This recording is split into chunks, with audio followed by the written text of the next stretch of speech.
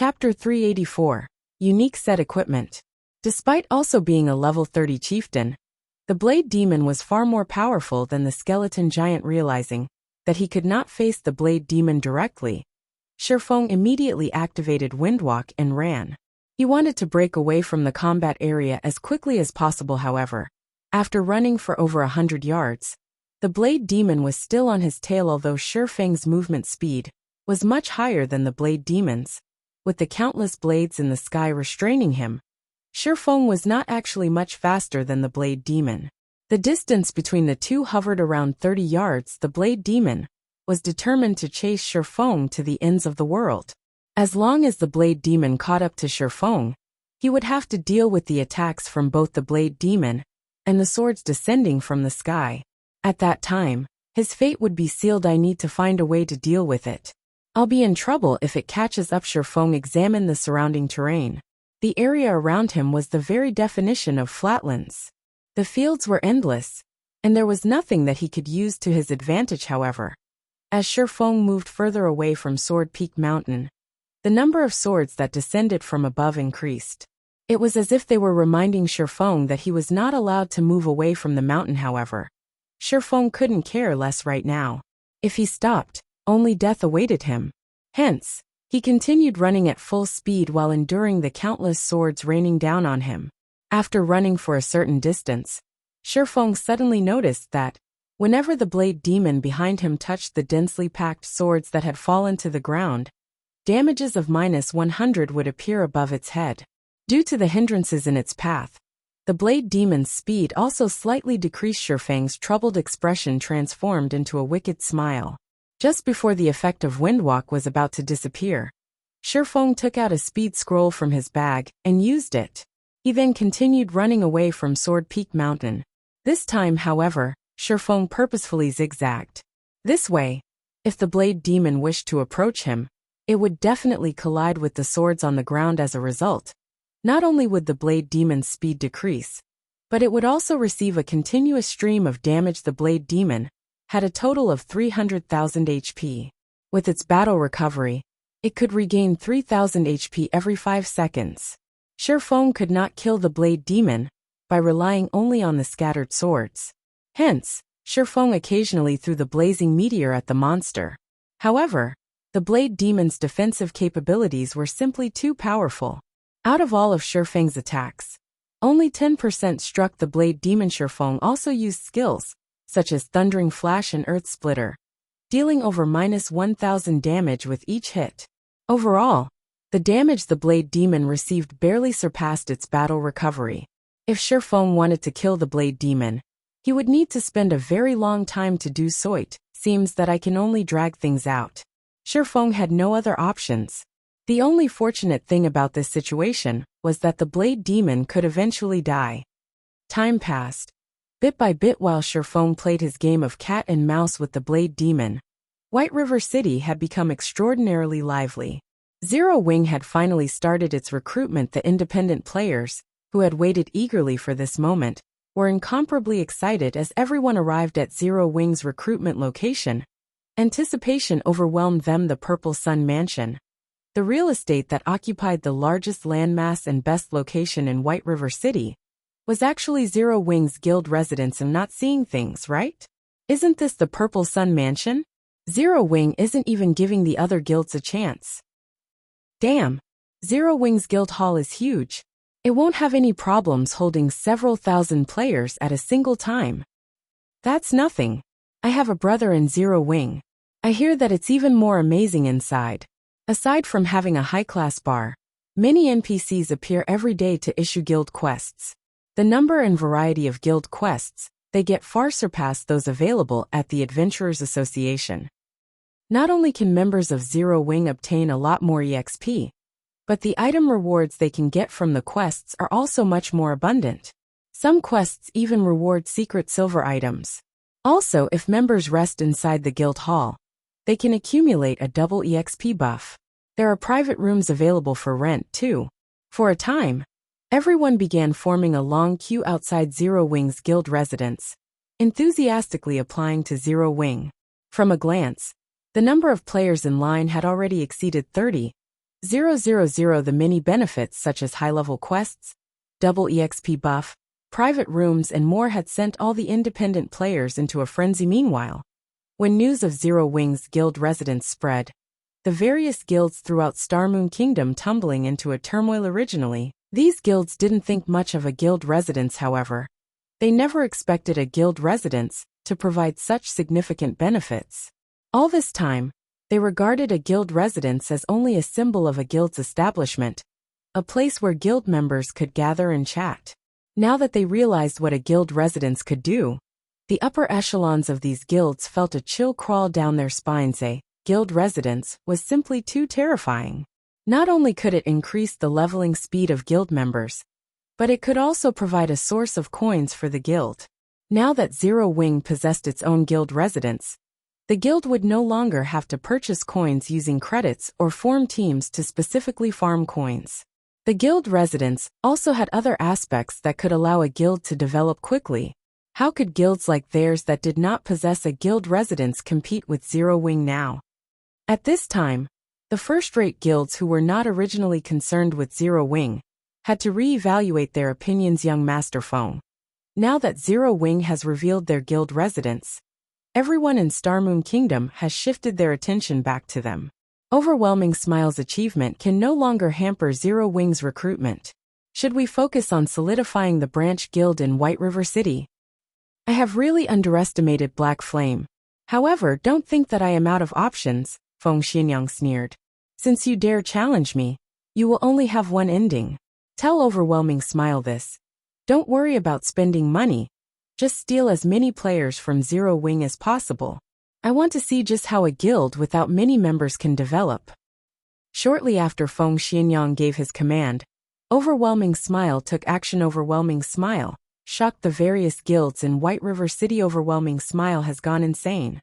Snow Goose shouted when she read the latest information on Overwhelming Smile in order to attract independent players. Overwhelming Smile had increased the benefits it offered once again.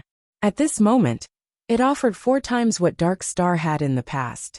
Normal members alone would be treated far better than even elite players of other guilds.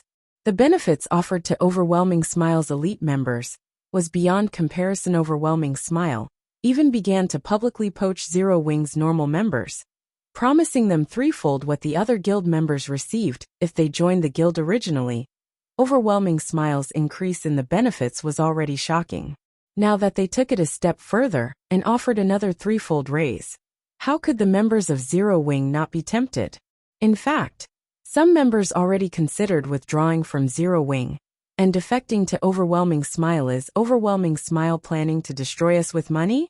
Aqua Rose smiled bitterly, her expression turning grim. This move was truly vicious. Zero Wing had only established recently. Its funding had never been abundant. They had no chance against the large funding Overwhelming Smile possessed. While Overwhelming Smile was in the midst of waging a poaching war against Zero Wing, Shifeng had finally reduced the Blade Demon's HP to its last vestiges die. Abruptly spinning around, Shifeng dashed towards the low HP Blade Demon. Abyssal Bind. Flame burst. Abyssal Bind immediately tethered the Blade Demon in place, following which, the scorching abyssal blade slashed at the demonic creature's body 12 times in a row. Every slash dealt over -2,000 damage to the Blade Demon, devouring the monster's remaining 20,000 HP. As the Blade Demon died, Shifeng noticed a piece of paper falling beside the monster's body. He originally thought that it was a legacy chapter. However, upon picking it up, Shifeng froze. At that moment, he even thought he might be hallucinating. Broken steel forging design fragment. Epic rank unique set equipment. Set consists of a total of 6 pieces. Current fragment count, 1/18. Chapter 385, Professional Level. No way! Shifeng struggled to calm himself even after staring at the forging design in his hand for a long time previously, when he obtained the fine gold ranked dragon scale set equipment back in the god's grave. He had believed it to be the top set equipment currently available, second to none. However, with Shifeng's current forging standards, he could not forge the dragon scale set equipment. He needed to become an advanced forger before he could attempt it. However, A lot of time was required to advance to an advanced forger, time that Shifeng did not have yet. Now the forging design for an epic set equipment had fallen into his hands. If he could equip an epic set equipment, killing players would be as easy as slicing vegetables.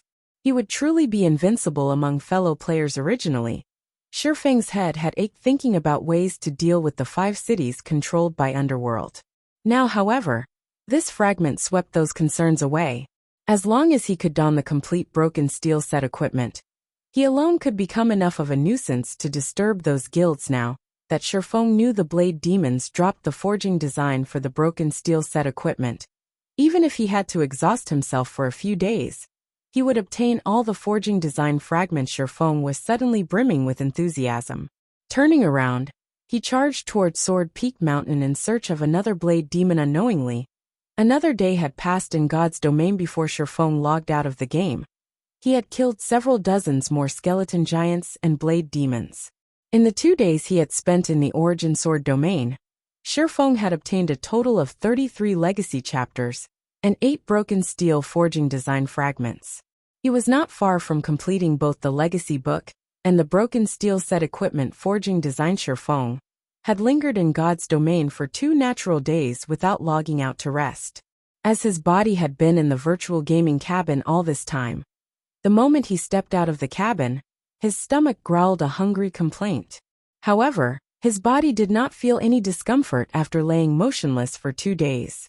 On the contrary, he felt extremely relaxed as expected of a virtual gaming cabin. It even assisted my body's absorption of the S-rank nutrient fluids. Shifeng clenched his fists and stretched, revealing a faint smile.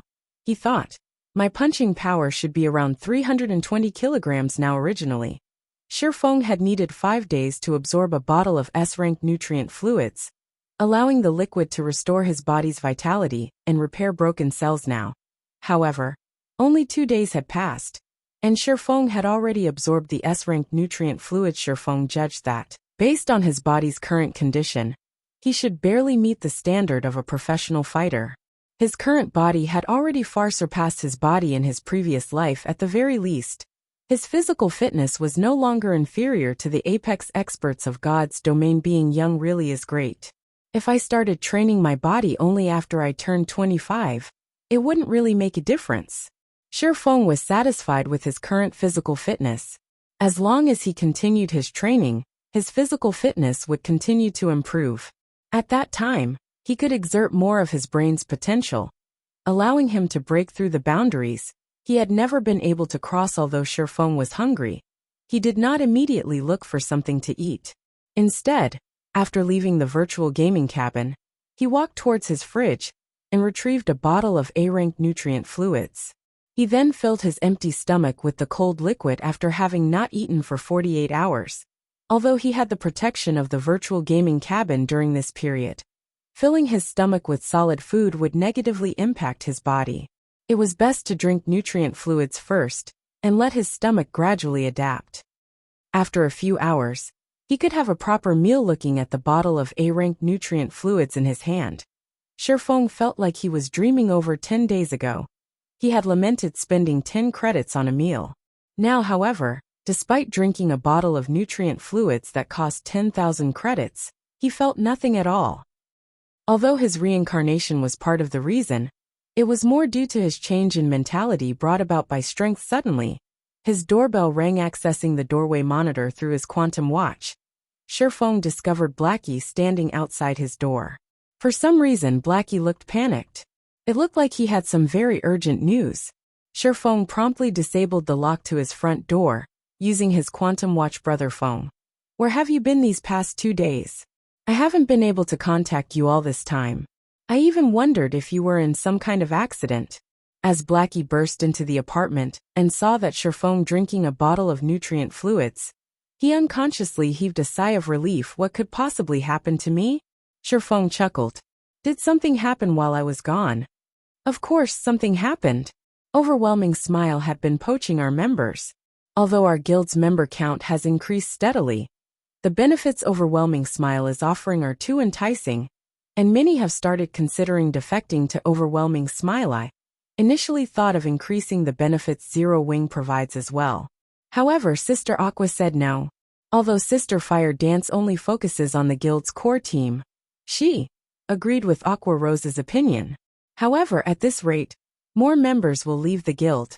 If we allow this situation to continue, it will negatively impact Zero Wing as a whole. We need to think of a solution for this quickly. I have been trying to contact you all this time, but you haven't answered any of my calls or messages. I had no choice but to visit you personally. Blackie then explained the general situation. To Shifeng, overwhelming smile sure is intent on destroying us with money. Shifeng smiled bitterly. Brother Feng, you too? Sister Aqua said something similar. Blackie was somewhat astonished. I understand the situation. However, I am still tied up with my quest. Go back and tell Aqua to continue recruiting members. The benefits we offer will stay the same, but loosen the entry requirements a little. Shifeng also showed his support for Aqua Rose's decision. Let's see just how many players you can steal from us. How much money do you plan to burn? Taking Blackie's advice and increasing the benefits that Zero Wing offered was not a long-term solution. Moreover, Overwhelming Smile could simply counter by increasing the benefits it offered again. If this trend continued, the situation would soon snowball out of control and grow into an all-out economic war. At that time, the side with the most funds would be the final victor. Meanwhile, Feng Xianyang, who quietly supported Overwhelming Smile, aimed for just that. If he had to increase the benefits Overwhelming Smile offered dozens of times, he would.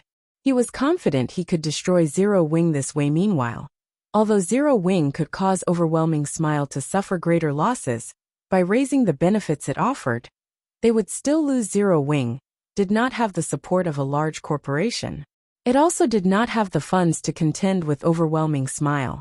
If Zero Wing increased its offer, it would dig its own grave. Shifeng had seen many of such situations in his past life, and he had considered his options long ago.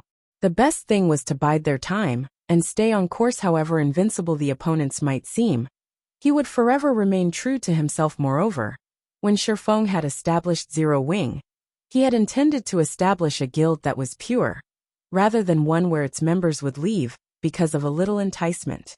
Zero Wing did not need such shallow people at this moment.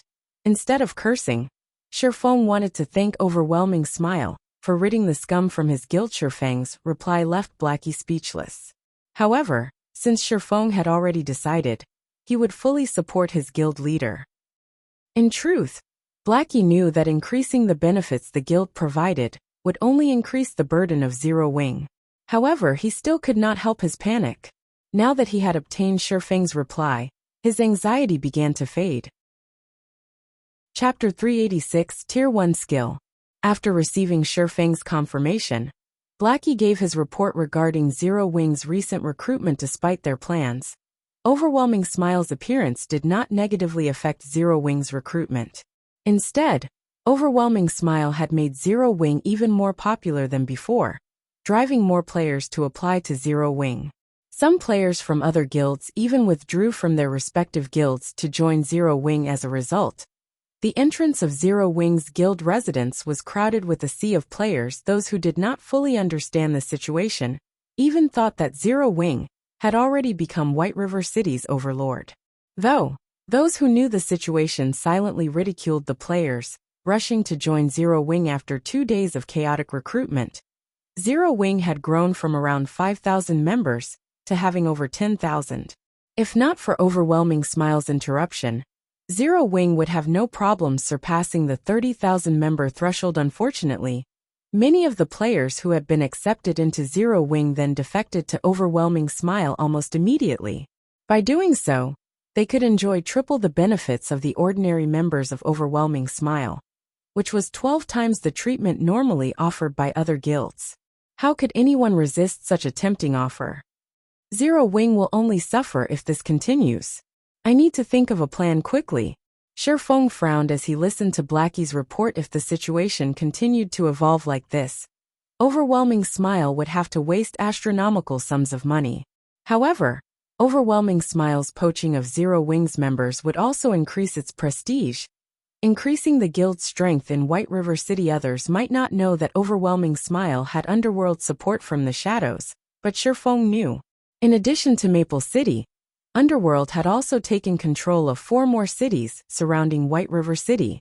If Zero Wing and Overwhelming Smile went to war in the future, Zero Wing would be surrounded by enemies. After Blackie finished his report, he hurried back to Zero Wing's workshop, whereas Shifeng started working out. Now that Shifeng's body had finished absorbing the S-rank nutrient fluids, it was the perfect time to improve his physical fitness further. However, instead of focusing on strength training like before, Shifeng now focused more on control over his own body.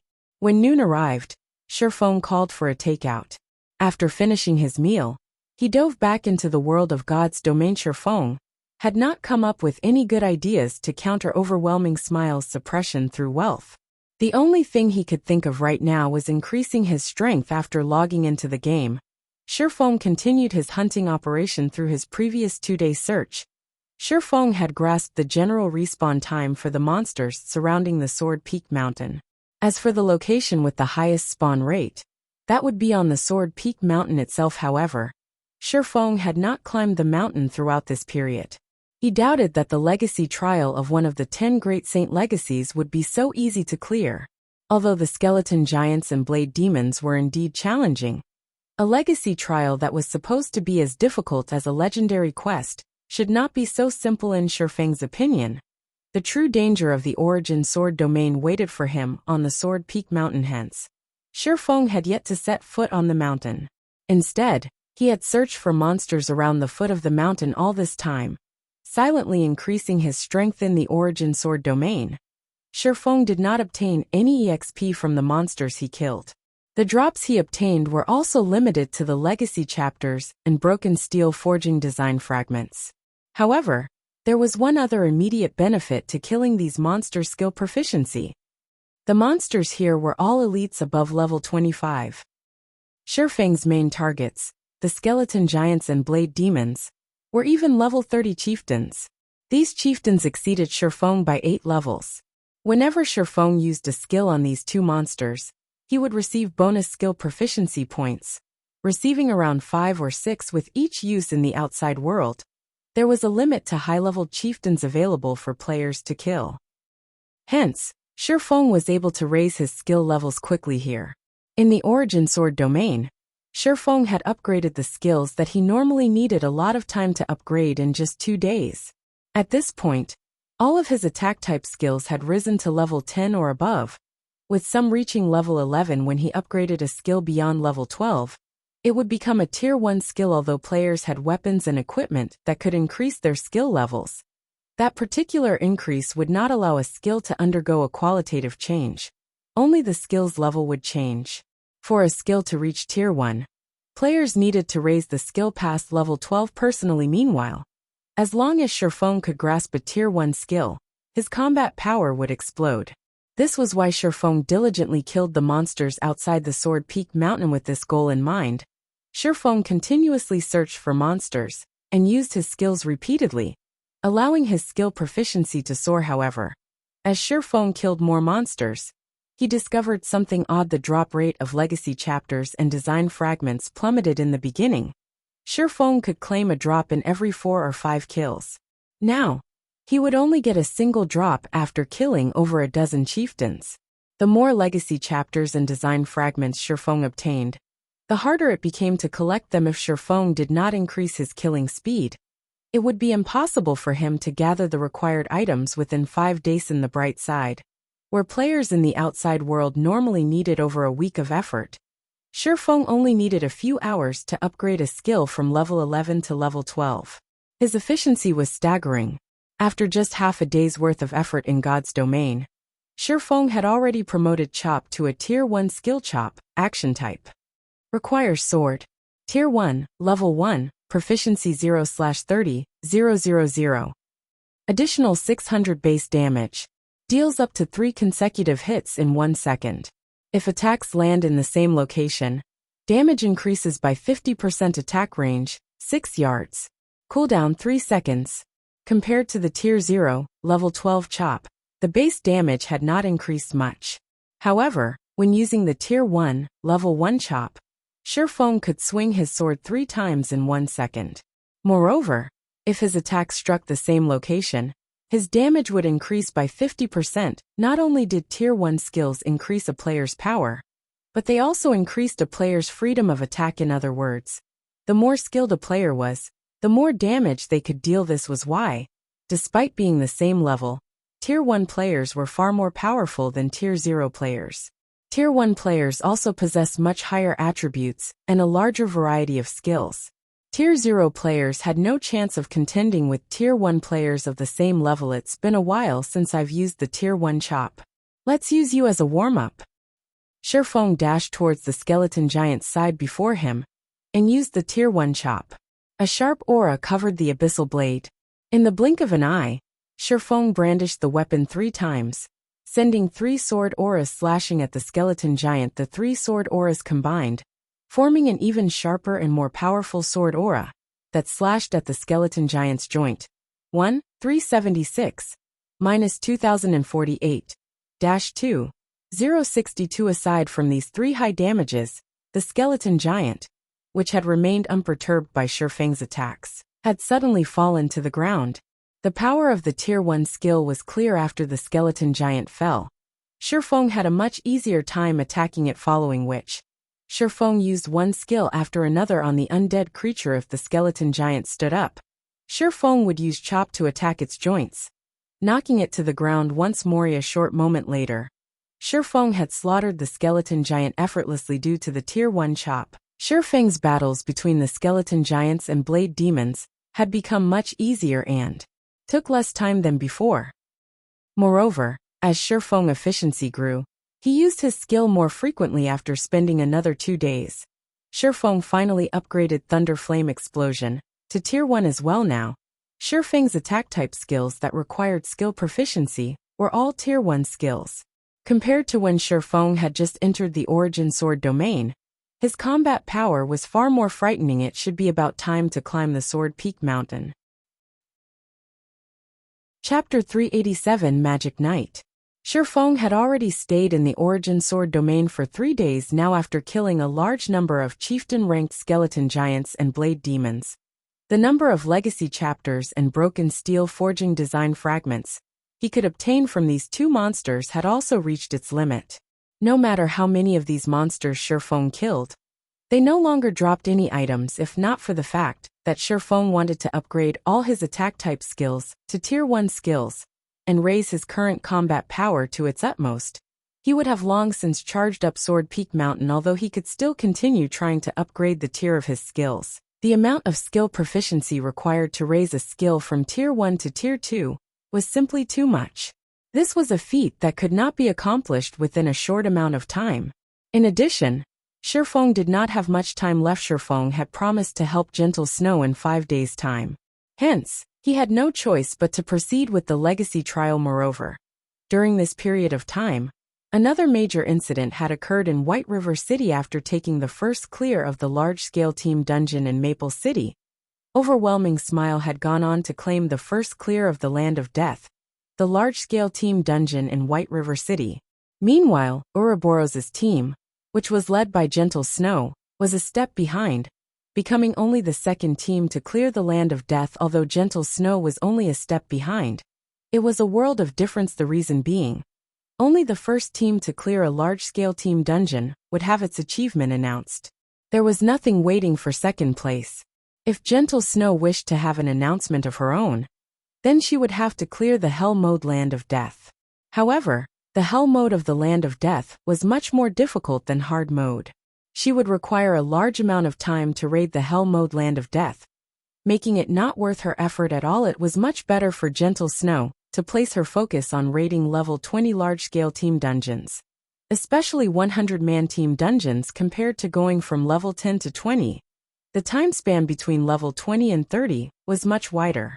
Leveling in God's domain took much longer the further one went. After reaching level 20, players would find themselves taking far longer to level up. Hence, guilds would have much more time to challenge dungeons than before on Sword Peak Mountain. Shifeng had not met with any danger throughout his entire journey. He also did not meet a single monster on the mountain, however. The closer he got to the light at the summit, the faster the swords in the sky descended. Moreover, the number of swords that shot at Shifeng also greatly increased. Raising the difficulty of the ascent. Is the difficulty only this much? Shifeng felt very surprised. Although these dropping swords were indeed giving him some trouble, he would have no problems reaching the top of the mountain through dodging and blocking after spending 4 days in this place. Shifeng had collected a total of 49 legacy chapters and 17 design fragments. He was only one piece away from completing both items as the only exit of the origin sword domain. The peak of the mountain definitely held the final legacy chapter and design fragment. What's that? Shifeng suddenly discovered a majestic-looking armored knight standing at the mountaintop. The knight's hands gripping a greatsword. This armored knight was different from the skeleton giants and blade demons. The reason being, this greatsword-wielding knight was not a monster, but an NPC. Instead, Doran Paley, Tier 1 Magic Knight. Level 30. HP 300, 000/300, 000. Level 30 Tier 1 NPCs were much harder to deal with compared to level 30 chieftains. Meanwhile, the Tier 1 NPC in front of Shifeng was clearly not an ordinary existence. Although Doran Paley only possessed 300,000 HP, the same amount as the level 30 chieftain ranked Blade Demon, the skills and intelligence he possessed would definitely be far stronger and higher than the Blade Demons. To players, Doran Paley was a nightmare. However, Shifeng no longer had a path of retreat right now. He could only advance. After making his preparations to confront the Magic Knight, Shifeng charged forward while dealing with the swords raining down on him. Yet, the moment Shifeng stepped onto the stone platform Doran Paley stood on, the swords in the sky also stopped attacking him, as if declaring that Shifeng had completed the game of cat and mouse challenger. Since you have managed to arrive at this place, it shows that you indeed possess some strength and are qualified to fight me. As long as you can defeat me, you will be allowed to continue advancing.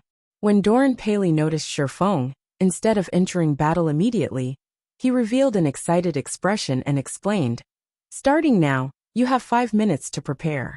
5 minutes later, I will start attacking. Of course, you are also allowed to initiate an attack ahead of time. I hope that you do not disappoint me." A one-on-one duel? Shifeng looked at his surroundings, but failed to discover any other traps or monsters. However, after giving it some thought, Shifeng found nothing strange about this situation. The NPC before him was a Tier 1 class. Doran Paley was definitely not an opponent ordinary players could contend against. Since Shifeng was given 5 minutes to rest, he would certainly not waste it. He promptly sat down on the stage and took out a delicious steak to eat. Not only would he recover stamina and HP this way, he would also receive some bonus attributes. Although running and dodging for long periods of time did not greatly affect a player's body, it was a massive drain on their mental power. Meanwhile, 5 minutes was plenty of time for Shifeng to restore himself to peak condition. However, Shifeng did not just spend his 5-minute rest drinking and eating. He also carefully observed the surrounding environment, as well as studied the NPC named Doran Paley. Shifeng had seen the class known as Magic Knight before in his previous life. It was considered a rare hidden class in advanced legacy. Magic Knights and Astromancers were classes notorious for being unorthodox. Attacks of Astromancers were known for being strange. Attacks of Magic Knights were known for being violent compared to a Tier 1 swordsman. A Tier 1 Magic Knight had more variety in their attacks. The reason being, they incorporated various sorts of magic. In other words, their attacks inflicted a combination of physical and magic damage. Not even Tier 1 shield warriors could endure the attacks of a Magic Knight. However, this hidden class also suffered from a very glaring weakness. In order to increase their attack power, Magic Knights had discarded their life-saving skills. Hence, they were very poor in terms of survivability. The seconds and minutes quickly passed by. Of course, Shifeng would not wait until the 5 minutes were up to attack Doran Paley. In this kind of battle, the first person to strike held the greatest advantage. Hence, Shifeng took the initiative to start the battle. When Shifeng was only 40 yards away from Doran Paley, he suddenly took out the blazing meteor and threw it at the Magic Knight's vital point. Doran Paley simply scoffed at Shifeng's attack. He retrieved the silver greatsword from his back and lightly swung it. Immediately, blades of flame shot out from Doran Paley's greatsword. These blades of flame collided with the blazing meteor, striking it down, before proceeding towards Shifeng. However, when these blades of flame were only about halfway to their target, Shifeng suddenly appeared behind Doran Paley and initiated a Tier 1 chop at the Magic Knight's back. Doran Paley suddenly smiled. He spun around abruptly, the flames covering his greatsword growing even more prominent. With a swing of his greatsword, he sent a flame tornado clashing against Shifeng's abyssal blade. When the two swords collided, sparks splattered the surroundings. After clashing swords for dozens of times in a row, Shifeng concluded that, in terms of strength, he was no match for the Magic Knight. On the other hand, his speed was superior to Doran Paley's. Despite having to retreat before the Magic Knight's every blow, Shifeng managed to avoid receiving any fatal damage. However, under the circumstances, the battle would eventually end in his defeat. After all, Doran Paley possessed 300,000 HP, whereas Shifeng had just slightly more than 3,000 HP. In a situation where both parties were equally skilled, the side with more HP would naturally emerge the victor to begin with. Shifeng's combat power was inferior to Doran Paley's. As a Tier 0, you indeed deserve praise for being able to fight against me. However, what do you think of this move? Doran Paley revealed a faint smile. Suddenly, the flames surrounding his greatsword disappeared. In the next moment, cold air wrapped around the silver greatsword with a light swing. The area 40 yards around Doran Paley turned into a land of extreme frost. Inside this domain of frost, both Shifeng's movement speed and attack speed declined greatly. In the blink of an eye, Shifeng lost his speed advantage. Chapter 388, Flame Dragon's Dance. Shifeng hurriedly retreated upon seeing this scene. Wanting to escape Doran Paley's frost domain, he had not expected Doran Paley's intelligence to be high enough to actually grasp a player's weakness. This sort of NPC was an extremely rare sight in the current God's domain. Only in the later stages of God's domain would players be able to frequently see such NPCs. Moreover, these NPCs were usually Tier 3 NPCs and above. Meanwhile, Doran Paley was only a Tier 1 NPC. Higher intelligence. I won't stand a chance with the status quo. Shifeng's expression turned solemn when he saw Doran Paley's figure charging at him. If Doran Paley were only an ordinary Tier 1 NPC, even if he had 300,000 HP, Shifeng would have been confident of defeating him before leaving White River City. Shifeng had armed himself with over 100 Tier 2 magic scrolls from the guild warehouse. Meanwhile, most of these Tier 2 magic scrolls came from the Blood Hand Association's stronghold, with the rest from the dungeon raids carried out by guild members. The Origin Sword domain was different from the 12 trials Shifeng had previously undergone. In the 12 trials, Shifeng had not been allowed to use any tools to assist him. However, the Origin Sword domain did not impose such a restriction. He could use as many magic scrolls as he liked here. If he had over 100 Tier 2 magic scrolls, it would be an easy task to deal with an ordinary level 30 Tier 1 imp. Even if Doran Paley had 300,000 HP, he would still die under the might of so many Tier 2 magic scrolls. However, the situation was different now. In the past, Shifeng had crossed swords with many high-tiered NPCs, so he knew very clearly that NPCs who possessed higher intelligence were extremely sensitive towards magic scrolls. Players required some casting time, however short, when using magic scrolls. Meanwhile, when higher intelligence NPCs noticed this, they would either hurriedly withdraw to escape the effective range of the magic scroll, or they would decisively charge up to interrupt the casting process, not giving the player any chance to attack using the magic scroll. Seeing Doran Paley charging at him, Shifeng immediately brandished the abyssal blade and cast Abyssal Bind at the Magic Knight. 9 pitch-black chains suddenly emerged from the stone floor. In response, Doran Paley simply snorted and stabbed his greatsword into the platform. In the next moment, a golden magic array rose up from underfoot and quickly enveloped his entire body. The magic array released a faint golden glow, and when the pitch-black chains touched this golden glow, they instantly turned into smoke and vanished. Shifeng immediately recognized the golden glow covering Doran Paley's body. This skill was called Free Will. Upon activation, the skill made the user immune to all control effects, rendering a control skill like Abyssal Bind completely useless. Sherfeng gritted his teeth and activated Wind Rider, increasing his movement speed by 150%, as well as gaining the ability to fly temporarily. He escaped out of Doran Paley's Frost domain right after. However, when the battle began, a magic barrier had formed around the combat platform, enclosing it completely. Hence, although Sherfeng could fly now, he could not get too far. When the 20-second duration of Wind Rider ended, Doran Paley would still catch up to him at this rate. Sherfeng would still die sooner or later. The seconds passed by quickly, and from beginning to end, Doran Paley fervently chased Sherfeng. As a magic knight, Doran Paley might possess great destructive power and an absolute advantage in a direct confrontation, but he was sorely lacking in life-saving skills and control skills. Hence, Doran Paley was utterly helpless against Sherfeng's extreme speed, and he grew furious at this situation within his Frost domain. Doran Paley could clearly finish Sherfeng off with just a few hits. Yet, as if Sherfeng was a lively rabbit, not only was he very agile, his ability to escape was also first-rate. I want to see just how long you can stay in the air. The moment you descend will be the moment I end your life. Doran Paley lightly snorted, glaring at Sherfeng, who was hovering in the sky meanwhile. Sherfeng was also silently observing Doran Paley from midair. When in a desperate situation, the most important thing to do was to remain calm. That was one of the basics of surviving in God's domain. No matter how one looked at the situation, a Tier 0 player simply had no chance to defeat a level 30 Tier 1 higher intelligence NPC. Not to mention, said NPC was even a magic knight that possessed 300,000 HP.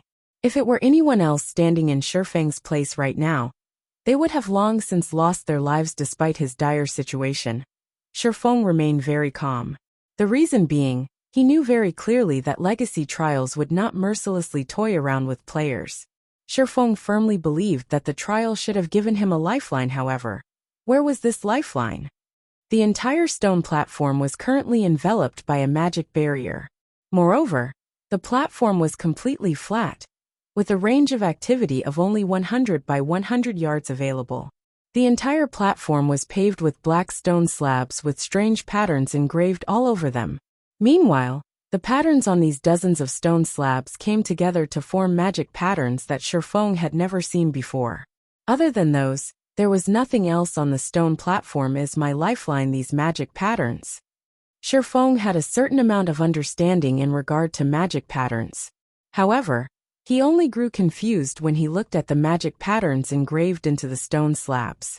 Just what function did these magic patterns have? Soon, Wind Rider's duration ended, and Sherfeng descended back to the stage. Doran Paley immediately charged at him. Sherfeng hurriedly activated Purgatory Power and abruptly jumped. As he raised the abyssal blade up high, raging flames and golden lightning emerged around the blade of the silvery gray weapon. Sherfeng then swung the abyssal blade down at Doran Paley's head. Suddenly, as if the space surrounding Doran Paley solidified, the Magic Knight's movements turned sluggish. Not only did the Tier 1 Thunder Flame explosion possess a wider effective range, the duration of the fainted effect had also increased to 6 seconds. In addition, upon activation of the skill, enemies within a 10-yard radius would also receive a slowness effect. Enemies affected by this effect would have their speed reduced to only a sixth of their original, only recovering 1/6 of their speed with each passing second. Doran Paley snorted and activated Free Will once more, immediately shaking off the slowness effect. He then sent a flame cross slash to counter Sherfeng's thunder flame explosion. When the two skills collided, countless sparks flew to the surroundings. Cracks also appeared on the stone platform. Meanwhile, the impact sent Sherfeng flying backward, his body slamming heavily onto the ground. Sherfeng's entire body went numb, and his HP started madly decreasing as well. In the blink of an eye, his HP had fallen below 1,000, and it still showed no signs of slowing down. Panicking, Sherfeng hurriedly retrieved an intermediate recovery potion from his bag and emptied its contents. His HP soon stopped decreasing, barely staying above the 800-point threshold before slowly rising. In the end, his HP recovered to over 1, 100 Thunder Flame Explosion, was a skill that possessed frightening destructive power. Yet, despite both being Tier 1 skills, just the impact between Doran Paley's Flame Cross Slash and his Thunder Flame Explosion had caused him to lose over half of his HP. If he went through another clash like that, he would definitely die. Currently, Shifeng felt numb all over. Even moving his arm was a challenge. He would not be able to defend against Doran Paley's next volley of attacks for a short period of time. However, something strange happened. Instead of immediately initiating another offensive at Shifeng, Doran Paley actually stood there motionless. What's going on? Shifeng was surprised at this moment. Doran Paley was glaring at him with eyes filled with killing intent. It did not seem as if the Magic Knight wanted to give him a breather. Yet Doran Paley just kept looking at him. Wait.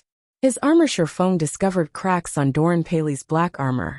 However, these cracks were in the midst of slowly mending themselves right now. Is it because my attack has damaged his armor? Shifeng's heart was filled with uncertainty, and he thought of trying it once again. Currently, Shifeng had difficulty moving about. Seeing that Doran Paley gave no indication of taking action, Shifeng took out a Tier 2 magic scroll, Flame Dragon's Dance, from his bag. Chapter 389 Legacy Book. Shifeng needed some time to activate a Tier 2 magic scroll. If he were dealing with an ordinary player or boss, this short time he needed wouldn't be an issue. However, against higher intelligence NPCs and expert players, this small amount of time was enough for the opponent to either dodge the magic scroll or take his life. As Shifeng unrolled the magic scroll, Doran Paley's armor finished repairing itself. At this moment, the Magic Knight gazed at Shifeng with mockery, lifting his silver greatsword. Doran's legs abruptly pushed against the ground, launching himself at Shifeng with frightening speed. However, Shifeng, who was in the midst of activating the magic scroll that contained the Flame Dragon's Dance, could not afford to move. Otherwise, his efforts would go to waste faster. Hurry up! At this moment, Shifeng's heart pounded with anxiety as he watched the slow progression of the Flame Dragon's Dance's activation bar. When Doran was only a few yards from Shifeng, he abruptly jumped into the air. Raising his greatsword above his head, he swung it down towards Shifeng. As the weapon of mass destruction descended, deep red flames resembling snakes emerged and coiled around the blade, the moisture in the air evaporating upon the emergence of these flames at the moment of Shifeng's imminent peril. The activation bar of the Flame Dragon's Dance finally completed. Suddenly, raging flames emerged from the Crimson Magic Scroll, transforming into a serpentine dragon that shot towards the sky. Doran Paley smiled disdainfully at the sight of the flame dragon bearing its fangs at him. Surprisingly, the Magic Knight made no effort to dodge the incoming dragon. Instead, he tightened his grip on his great sword and added more power into his slash. The snake and dragon collided. The Flame Dragon's Dance was a Tier 2 spell, and in terms of power, it was far superior to Doran Paley's attack. In the next moment, the Flame Dragon devoured the fire snake. The dragon then threw Doran a damage surpassing -10,000 points appearing above his head. However, 10,000 damage was merely a scratch to Doran, an NPC with 300,000 HP. After Doran Paley struck the ground, he stood and charged at Shifeng once again without the slightest pause. His current performance had completely changed. Moreover, Doran's armor wasn't even scratched. What is going on? Shifeng frowned at the Magic Knight. Confused, the Flame Dragon's Dance was clearly far more powerful than his Tier 1 Thunder Flame Explosion. The spell had even inflicted over 10,000 damage. Yet, not only was the NPC's armor intact, but Doran also brimmed with fighting spirit. Considering the situation, Shifeng quickly came to a realization: the cracks in Doran Paley's armor had not been due to damage. Watching the Magic Knight charge at him once again, Shifeng suddenly thought of a possibility. Let's hope this works. Shifeng's body was still slightly numb. Even if Doran did not activate his frost domain, Shifeng could never outrun him. Shifeng had also exhausted his arsenal of escape skills. Shifeng then raised the Abyssal Blade and activated Earth Splitter. When the skill had fully charged, Shifeng swung down his viciously sharp blade. However, Shifeng's target was not Doran Paley this time. It was the black stone slab beneath him. Upon witnessing this attack, Doran's eyes widened with shock, and his expression became extremely ugly. He suddenly increased his speed again, however. No matter how much faster Doran became, he was not fast enough to counter Shifeng's attack on the stone slab like a hot knife through butter. The silvery-gray abyssal blade sliced apart the black stone slab beneath Shifeng's feet. The slash also split several other stone slabs, creating a deep, long fissure following which, a crack also appeared on Doran Paley's armor. Bingo! Shifeng inwardly rejoiced. If he attacked and damaged the black stone slabs under his feet, he could force Doran Paley to halt his assault momentarily. He could then activate Tier 2 magic scrolls without worry. Despicable challenger. Doran Paley was no longer as carefree as before. With bloodshot eyes, he glared at Shifeng and bellowed, "Your corpse will decorate this ground for eternity." Although larger cracks began to appear on Doran Paley's armor, the Magic Knight showed no signs of stopping. Instead, he charged up to Shifeng and swung down his greatsword flame cross slash. Before Shifeng could grasp the situation, he instinctively used parry to defend himself. Pung. Shifeng retreated 4 steps before he managed to stabilize his body. Although Shifeng had been forced back and had to use his life-saving skill parry, he revealed a joyous smile on his face. Originally, even if he negated the damage from Doran's attack, the impact would have sent him flying back over a dozen yards. Now, although his hands were slightly numb, he had only been forced to take 4 steps backward. This showed that Doran Paley's strength had greatly weakened indeed. Just as Shifeng had guessed, damaging the black stone slabs would weaken his adversary. Previously, Doran had not immediately dashed forward and attacked Shifeng because he was worried that Shifeng would discover this secret. Hence, he decided to hold back and allow his armor to repair itself. However, the display of his armor's recovery had been another facade. In reality, Doran had tried to hide the black stone slab's recovery. Previously, Doran's position had just so happened to block Shifeng's vision, preventing Shifeng from seeing the damaged stone slabs behind Hima's, to why Doran had launched himself up to attack Shifeng the second time. It was to prevent the flame dragon's dance from damaging the black stone slabs. Once more, unfortunately, Doran's attempt at repeatedly disguising this fact could not escape Shifeng's beast-like insight. Naturally, after Doran Paley realized that his secret had been exposed, he no longer attempted to hide it. Instead, he began a vicious assault on Shifeng, hoping to annihilate his opponent sooner. However, a known secret was no longer a secret. Now that Shifeng knew Doran Paley's weakness, he activated Defensive Blade and used Thundering Flash on the stone beneath them. Streaks of blue lightning shot out from the abyssal blade. In the next moment, the lightning transformed into hungry wolves that dove into the black stone slabs, charring them. Die. Doran Paley's rage flared as he swung his greatsword at Shifeng desperately. However, Defensive Blade deflected every slash. Most importantly, with each consecutive slash, Doran's attacks grew weaker. When Defensive Blade was almost exhausted, Shifeng switched out the Aura of Wind on the 7 Luminaries ring for the Aura of Water. Aura of Water. Received healing increased by 60%. Cast consumption, reduced by 30%. Activatable skill dash. Life Bloom. Heals selected target for 20% HP every second for 40 seconds. Cooldown. 1 minute 30 seconds. Currently, Shifeng had less than 1,100 HP. Even if Doran Paley had grown weaker, Shifeng would still not survive more than a few hits from the Magic Knight. Hence, he cast Life Bloom on himself in the blink of an eye. Shifeng recovered more than 1,000 HP. For the next 40 seconds, he would also receive over 1,000 HP every second, following which, Shifeng began to confront Doran head-on while defending against Doran Paley's attacks. Shifeng also made sure to attack the black stone under his feet. Shifeng could not help but admit that Doran Paley was indeed very powerful. Despite losing so much of his strength, the NPC could still inflict over -1,500 with Flame Cross Slash. Fortunately, Flame Cross Slash had a long cooldown. By the time Doran could use the skill again, Shifeng's HP would have long since fully recovered during Life Bloom's 40-second duration. Shifeng had destroyed over half of the stone slabs of the platform. Meanwhile, not only had Doran Paley's strength sharply decreased, but his speed had also fallen by quite a bit. Shifeng now had a much easier time facing the NPC. Occasionally, Feng also used Phantom Kill, allowing his doppelganger to pin down Doran, while he used a Tier 2 magic scroll from the side to destroy the black stone slabs. Unfortunately, although this infuriated Doran Paley, he could do nothing to stop Feng as soon as Feng had shattered all of the stone slabs on the combat platform and was about to focus his attacks on Doran Paley. Suddenly, Doran Paley's armor shattered, the metal shards scattering across the ground.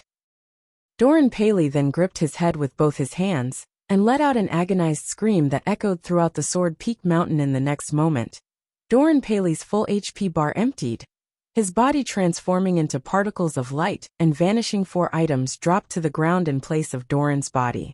There was a pitch-black key with a faint blue glow, a silver stone tablet, and the final legacy chapter in broken steel forging design fragment. Before Feng could pick up the drops, all of the legacy chapters he possessed flew from his bag, and combined with the legacy chapter Doran had dropped, forming a thick and heavy ancient book. Golden divine runes decorated its cover. If translated to the language of players, these divine runes would read as Legacy Book. Chapter 390, Secret Sword Technique. Feng sighed in relief when he saw the dazzling golden book of legacies. With this, the trial should be over, right? Feng picked up the drops before walking towards the hovering golden book before him. He then clicked on the Book of Legacies, checking its information system. Completion rate 70%. Do you wish to open the Book of Legacies and accept the legacy within? What? Only 70%? Feng was surprised. Taking another look, he was sure his eyes were not playing tricks on him after defeating a Tier 1 magic knight like Doran Paley, which was no easy feat. He had only completed 70% of the trial. Legacies in God's domain were categorized into different ranks. Similarly, there were differences within each rank, and these differences were based on the completion rate of the legacy trial. Completion rates between 51%–60% would be given a C rank evaluation. At C rank, players would obtain the basic skills of the legacy. Completion rates between 61%–70% would be given a B rank evaluation. At B rank, players would obtain the basic skills of the legacy in addition to 1-3 legacy skill points. Completion rates between 71%–80% would be given an A rank evaluation. At A rank, players would obtain the basic skills of the legacy in addition to 5-9 legacy skill points. Completion rates between 81%–90% would be given an S rank evaluation. At S rank, players would obtain the basic skills of the legacy in addition to 10-18 legacy skill points. Completion rates between 91%–100% would be given an SS rank evaluation. At SS rank, players would obtain the basic skills of the legacy in addition to 20-36 legacy skill points. Legacy skill points would unlock the class skills in the legacy book. Moreover, the more powerful a class skill was, the more legacy skill points would be required to unlock it. The number of powerful skills a player possessed was important in determining their combat power. It was especially true for powerful class skills. Hence, legacy skill points were extremely important. However, it was not easy to obtain legacy skill points. After obtaining the legacy book, aside from receiving 1 legacy skill point every 3 levels, players could only obtain more points by completing special quests and challenges. In general, legacy skill points were an extremely rare commodity right now. Feng's completion rate would only give him a B rank evaluation, and he would at most receive 3 legacy skill points. This was unacceptable. He had only obtained one of the 10 Great Saint legacies after much difficulty. So why would he be satisfied with just 3 legacy skill points? Moreover, he only needed 1% more to boost his evaluation up to A rank and receive a minimum of 5 legacy skill points. He would need to level up 6 times to bridge this small gap. Is it because I killed Doran Paley by exploiting his weakness? Feng silently pondered his situation as he rejected the offer to open the legacy book. Based on Feng's recollection, one needed to complete certain tasks in order to increase the legacy trial's completion rate. However, since arriving at the Origin Sword domain 4 days ago, Feng had constantly observed and searched for anything special in the realm. He had done so precisely because he wanted to avoid missing anything, resulting in a low completion rate. Yet, After 4 days of careful observation, Shifeng had not discovered anything special. He had the same results after he explored the entire mountain. Just what did I miss? Shifeng thought that he had performed perfectly in this legacy trial, and he should not have missed anything suspicious. He had even completed the broken steel forging design. As for the skeleton warriors, skeleton giants, and blade demons below the mountain, they would respawn indefinitely. It was not possible to eradicate them. Does it have something to do with these items? Shifeng stored the legacy book before retrieving the pitch-black, sword-shaped key, and the silver tablet Doran's key. This is a strange key. It exudes a faint trace of ancient magic secret sword technique. The pattern engraved on this tablet is too vague and incomplete, and no information can be obtained from this pattern. However, some kind of divine power hides within this pattern. If one gathers all of the stone tablets, this vague and incomplete pattern can be restored. Current tablet count 1/6. This was the first time Shifeng had seen or heard of an item like this secret sword technique. However, judging from its description, it should not be related to the legacy trial. After all, 6 tablets were required to restore it, and no matter how he thought about it, there should not be any more enemies as strong as Doran Palihance. Doran's key was the only possibility as the final boss of Sword Peak Mountain. His key would have something to do with the Sword Peak Mountain itself. Since there's a key, there must be a lock here somewhere. Shifeng put away the key and tablet, and began to explore every inch of the mountain carefully. While Shifeng was in the Origin Sword domain, Starmoon Kingdom had undergone many changes. The large-scale dungeons of the various cities in Starmoon Kingdom had been conquered, one after another, generating one system announcement after another. Moreover, due to Zero Wing's incitement, the various guilds throughout Starmoon Kingdom had also rushed to earn reputation, hoping to obtain their own guild residence. When Zero Wing had publicized its guild residence, Overwhelming Smile spent an astronomical sum of money to poach Zero Wing's members. However, despite this being a significant blow, Zero Wing had not stopped developing. On the contrary, they grew stronger with each passing day. Now Zero Wing's member count approached 20,000. Moreover, Zero Wing's members sported high levels. Currently, most average players in White River City were only level 18 or 19, while elite players of guilds were around level 21. Meanwhile, Zero Wing's ordinary members were level 20, while its elite members were all level 22 or above. Although there was only a difference of 1 level between the elite members of Zero Wing and the other guilds, the necessary EXP to surmount this gap was intimidating. The majority of the NPC Commission Guild quests found inside the guild residence were high-level quests. Not only did these quests reward a ton of EXP, but the item rewards were also impressive. Most importantly, the monetary rewards of these guild quests were much higher than the guild quests available at the Adventurers Association. As a result, the income of Zero Wing's members was at least twice as much as players of other guilds. This was also why Overwhelming Smile's high-priced poaching could not defeat Zero Wing. Snow, are you really planning to do this? The Flame Witch, Zhao Yueru, asked worriedly. This isn't what I want either. However, I have to take this risk. Otherwise you too know how things will end, Gentle Snow said, frowning as she quietly read the report she had just received. But Zhao Yueru wanted to persuade her friend but soon shut her mouth, holding back her protests. She knew that, no matter what happened, there would be a battle in the end. Only, this final battle had arrived too early, catching them unprepared. Snow, you've read the latest report. With our strength, we are no match for them. Rest assured, I would not take such a risk if I were not certain. Gentle Snow smiled faintly as she recalled Yi Feng's figure. Zhao Yueru was surprised by Gentle Snow's expression. Facing such a desperate situation, she never thought Gentle Snow could still smile with such confidence. Meanwhile, back on Sword Peak Mountain, after spending most of the day searching, Shifeng finally discovered a pool on the mountainside. This place is somewhat suspicious. Slowly, Shifeng walked towards the pool of water.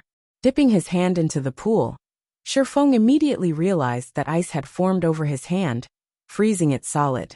The water inside this pool was icy. If he dove into this water, he would freeze to death. Chapter 391, Underwater Mysteries. This pool of water seems interesting. Not only is the water so cold, but it is also light as air, weightless. Moreover, even with 60 points in ice resistance, it still freezes my hand, Sherfong muttered, shocked as he examined his frozen hand. Just what is this water? With 60 points in ice resistance, players could withstand most cold environments in God's domain. However, Sherfeng's resistance was useless against this water. It was astounding, following which, Sherfeng took Doran's key from his bag, hoping the key would trigger some sort of reaction. However, despite making a full circle around the pool while holding the key, nothing happened. He did not discover any kind of lock, either. Is it inside the pool? Sherfeng was fairly confident that was the case according to the statistics collected on God's domain in the past.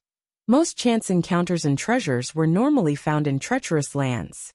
Only a few treasures and encounters occupied safe areas, and these normally required players to possess sufficient status or luck as for the so-called treacherous lands. Players also knew them as forbidden lands. Unless players had ways of dealing with the threats, their deaths were all but guaranteed upon entering these forbidden lands. Meanwhile, the small pool before Sherfeng was clearly one such forbidden land. If he entered the pool without a plan, he would freeze to death. If not for his 60 points of ice resistance, he would have received a large amount of frost damage the moment he came into contact with the water. He might have even frozen to death instantaneously. Furthermore, even though it was only his hand that had frozen, it still took over a dozen seconds before it thawed completely if Sherfeng jumped into the water. Although he might not receive any damage due to his ice resistance, the water would still freeze his body. With how light the water was, he would surely sink to the bottom of the pool once the ice encased him. In the end, he would still drown. What should I do now? Sherfeng gazed at the cold water and meditated quietly.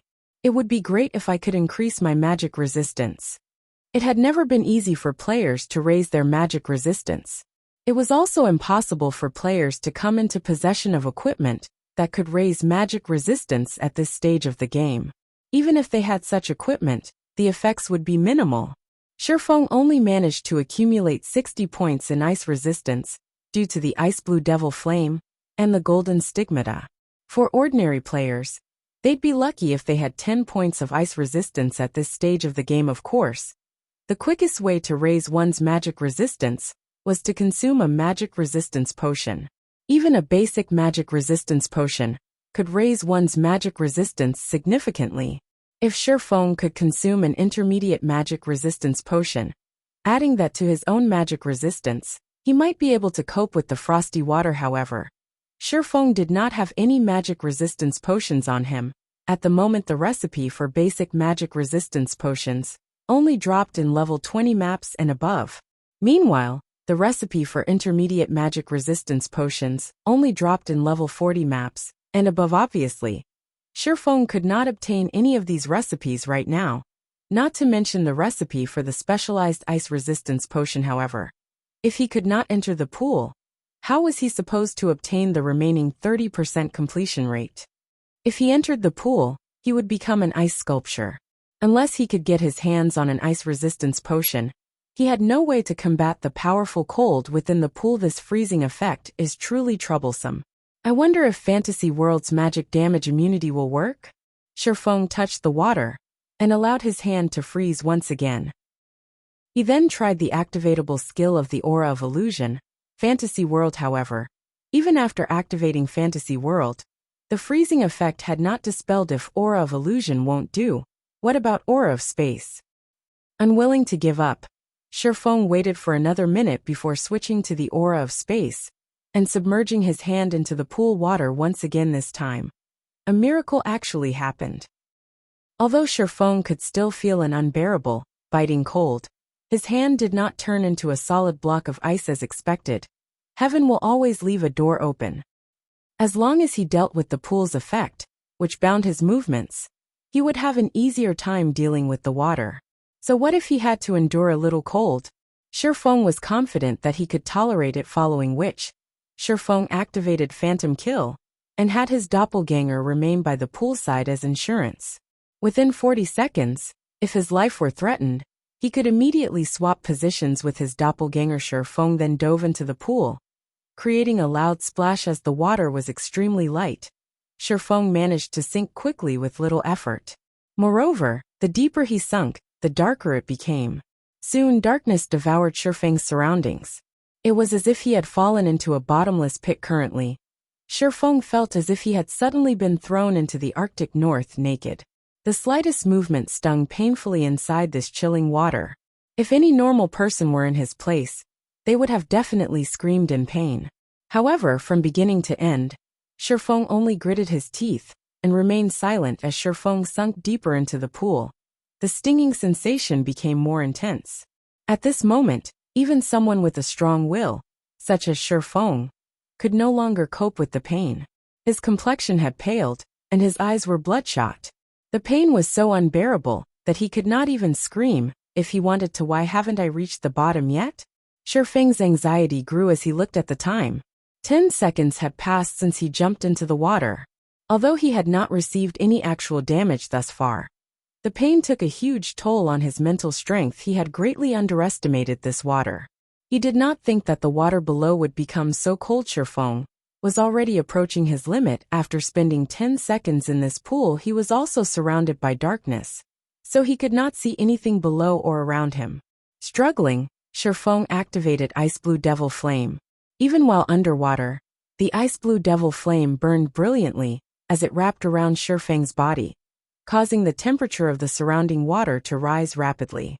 The light from the flames also illuminated Feng's surroundings. Feng breathed a sigh of relief at the effects of the Ice Blue Devil Flame. The rise in temperature allowed him to recover from the cold and pain, and the chill was just barely tolerable. As Feng observed his surroundings, he suddenly discovered that the pool of water was much larger than he had imagined. Previously, he could not see anything due to the darkness. Now that he had the Ice Blue Devil Flame, he could see everything clearly. How was this a pool? There was actually a courtyard beneath him. Hence, Feng started swimming downward. Hastening his descent, the courtyard at the bottom of the pool looked ancient. Its architectural style was completely different from the buildings he had seen in the current god's domain. It looked like the Elysium spoken of in legends. It was fascinating. Although this place was very beautiful, Feng could sense great danger. Moreover, whether it was in this life or his previous life, this was the strongest sense of danger he had ever felt. System. You have discovered the eternal courtyard. That should be the place. Feng swam towards the spiral building with a shut gate that he had seen from the courtyard. Even the stargazing tower paled in comparison to this beautiful and mystical place. If not for the danger Feng felt, he would have stopped and admired the scenery. The tightly shut gate was made of gold, and many drawings had been engraved on it. These drawings seemed related to the destruction of the ancient gods. Feng had even discovered the image of an ancient god that he knew of. The Twilight Goddess. Some sort of power protected the Golden Gate, and it was impossible to destroy it with external forces. Currently, Feng was not of the mind to study the images, as he had discovered a keyhole on the gate. Meanwhile, this keyhole was centered in an image of the sun. Feng then took out Doran's key and inserted it into the keyhole, twisting it gently. Chapter 392, God's Will. Sure enough, it works. Upon turning Doran's key, Feng noticed the blue glow surrounding the key flow into the Golden Gate. Suddenly, the gate released a brilliant golden radiance. As if it were the sun, the gate illuminated the eternal courtyard. The gate clanked as it slowly opened, following which, a surge of cold air bubbles rushed out of the gate. Reacting quickly, Feng immediately jumped backward. However, as Feng was currently underwater, he could not move as fast as usual. As a result, the bubbles blasted him backward. Feng only felt a stinging pain before his HP instantly fell by 2,000 points. The cold air here is so powerful. Feng looked at his HP bar in disbelief. Fortunately, his ice resistance was sufficiently high. Otherwise, that air bubbles would have killed him.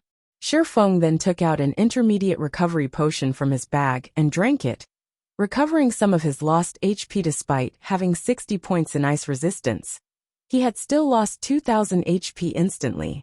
How cold was it beyond this gate?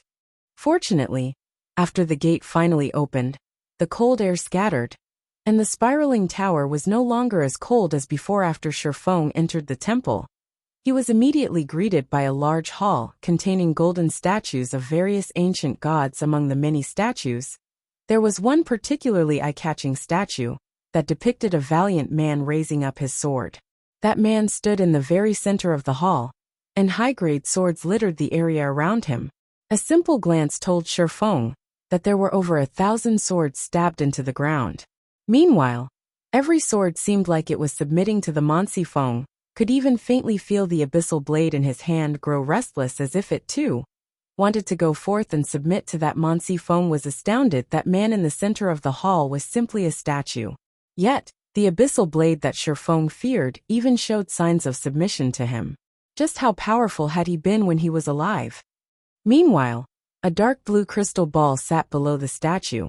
This crystal ball emitted an intense cold. Upon seeing this crystal ball, Shifeng came to a realization. The reason the pool of water containing the eternal courtyard was so cold was that of the crystal ball. Before him, Shifeng's heart suddenly trembled at this discovery. If the crystal ball was capable of lowering the temperature of this large pool to such a degree, it was definitely a treasure. Following which, Shifeng quickly swam towards the crystal ball, hoping to claim it. However, before Shifeng could reach the crystal ball, a sharp pain shot through his fingers, a damage of -1,000 points appearing above his head. Shifeng had no choice but to back off. Shifeng silently lamented as he gazed at the dark blue crystal ball. Despite such a powerful treasure sitting right before him, he could not take it as his own. Just as Shifeng was about to move on and look for other treasures, a system notification rang out. System: the will of an ancient god drifts around this eternal hall. Are you willing to surrender to this will? Before Shifeng could react, majestic voices suddenly assaulted his mind. Submit to me. I can give you unparalleled strength and make you the most powerful man in this world. Even gods will tremble before your might. Submit to me. I can give you eternal life and make you into the eternal master of this world.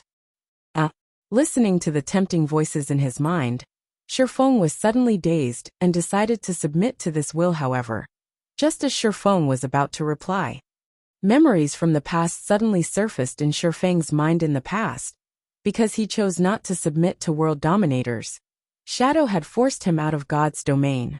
Even so, he still refused to submit, and had planned to start all over again in this life. When he faced Martial Union, Dark Star, and Underworld, as long as he bowed down, he could live a better life. Yet, he still refused. He would no longer allow others to dictate his life. Becoming someone's puppet, how could he possibly give in now? Just as Shifeng was about to refuse, the majestic voice spoke once again. Don't you wish to become the master of this world? If you submit, I will give you anything and everything you want. Since it is the case, I only want the ability to say no. Can you give me that? Shifeng refused to submit. Foolish mortal. You will regret your decision today. Since you do not wish to become my servant, die. Seeing as it had failed to delude Shifeng, the will of the ancient god grew furious, and the entire hall became stifling. Suddenly, the thousands of swords that had been thrust into the ground rose into the water, aiming for Shifeng. Every one of these swords shot towards him. In response, Shifeng hurriedly attempted to use Replace Doppelganger to swap positions with his doppelganger. However, he discovered that he had been silenced, the debuff preventing him from using the skill now that he could not swap positions with his doppelganger. Shifeng tried to raise his swords to defend against the incoming attack. However, he discovered that not only were his skills sealed, but he also couldn't move at this moment. He could only watch the thousands of swords slice through the water towards him. However, just as the swords were about to pierce Shifeng's body, the dark blue crystal ball suddenly released a silver radiance. The swords flying at Shifeng immediately froze. At this moment, it looked as if time had come to a halt. A second later, the thousands of swords shattered like glass, the metal shards drifting to the floor, after which a loud bang echoed throughout the space of the hall. Black cracks began to appear around the hall, and soon, the space inside the hall shattered as well. Along with the shattering of space, the stifling pressure Shifeng felt before also vanished, his body regaining its freedom. Damn!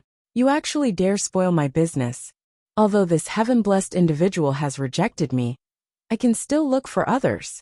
You cannot stop me forever. Meanwhile, this despicable heaven-blessed individual will die here." The will of the ancient god's rage grew, and even the hall trembled. The golden gate suddenly closed as the hall began to collapse at this moment. As if having lost its power, the crystal ball darkened.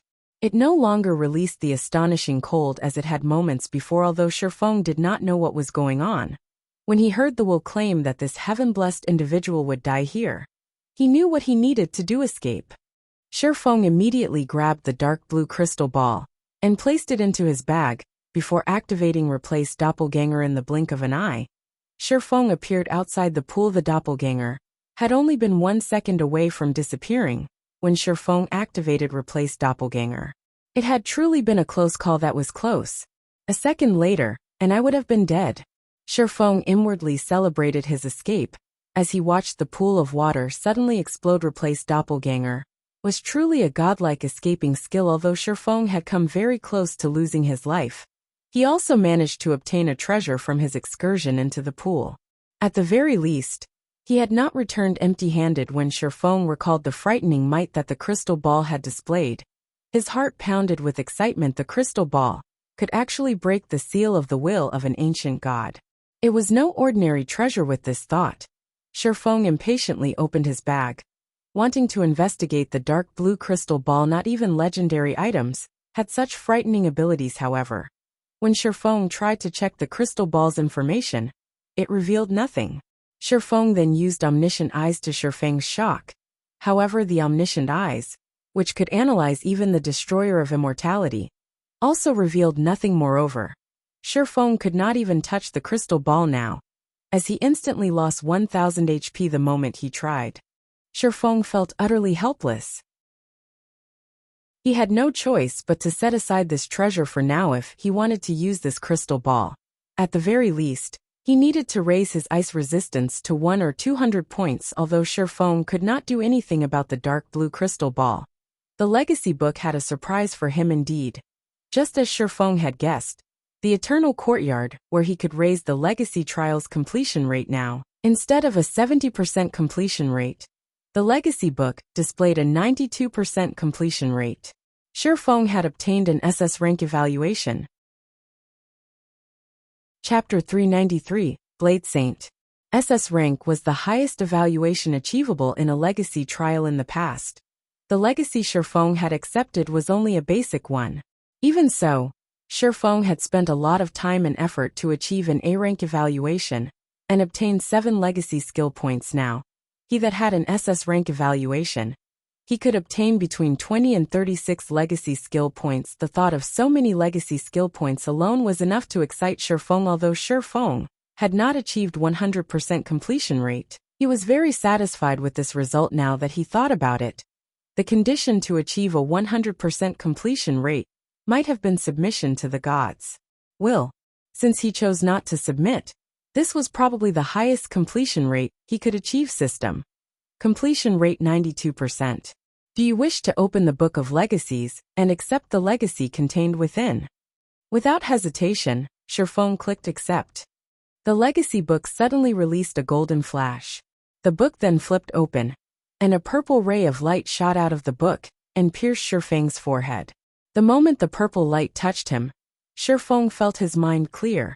As if no secret in the world could hide from him. As the legacy book faded out of existence, Shifeng's body began to emit a faint and flickering purple glow.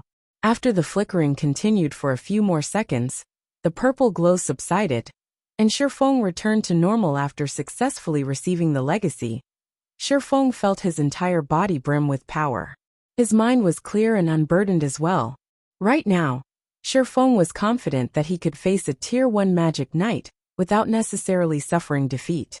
Of course, that was if the Magic Knight did not possess so much HP. System. Congratulations on obtaining one of the 10 Great Saint Legacies. Rewarding 20 free Mastery Points. System.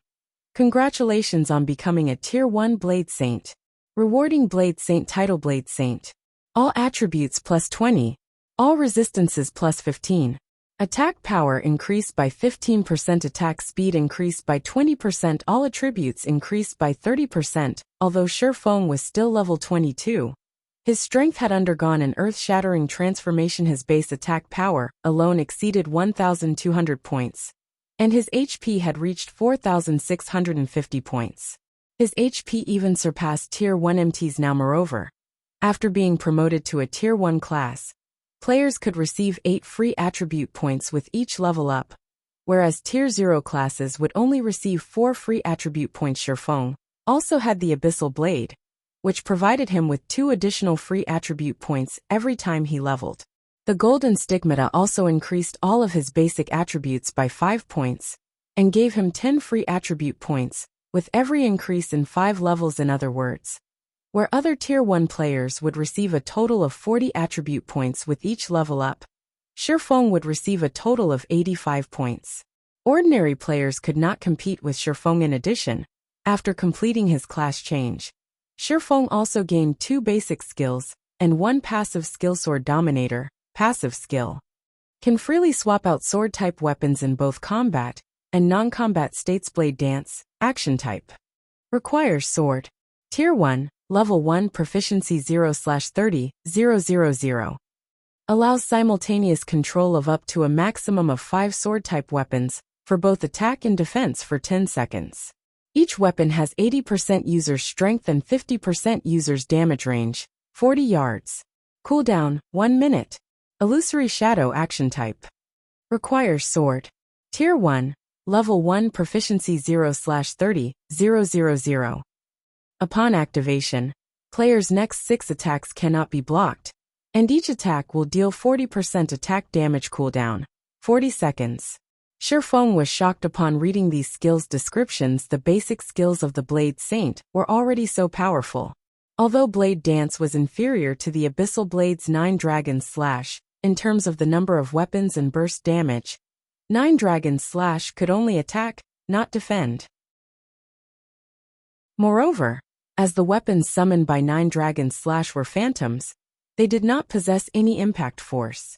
However, Blade Dance was different. The 5 controlled weapons were tangible and possessed 80% of Shifeng's strength. This feature was far more valuable than just high damage. Through the consecutive attacks of the 5 swords, Shifeng could break his opponent's balance and create a gap in his opponent's defense. If Shifeng could not defend against an attack by himself, he could also use the 5 swords to boost his defense. Meanwhile, Illusory Shadow was even more amazing. It was perfect for PvP and PvP2 battles in God's domain. When both sides were equally strong, the opponent would usually block over 90% of the attacks.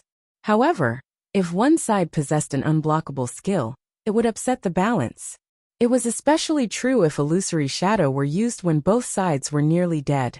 Such a trump card could determine the outcome of a battle. The Blade Saint is indeed worthy to be called one of the 10 great saint legacies. If I use these skills in PvP, dealing with a magic knight with the same attributes as myself will be easy. After reading the descriptions of the Blade Saint's basic skills, strategies for future battles began to surface in Shifeng's mind. Originally, Swordsman was a balanced class. Although swordsmen were not as durable as shield warriors, or had the endurance of a guardian knights, the frightening power of berserkers, the long-range capabilities of rangers, or the burst damage and dexterity of assassins, the class didn't have any shortcomings. The class was just as strong, or just as weak, against all other classes. Meanwhile, the Blade Saint was simply the enhanced version of the swordsman. Every aspect of a swordsman had increased. It was probably the most formidable class in God's domain, following which, Shifeng called up the system interface. There was now a new tab called Legacy Skills Menu in the system menu. Selecting this tab, the Legacy Skill menu that appeared reported that Shifeng had 31 legacy skill points available, as well as plenty of skills that he could learn. There were over 100 skills listed in the menu. However, there were only 6 Tier 1 skills Shifeng could learn right now, and 2 legacy skill points were required to unlock a Tier 1 basic legacy skill. Meanwhile, among these 6 Tier 1 skills, there were 2 that made Shifeng's eyes shine. One of them was Skywheel Sword. The other was Blade Liberation. Skywheel Sword, action type, requires sword. Tier 1, Level 1 Proficiency 0/30, 000. Inflicts 1000 base damage plus 200% attack damage to all enemies within 20 by 20 yard. Also seals all enemies within range, preventing them from leaving the area for 4 seconds cooldown. 1 minute 20 seconds. Blade Liberation Action Type. Requires Sword. Tier 1, Level 1, Proficiency 0/30, 000. Grants player unparalleled strength for 20 seconds. Effect obtained varies based on the weapon's unlocked potential. After the duration, player is weakened. All attributes decrease by 80% for 3 minutes cooldown, 10 hours. Skywheel Sword was one of the extremely rare AoE control skills. Whether it was used in PvP or PvE2, it was indispensable. Meanwhile, Blade Liberation belonged to the Super Burst skill category. It could be a trump card when Shifeng was in a desperate situation. It was also indispensable, however. When Shifeng saw the points required to unlock these two skills, he immediately sucked in a breath of cold air and very nearly cursed Skywheel Sword required 10 points to unlock, while Blade Liberation required an astonishing 20 points. With the total points these two skills demanded, Shifeng could learn 10 basic class skills. However, these high requirements also made Shifeng aware of just how extraordinary Blade Liberation was for an AoE control skill, such as the Skywheel Sword. The demand of 10 legacy skill points was not odd. However, Blade Liberation needed twice that amount to unlock. With 20 legacy skill points, Shifeng could even learn a Tier 3 class skill. Chapter 394. Times have changed. The legacy trial had given him a total of 31 legacy skill points. Anyone would hesitate over spending 30 points on only 2 skills. However, Shifeng did not. With his mind made up, Shifeng clicked to learn both Skywheel Sword and Blade Liberation. Suddenly, his stock of legacy skill points plummeted to 1 to an expert in God's domain. Nothing was more important than a powerful skill. A powerful Tier 1 skill had a lot of versatility, so it was not easy to master. However, if mastered, it would not be surprising if a player's combat power increased by several-fold. As the saying went, a bird in the hand was worth 2 in the bush. Although Shifeng could learn more skills if he spent the 30 legacy skill points on less costly skills, the skills he learned would not contribute as much to his overall combat power during dangerous moments. In particular, the Super Burst skill Blade Liberation would be far more useful than a dozen other ordinary Tier 1 skills. After learning the 2 class skills, Shifeng used a return scroll and teleported back to White River City. At this moment, White River City buzzed with activity. Overwhelming Smile's high-priced poaching had boosted White River City's development. A flood of independent players had migrated to White River City with the intention of joining Overwhelming Smile. Based on the statistics offered by the official game developers, the player population in White River City had exceeded 3 million. White River City was now the most populated city in Starmoon Kingdom's eastern region. It was also the 3rd most populated city throughout Starmoon Kingdom. Looking at this situation, Shifeng didn't know whether to laugh or cry. Originally, he had intended to make White River City the most popular city in Starmoon Kingdom. After all, Zero Wings Guild residence was in White River City, so it had the home field advantage here. However, he never thought an enemy like Overwhelming Smile would actually help him achieve that plan. Fate truly knew how to toy with people. If Feng Xianyang, the mastermind behind this situation, knew Shifeng's thoughts right now, he would most likely pop a vein or 2 out of anger. However, Shifeng also could not help but admit that Feng Xianyang's plan of desperately throwing money away was very effective. Currently, Overwhelming Smile had become the undisputed #1 guild in White River City. The branch guild in White River City already had over 80,000 members. Among them, there were also quite a few elite players. Compared to the other guilds in White River City, Overwhelming Smile was far superior. Moreover, during this period, Overwhelming Smile had continuously raided large-scale dungeons around White River City. As if they were on steroids, Overwhelming Smile's raiding speed far surpassed Gentle Snow's team. They were on completely different levels. In addition, Overwhelming Smile had also offered to purchase information regarding reputation quests at a high price, apparently intending to become the 2nd guild in White River City to own a guild residence in contrast. Zero Wing showed no signs of movement at all. The guild's member count held steady around 20,000. If not for the high-level quests and double EXP buff available from the guild residence, most of Zero Wing's members would have long since defected to Overwhelming Smile. Brother Feng, you're finally out. Have you completed your class change? Not long after Feng returned to White River City, Blackie contacted him. Yeah. How has the guild been recently? Feng asked, not bothering to discuss his new class. What do you think? The entire guild has been spiritless these past few days, and everyone is just focusing on quests. Many in the guild have also started complaining and asking why the core team hasn't moved against Overwhelming Smile yet. Overwhelming Smile's suppression has them feeling resentful. Moreover, those Overwhelming Smile bastards have also started ridiculing Zero Wing publicly, claiming that we're all bark and no bite, Blackie said, feeling slightly indignant. Brother Feng, since you've returned, why don't we start raiding a level 20 large-scale dungeon and show those punks from Overwhelming Smile Zero Wing's strength? Currently, the level 20 dungeons in White River City were only 10 and 20-man team dungeons. However, in the 50-man large-scale team dungeon, Sarek Dungeon, Overwhelming Smile had not managed to even meet the first boss of normal mode before suffering a team wipe. Meanwhile, if Zero Wing could obtain the first clear of Sarek Castle, it would rain on Overwhelming Smile's parade. Not only would it extinguish their arrogance, but it would also increase Zero Wing's reputation. As for whether or not they could actually raid Sarek Castle, Blackie didn't doubt their success. Others might not realize how strong Zero Wing's core team was, but Blackie was well aware. Moreover, with Feng around, it would be a simple task to clear the level 20 large-scale team dungeon. Sarek Castle. How many people in the guild have completed their class change? Feng agreed with Blackie's plan. But Sarek Castle was not easy to dominate. There are 39 members who have completed their class change. Among them, Sister Aqua was the first to obtain her Tier 1 class, while Sister Fire Dance was second, Blackie said, a hint of fear surfacing in his eyes as he said class change. He had never expected that the class change quest would be so difficult. If not for the fact that he possessed the epic ranked staff, Mavis's Guard, he might not have completed the quest. Fortunately, he passed his class change and obtained an A-rank evaluation. While he waited for Feng's return, he had familiarized himself with the combat style of a Tier 1 class precisely because the class change quest was not simple. Many core members of Zero Wing had failed it, as these members had to wait a few days before they could challenge the quest again. Moreover, as everyone had been busy with their respective class change quests, the levels of Zero Wing's core members had fallen behind.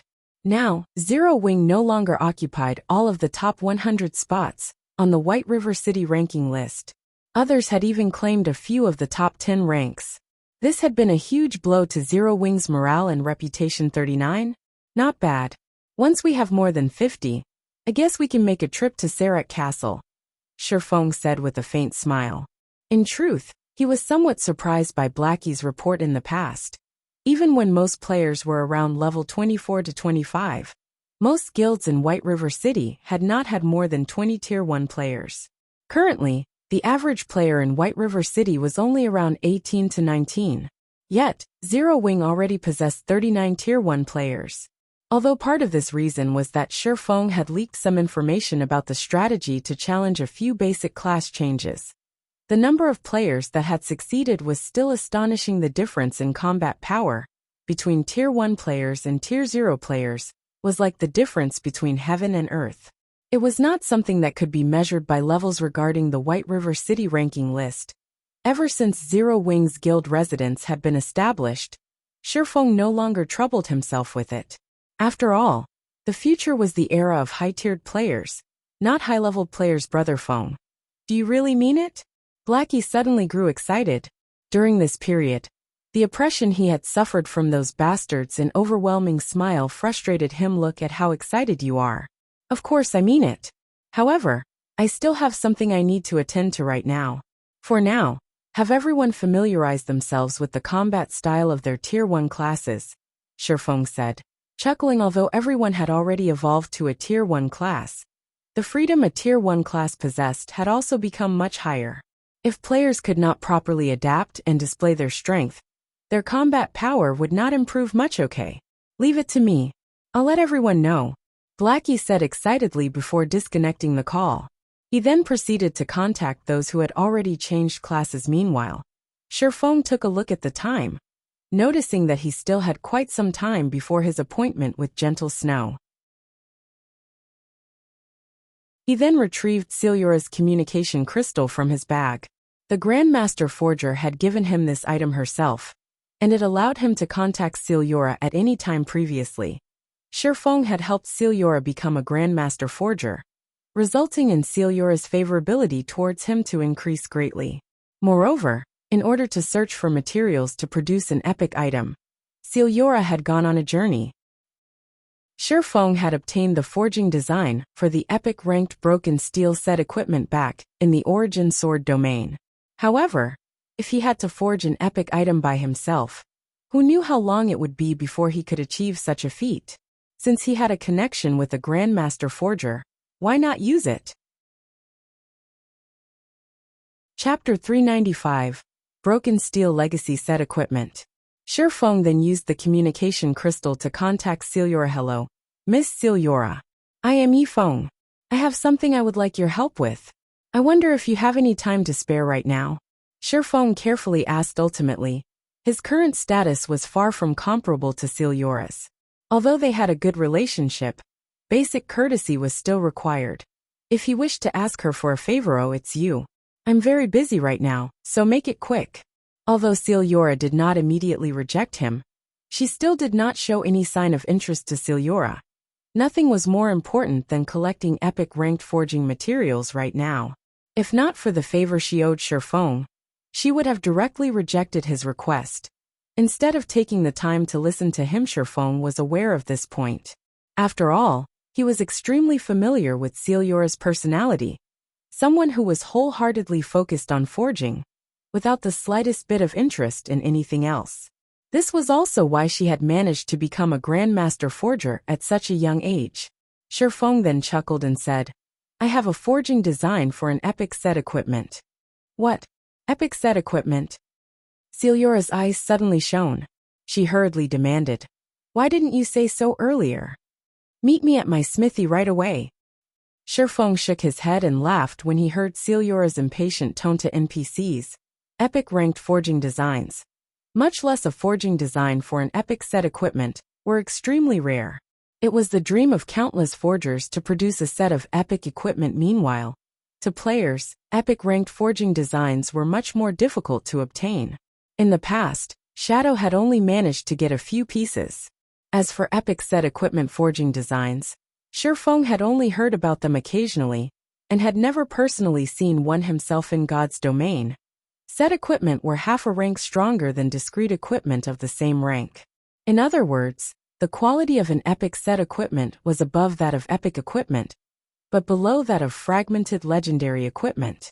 To players who could not get their hands on fragmented legendary equipment, epic set equipment was the best equipment available in this life.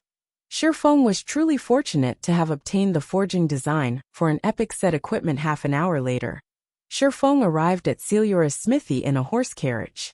At this moment, the door to her smithy was still shut tight, and it did not seem she planned to do business at all. Shifeng walked over and knocked on the door. The thick wooden door then slowly opened, and a surge of scorching air rushed out of the house. In the next moment, Silura walked out from within before quickly dragging Shifeng into the house. Despite having not seen each other for some time, Silura looked exactly the same, still fully garbed in black leather clothing. That large V-shaped collar revealed her snow-white skin. Her black leather pants tightly hugged her slender legs. Silura currently exuded an enchanting charm. Hurry up and let me see it. Silura pushed Shifeng against a table, her body very nearly sticking to his. Her eyes shone with excitement as she spoke, failing to notice how lethal her impure actions were. Although Shifeng had long since gotten used to Silura's personality in his past life, his heart still raced involuntarily every time they met. Here it is.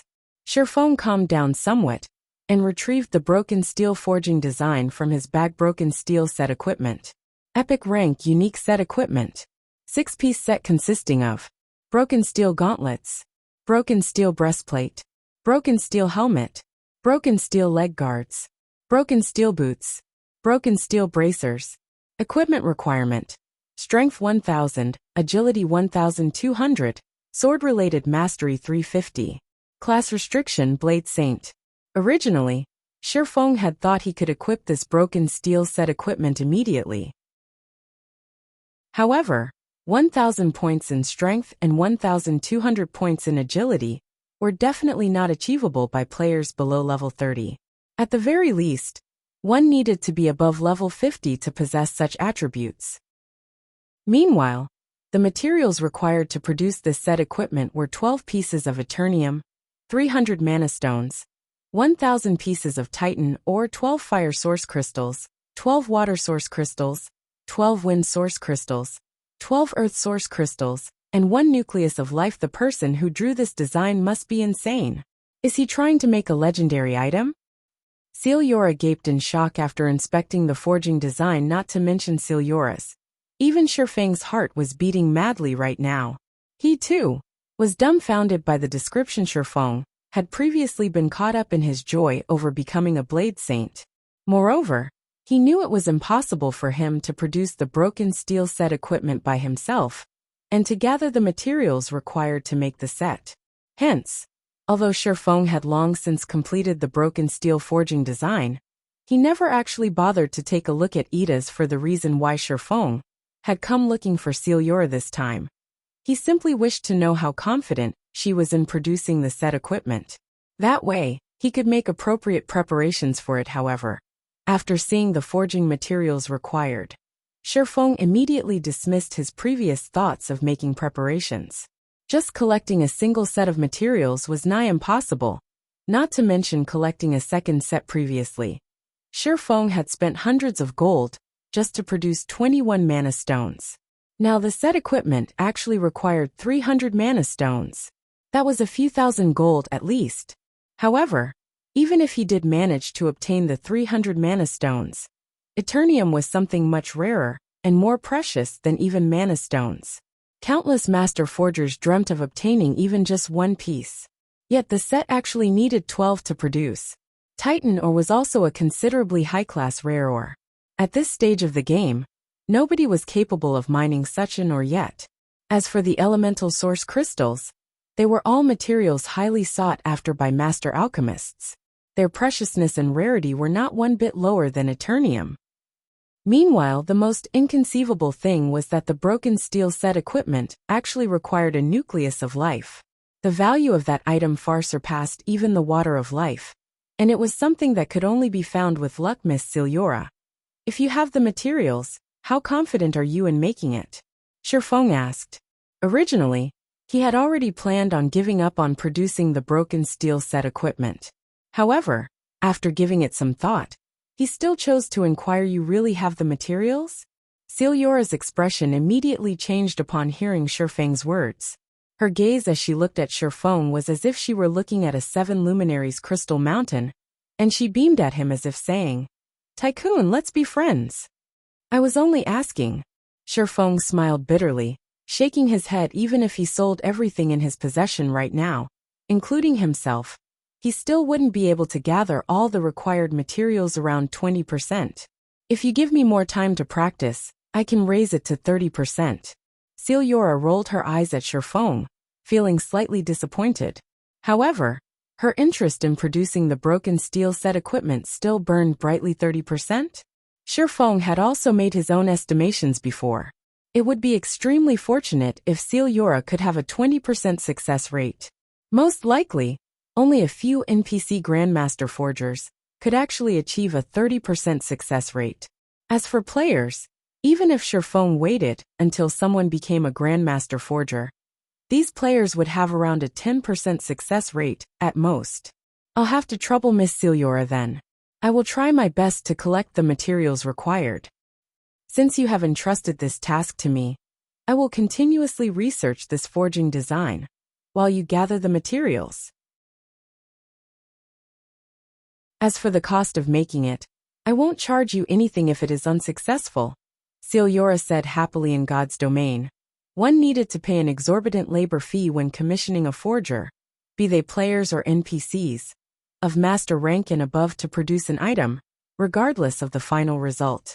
Now, however, Celiora offered not to charge him should she fail. It could be seen just how happy Celiora was right now. System. Celiora's favorability towards you has increased by 100 currently. Shifeng was in no hurry to produce the broken steel set equipment. After all, even if it was produced, he did not possess the attributes needed to equip it. In order to do so, he needed to be above level 50 at the very least. During this period, he could slowly gather the required materials, following which, Shifeng left the broken steel forging design at Celiora's place to allow her to properly study it. He then hailed another carriage and hurried to the location he had agreed to meet Gentle Snow at. Chapter 396, Powerful Aid. Inside Blue Mountain Restaurant, a high-class restaurant located in White River City's Nobles District.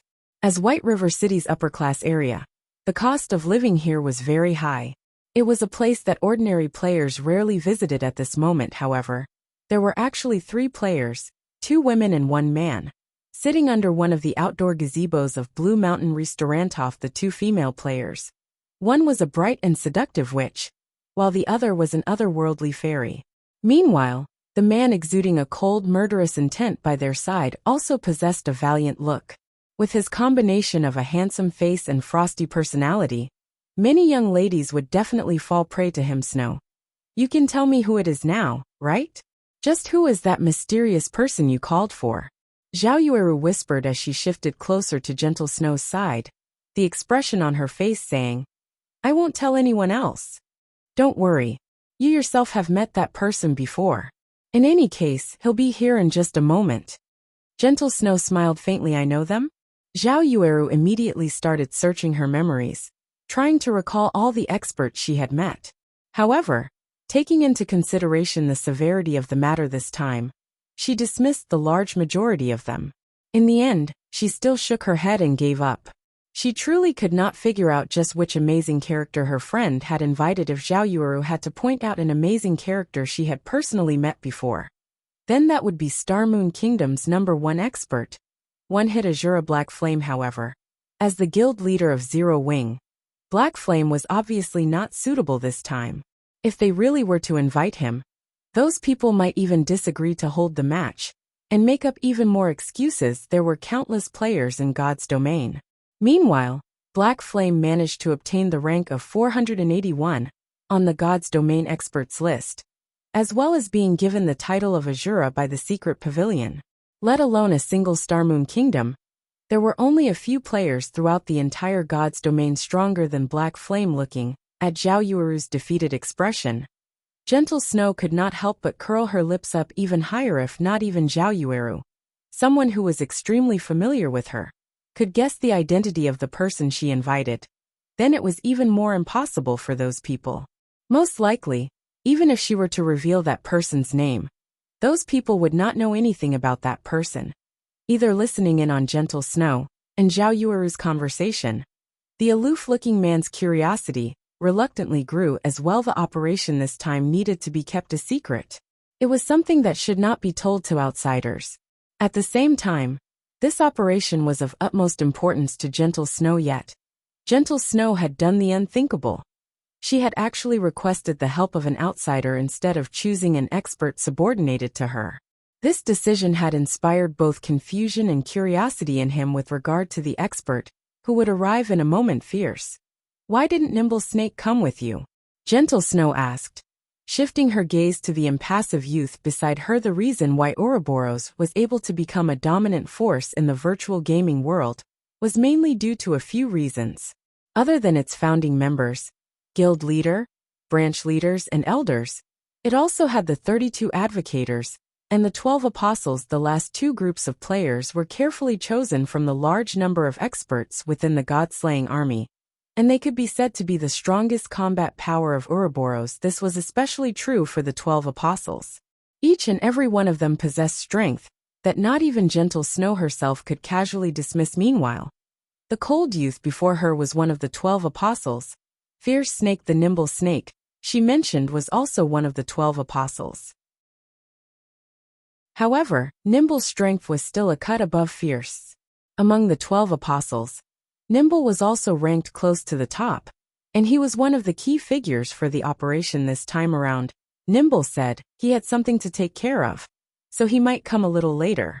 However, he is always punctual, so you can rest assured, Big Sis Snow. Not to mention, the operation this time is of such importance. Fierce Snake assured Gentle Snow. Nodded in reply. Gentle Snow had nurtured quite a few confidants in Ouroboros. Apart from the apostles, she had also nurtured a few among the advocators. However, the operation to be carried out later required someone with top-notch combat power. Although the advocators were also very strong, they were still not comparable to the apostles. She could not afford to be careless in the operation this time.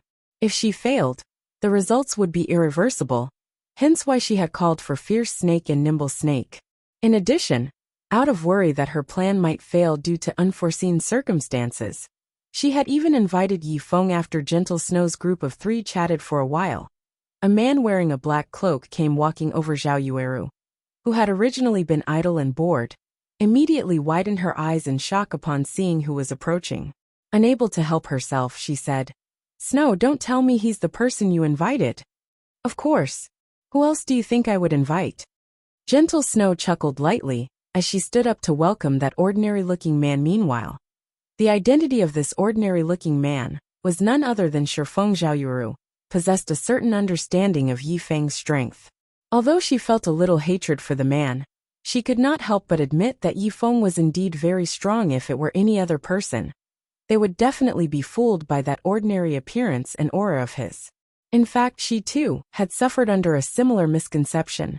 However, as someone who had personally witnessed Yi Feng's strength, Zhao Yueru knew that he was definitely not the slightest bit inferior to them.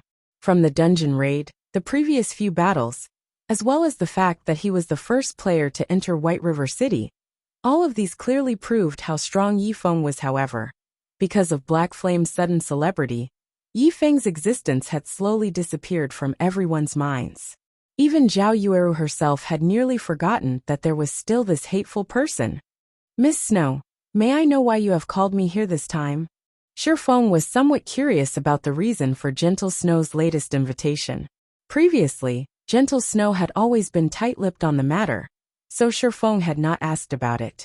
Now that the operation was set to begin, he needed to at least understand what they were to do. "Of course, if Miss Snow feels it inconvenient to speak, you need only tell me what you can. Since you're already here, there is naturally no need to keep this matter a secret any longer. It is a competition. 5 people, 5 matches. The first to win 3 wins the competition. I have invited you here to defeat 1 person on the opposition team. The remuneration is 20 million credits." Gentle Snow said truthfully. 20 million. Shifeng was greatly shocked upon hearing this amount. Previously, Gentle Snow had already paid 5 million up front, just to have him show up. With this additional 20 million, the total would come to 25 million credits. Wasn't it just a competition? Was there a need to be so extravagant? There were countless people in the world who could not earn 1,000,000 credits, even after working for their entire lives. Yet, with just a few words, Gentle Snow had casually spent tens of millions. Comparisons were indeed odious. Originally, Shifeng had thought he could be considered a relatively wealthy person. Now, in comparison to Gentle Snow, he was practically a pauper. Of course, 20 million is just the basics. Depending on the opponent's strength, I can further increase the remuneration. Gentle Snow nodded. "Okay, I accept this condition." Shifeng was naturally very satisfied with this deal. Currently, Zero Wing had just started its development, and Shifeng needed money for all aspects. Yet he also could not constantly convert his coins into credits. Hence, this 20 million could definitely be considered a timely injection of funds. Upon Shifeng's agreement, Gentle Snow sighed in relief. With a great expert like him around, things should proceed much more smoothly later on. However, before she even had the time to feel joyous, She suddenly received a message. When she read this message, her expression immediately turned grim. At this moment, everyone beside Gentle Snow could feel a bone-chilling aura emanating from her. Chapter 397, A Different Outcome. Snow, what happened? Zhao Yueru asked. She knew Gentle Snow well enough to notice the change immediately seeing Gentle Snow's icy expression. Zhao Yueru knew that her friend was furious. Gentle Snow had always been a very calm person. She was not easily angered. Now, however, a single message had enraged her. Something big must have happened. Even Shifeng, who was not particularly familiar with Gentle Snow, could tell that the woman was furious. However, as an outsider, it was not appropriate for him to ask. After reading the message, Gentle Snow first felt anger, but soon, she seemed to deflate. Seeing this, Shifeng could tell that Gentle Snow wanted to say something, but struggled with how to express her thoughts. There are many challenges throughout life, and for most, one must face them alone in the end. Gentle Snow revealed a faint smile as she forwarded the message to Zhao Yueru. Nimble Snake. This inhuman, heartless animal. To think that we took care of him when he was at his lowest, provided him with resources, and even helped him become one of the 12 apostles of Ouroboros. Yet he actually became someone else's lapdog. The next time I see him, I will break all 3 of his legs. Zhao Yueru bellowed the moment she finished reading the message. Big Sis Yueru. Maybe this is a misunderstanding? Big Sis Snow taught and nurtured him personally. They're nearly blood siblings. How could he possibly betray her? Fierce Snake said, astonished when he heard Zhao Yueru's words. Nimble Snake was normally very appealing when in Gentle Snow's presence. Moreover, he had always been earnest and honest. He was also very loyal. He definitely was not someone who would betray his allies. If you don't believe me, then look at the evidence. Zhao Yueru made the message visible to everyone. This message was evidence that Nimble Snake had betrayed Gentle Snow before she even began to make plans. He had been reporting Gentle Snow's movements to those people, allowing them to take appropriate measures against her. Just an hour ago, Nimble Snake had officially become one of the opposition's 5 duelists. This was indisputable proof of Nimble Snake's treachery. Fierce Snake was speechless after reading the message, his eyes becoming bloodshot. He tried desperately to contact Nimble Snake. However, no matter how many times he tried, his calls never connected. Right now, Fierce Snake wanted to hunt down Nimble Snake and question him. However, this revelation hurt Gentle Snow the most. She had treated Nimble Snake like her own younger brother. Yet in her hour of need, that brother slid his blade between her shoulders, stabbing her in the back. For the 5 matches, based on Gentle Snow's understanding of the opposition's strength, Nimble Snake, Yifeng, and herself had the highest chances of victory among her team. As for Zhao Yueru and Fierce Snake, they didn't even have half a chance. Now that Nimble Snake had defected to their enemy, her side had become the underdog. Snow, don't worry. Even if Nimble Snake has become a turncoat, we still have the advocators. Zhao Yueru hurriedly consoled her friend. Their strength has risen significantly recently, and they're not completely without a chance of victory. I'll contact them and have them meet us. However, Gentle Snow simply waved off Zhao Yueru's suggestion. Since Nimble Snake had betrayed her, other than Yifeng, her opponent most likely knew all about her other options.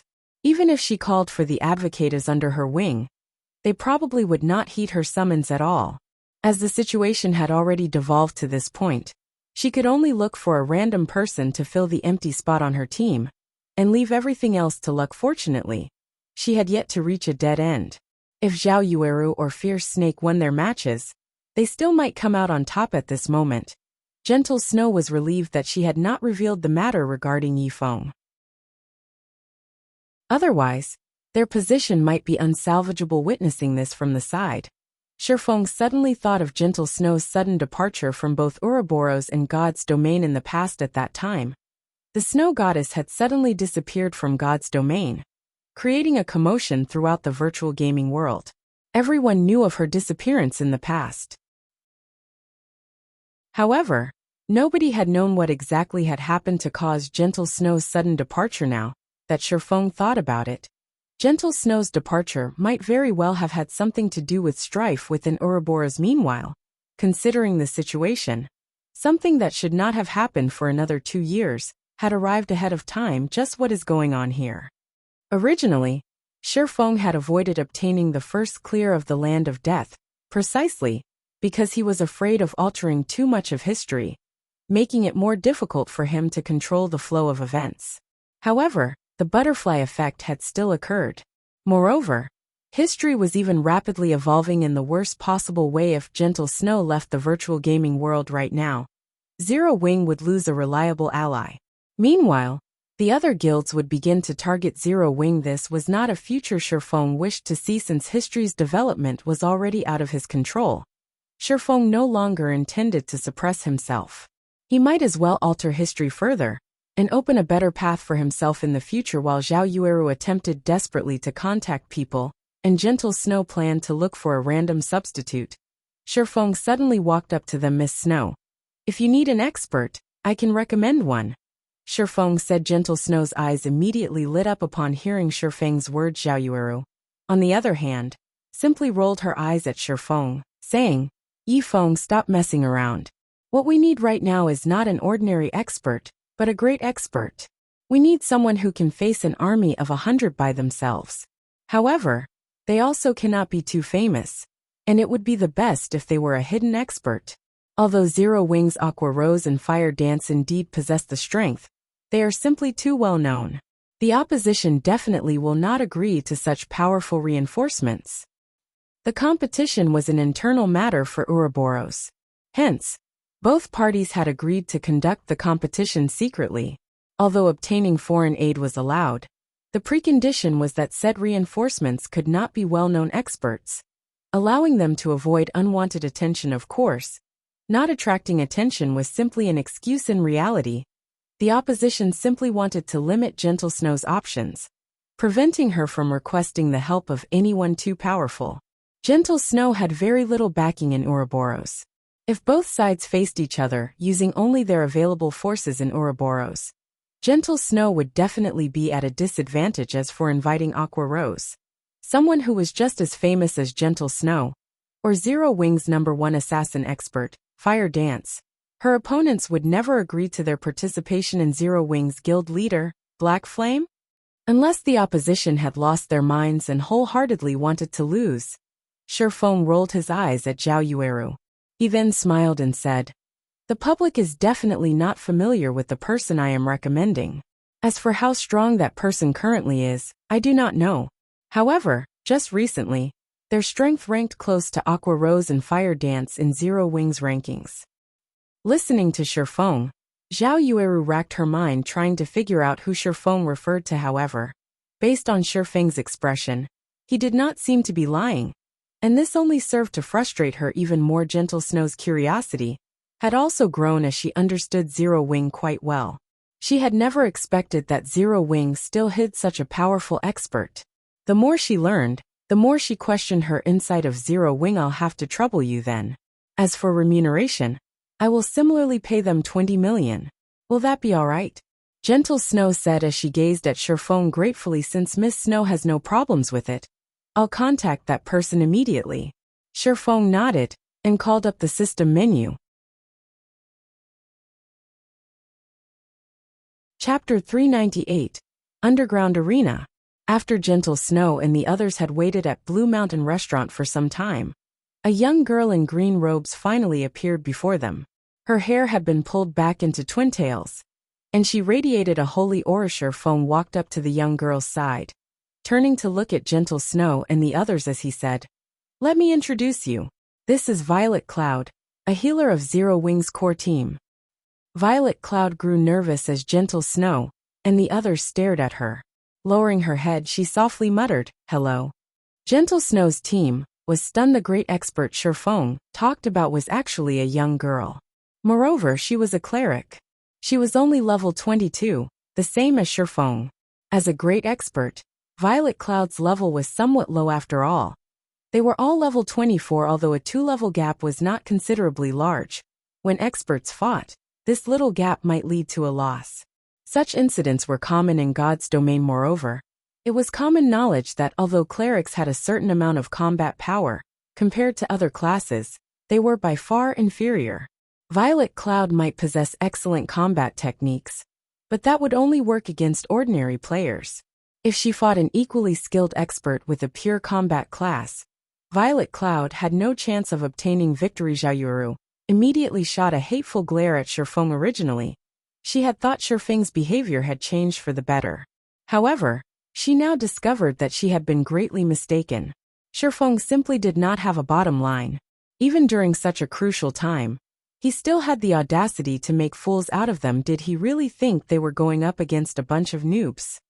However, just as Zhao Yueru was about to give Shifeng a piece of her mind, Gentle Snow stopped her. Since everyone's here, I'll lead the way then, Gentle Snow said.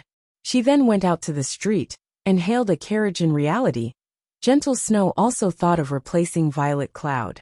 However, since Shifeng had guaranteed results, and she had already arrived, rejecting Violet Cloud would only disrespect Shifeng in any case.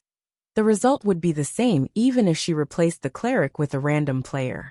Since it wouldn't really matter who took Violet Cloud's place, she might as well humor Shifeng a little. Shaking his head, Shifeng could not help but laugh as he watched Gentle Snow's figure board the carriage. He then said, "Violet, I look forward to your performance today." "Yes, sir. I definitely won't disappoint you." Violet Cloud nodded with determination, following which, the two boarded the carriage. As well, Shifeng was very familiar with Violet Cloud's combat techniques. She was a first-class cleric in Zero Wing. Only, due to the limitations of her initial class, she could not display her strength fully. Now that she had successfully become an astromancer, however, things had changed. Moreover, until now, Gentle Snow and the others had failed to notice one thing: he and Violet Cloud were no longer Tier 0 players. They were now Tier 1 players. Of course, a player's tier would not reveal itself to a basic identification skill. One required an advanced identification skill. It was also because of this that advanced identification skills became must-have skills later in the game. If one unknowingly provoked a high-tiered player, it would be too late for regrets. After all, the gap in tiers was much wider than the gap in levels at this stage of the game. Players rushed to level up and raid dungeons. It was even more so for the members of the various guilds. Nobody had the time for their class change quests. After all, a basic class change quest required players to invest at least 2 to 3 days. Moreover, class change quests were not easy to complete. On the off chance that they failed, they would have wasted a lot of their time.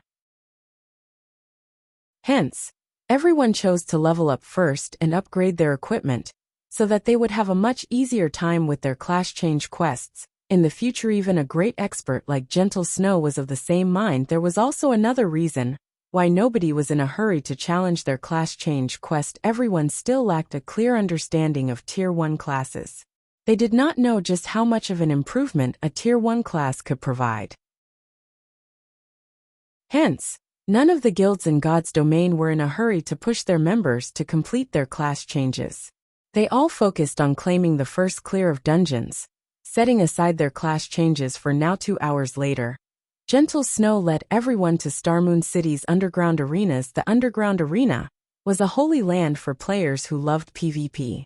During the later stages of the game, it was also a place to make a lot of money. Countless players would come to watch the fights here, and many of these spectators would bet on their favorite players. Meanwhile, the winners could receive a commission from the bets. The underground arena was also separated into a few different areas. There was the basic area, advanced area, and special area. Meanwhile, the commission players could obtain, and the conditions to enter each zone were different. In the basic area, any player could enter to watch or participate in the fights. The advanced area was slightly different.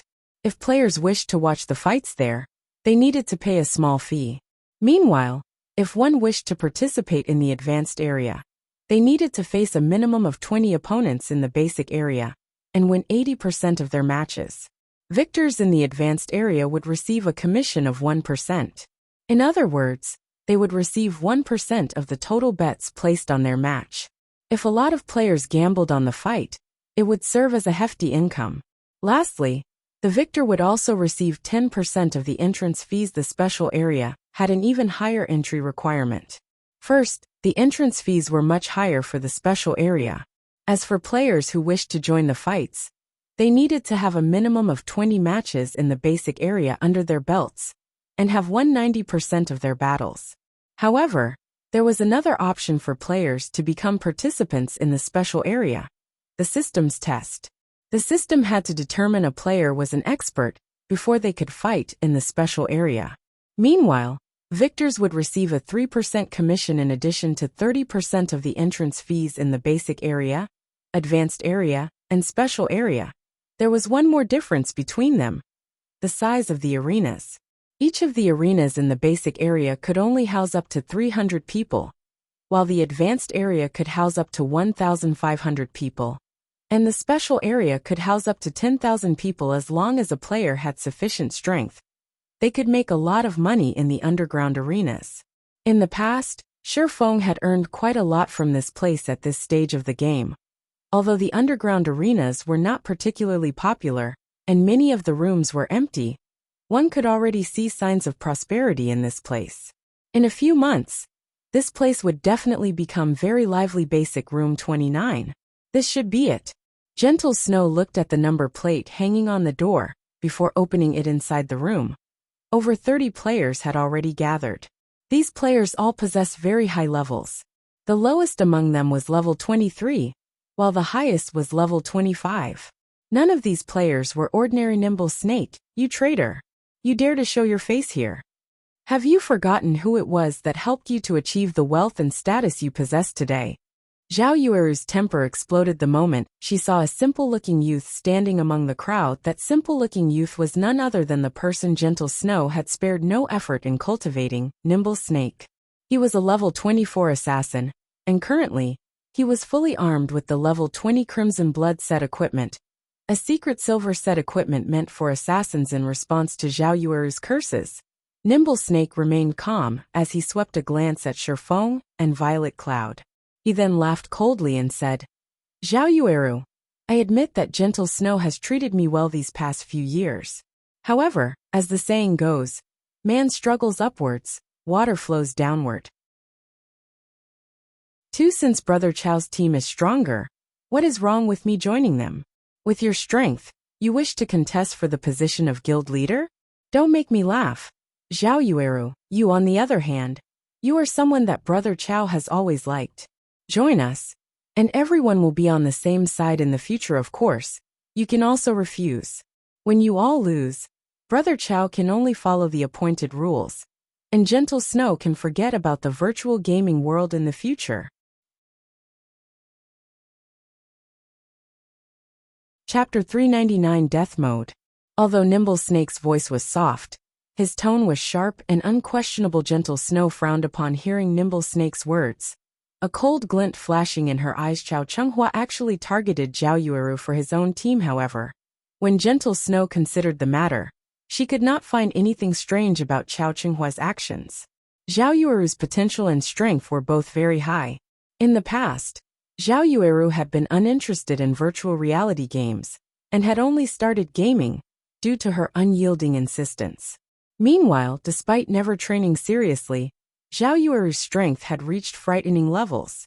Zhao Yueru's talent was obvious to anyone who had seen her fight. If Zhao Yueru had bothered to put more effort into her training before this, very few in Ouroboros would have been a match for her. At this moment, a majestic-looking middle-aged man walked out from the crowd.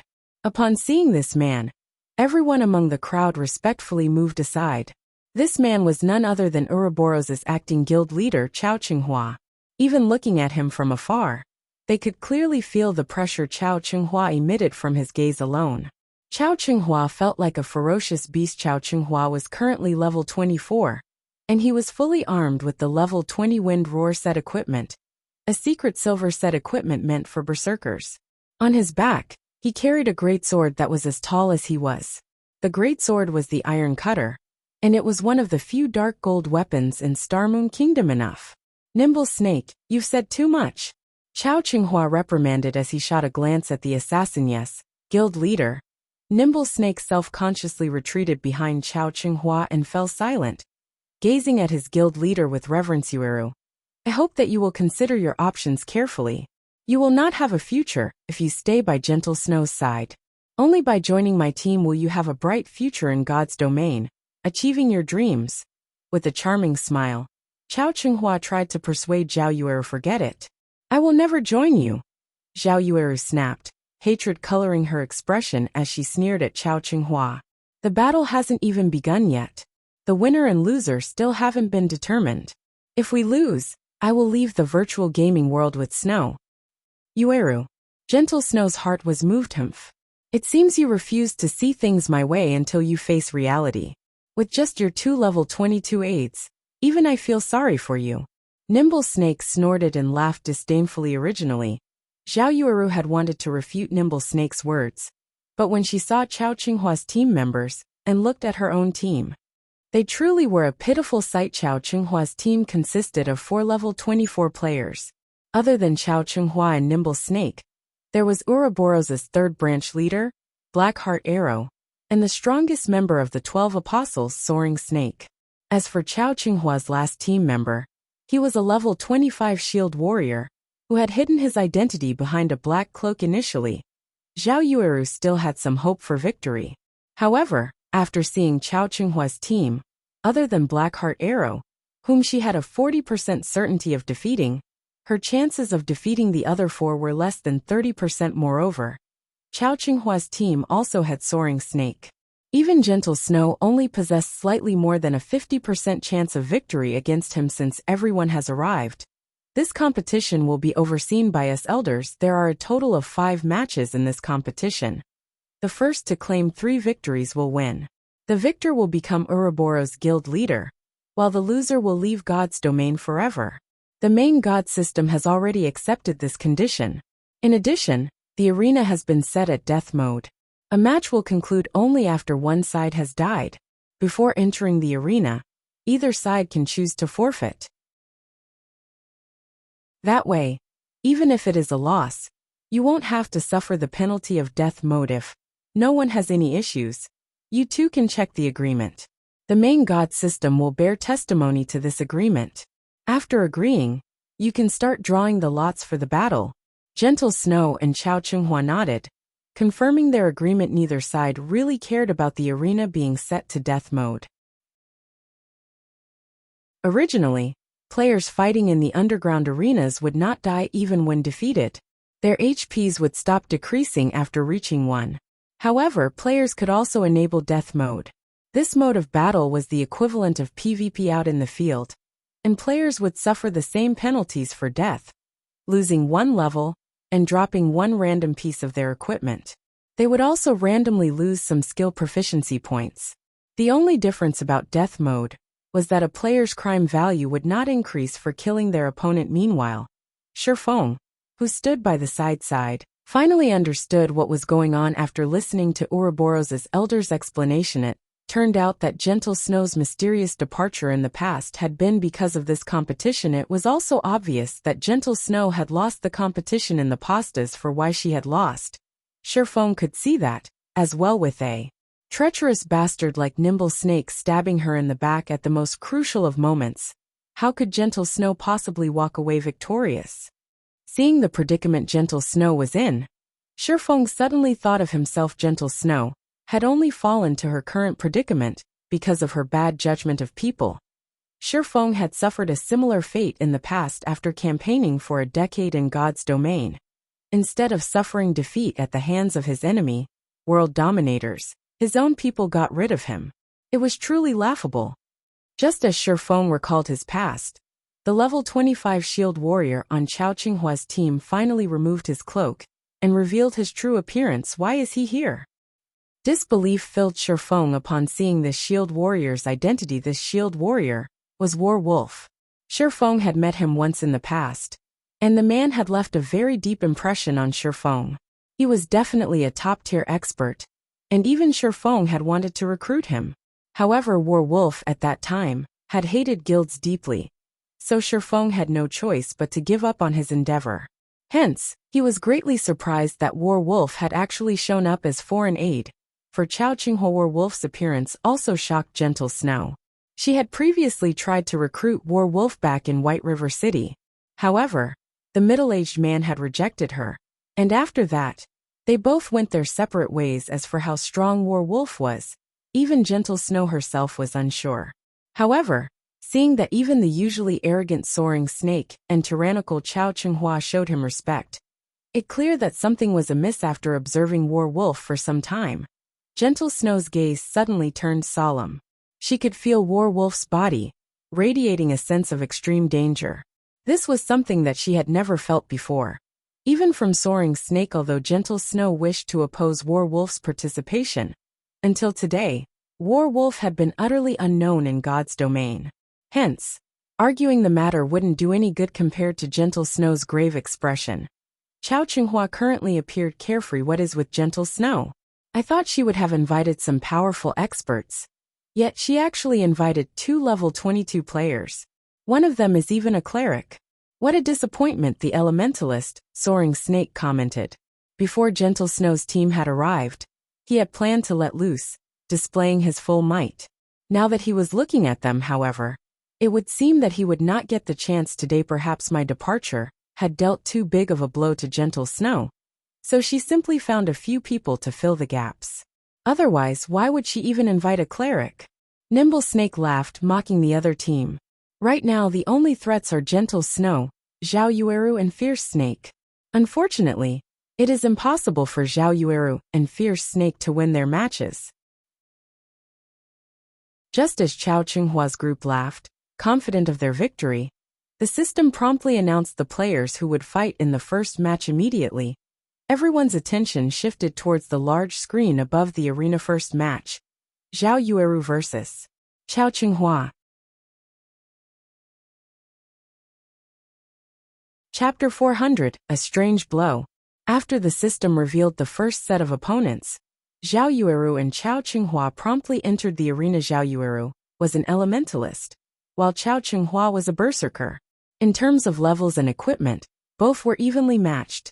Though Chao Qinghua was slightly superior to Zhao Yueru regarding techniques, Zhao Yueru had the class advantage in this matchup. Hence, the victor was not apparent at first glance. Yet, Nimble Snake and the others revealed playful smiles, as if victory was already in their grasp. Seeing these reactions, Gentle Snow grew slightly confused. Gentle Snow had a fair grasp on Chao Qinghua's strength and ability. Although his techniques were slightly superior to Zhao Yueru's, there was a limit to how much of an advantage that could bring him. At most, it would help him bridge the gap between classes. Hence, it would not be easy for Chao Qinghua to obtain a victory yet. Why were Nimble Snake and the others behaving so confidently? Yueru, be careful. Chao Qinghua seems odd today. Don't let him approach you, no matter what. Gentle Snow secretly sent a whisper to Zhao Yueru. I understand. Don't worry. For the competition, I prepared and completed a high-level quest, obtaining a powerful skill. I will definitely make Chao Qinghua suffer. Zhao Yueru replied with a carefree smile. Although Zhao Yueru appeared relaxed at the moment, inwardly, she was on full alert. Although her match was only the first in this 5-round competition, it was also a crucial fight. If she won, then their chances at winning this entire competition would increase beyond 50%. Big Brother Yifeng. Is that Chao Qinghua an amazing expert? Violet Cloud asked when she saw the confident Chao Qinghua. He is an expert. However, he doesn't have what it takes to defeat Zhao Yueru with a 100% certainty. After all, other than mentality, there are other factors that can contribute to the result of a battle. Shifeng shook his head. In the past, Chao Qinghua had been the guild leader of Ouroboros. Meanwhile, Ouroboros had been a guild that mainly focused its development in Star Moon Kingdom. Hence, as the guild leader of Shadow back then, Shifeng had collected plenty of information on Chao Qinghua, and he had an acute understanding of Chao Qinghua's strength. While Shifeng and Violet Cloud secretly conversed, the battle at the arena had begun. The moment the battle started, Chao Qinghua held nothing back and immediately activated Flame Charge, followed by a violent strike.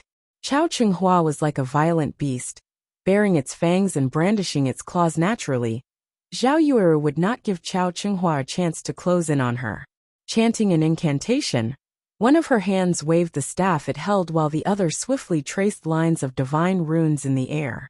When Chao Qinghua was only 20 yards away from Zhao Yueru, an ice sphere appeared, blocking his path. If the ice sphere struck him, the damage would only be a secondary problem.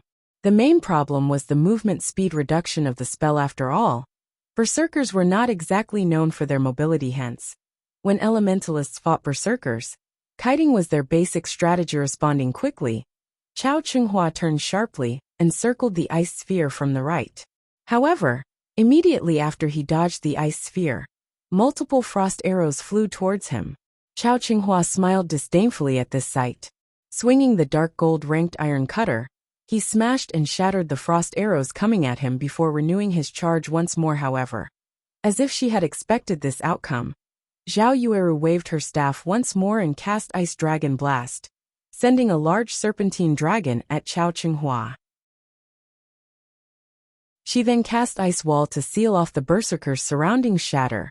Chao Qinghua gripped his sword with both hands and swung the weapon at the ice dragon, activating horizontal slash. However, the instant the ice dragon shattered, a layer of frost appeared on Chao Qinghua's body, reducing his movement speed sharply.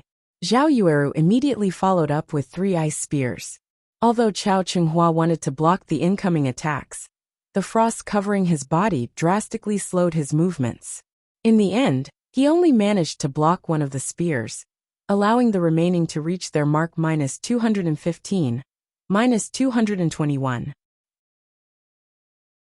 2 damages appeared above Chao Qinghua's head. However, at level 24, Chao Qinghua possessed 3,320 HP, so these 2 attacks only managed to decrease his HP by slightly over 10% at this moment. Chao Qinghua frowned. He had clearly shattered the ice dragon, yet, why had the freezing effect still taken hold? It seems the effect of this new skill is quite powerful after all. Zhao Yueru was very satisfied with her previous attack. Ice Dragon Blast was the advanced skill Zhao Yueru had recently learned opponents could defend against ordinary spells. However, Ice Dragon Blast was slightly different. Even if her opponent blocked the attack, although it would not deal any damage, it would still inflict a speed reduction effect lasting 5 seconds. When used against classes with low mobility like the Berserker, it was extremely useful. Now that Chao Qinghua's speed had fallen, Zhao Yueru would take advantage of it. First, she cast Frozen Circle, freezing the slowed Chao Qinghua.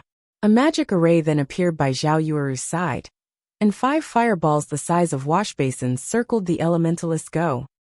Zhao Yueru cast Flame Barrage and bombarded Chao Qinghua with attacks. Ice Spear was a fast attack spell. It possessed speed but not power. Hence, the 2 previous attacks had merely been a scratch to Chao Qinghua. However, Flame Barrage was different. If all 5 fireballs struck the guild leader, he would lose over half of his HP at this moment. Chao Qinghua was still frozen in place, unable to move. He could not dodge the bombardment of the 5 incoming great fireballs. Good. We've won! Fierce Snake shouted excitedly just before the 5 great fireballs struck Chao Qinghua. However, the berserker's skin suddenly flushed red, and his body seemed to grow. The layer of frost binding his legs instantly shattered. Nobody would have thought that Chao Qinghua had learned a control removal skill. In the next moment, Chao Qinghua released a thundering roar. He then brandished his greatsword with both hands as he charged at the nearest great fireball. With a slash of his sword, Chao Qinghua split the spell in half. Meanwhile, the remaining 4 great fireballs merely rubbed past Chao Qinghua's body, each dealing slightly over -100 damage after breaking through Zhao Yueru's Flame Barrage. The distance between Chao Qinghua and Zhao Yueru was only 8 yards. Launching himself into the air, Chao Qinghua activated Death Leap and arrived by Zhao Yueru's side. He followed up with a thunderclap before twisting his body and using Cleave. In a panic, Zhao Yueru hurriedly used Blink. However, she was too late. Not only had Thunderclap reduced her speed, but she also took the full brunt of Chao Qinghua's Cleave instantly. Zhao Yueru's HP of over 2,600 points fell to around 1,700 points. Fortunately, Zhao Yueru had kept Magic Shield active, absorbing a certain amount of damage. Otherwise, Chao Qinghua's Cleave would have destroyed at least half of her HP. However, just after Zhao Yueru used Blink to pull a distance of 15 yards between Chao Qinghua and herself, the Berserker used Charge for the second time. Approaching the Elementalist at high speed, Zhao Yueru waved her staff, sending out multiple ice spears. Facing these attacks, Chao Qinghua had no choice but to defend himself with his great sword, slowing him down. Meanwhile, Zhao Yueru took this chance to widen the gap between them further, not forgetting to use control skills like Ice Wall and Ice Sphere, while she made her escape. However, due to the debuff from Thunderclap, Zhao Yueru's movement speed had greatly reduced. Meanwhile, ever since Chao Qinghua's body had increased in size, he had been able to shrug off control effects. After fending off Zhao Yueru's attacks, he charged at the Elementalist and activated Trisecting Slash. 3 crescent-shaped blades of light flew at Zhao Yueru. Zhao Yueru used Frost Shield to block the attacks, taking the chance to jump away and dodge Chao Qinghua's Trisecting Slash. However, as if he had predicted what Zhao Yueru would do, Chao Qinghua charged towards her new position, swinging his greatsword violently horizontal slash. Zhao Yueru knew that she could not avoid this attack. Blink was still on cooldown. She needed a little more time before she could use it again. With no other choice, she could only block the attack with her staff. Although mages had low strength, they could still use their weapons to block attacks, reducing the damage received. Not to mention she still had magic shield. As long as she endured a few hits, she could use blink to escape. Normally, control skills like the one Chao Qinghua had used did not possess a very long duration. Moreover, Zhao Yueru had already seen through the trajectory of Chao Qinghua's attack. She could easily angle her staff to utilize the force of the impact to pull away from Chao Qinghua. However, after Chao Qinghua's iron cutter landed on her staff, Zhao Yueru did not feel any force transmitted to her hands. Instead, the greatsword appeared at Zhao Yueru's side. Chao Qinghua's attack shattered the magic shield and struck Zhao Yueru viciously. Chapter 401 Omnivision. What happened? Gentle Snow, who watched the fight from the spectator stands, focused on Chao Qinghua, her mind replaying Chao Qinghua's last attack. No matter how she looked at it, Zhao Yueru had blocked the attack. Yet, somehow, Chao Qinghua's sword had appeared somewhere completely different. It was like a magical sword. Zhao Yueru was just as confused. She could not understand what had happened. However, she no longer had the time to think on it. Chao Qinghua's attack dealt -1,241 damage, reducing Zhao Yueru's originally low HP to 470 points. If she suffered another attack, she would damage were especially weak in terms of defense, strength, and agility. If a melee class like the Berserker close in on a mage, only tragedy awaited them. Zhao Yueru instinctively used Flame Circle, a type of instantaneous activation spell. Immediately, a ring of flame expanded outwards, forcing her enemies to retreat. Chao Qinghua remained unfazed by the incoming flames as he swung his greatsword down at them. Boom! Chao Qinghua's greatsword sliced apart the ring of flame. However, he was still forced to take a step back due to the resulting impact, abruptly stopping his attack momentum. Taking this chance, Zhao Yueru retreated while pelting Chao Qinghua with frost arrows. Don't even think of escaping! Chao Qinghua roared. Enduring the attacks from the frost arrows, he sent a horizontal sweep at Zhao Yueru. Zhao Yueru used her staff to defend once more. This time, Zhao Yueru focused on the great sword, devoting her full attention to determining the weapon's trajectory. Just as Iron Cutter was about to land, Zhao Yueru quickly shifted her staff to block the attack. Chao Qinghua, however, simply revealed a mocking smile as he focused all his power into his slash. Once again, something strange occurred. Chao Qinghua's iron cutter suddenly disappeared before reappearing and striking Zhao Yueru's blind spot. Before Zhao Yueru realized what had happened, her body was on the ground, her vision darkening. Zhao Yueru, do you understand now? Only by following me will you have a bright future ahead of you, Chao Qinghua said as he looked down at Zhao Yueru's fallen body. Zhao Yueru wanted to rise and retaliate. Unfortunately, her HP had already fallen to 0. Victor in the first match, Chao Qinghua. Meanwhile, not only had Zhao Yueru lost a level after dying, but she had also dropped a piece of her equipment and lost a significant amount of skill proficiency after resurrecting. Zhao Yueru walked up to Gentle Snow, her disappointment written all over her face. Feeling deeply ashamed, she said, "Snow, I'm sorry." Her loss had undoubtedly increased the burden on the later fights. After all, out of the next 4 matches, They needed to win 3 to win this competition. It's not your fault. Chao Qinghua hid his strength too well.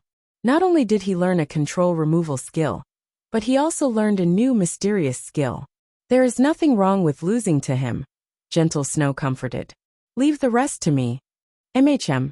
Zhao Yueru silently nodded, her eyes shining with unshed tears. Although Gentle Snow had consoled her, she could not forgive herself.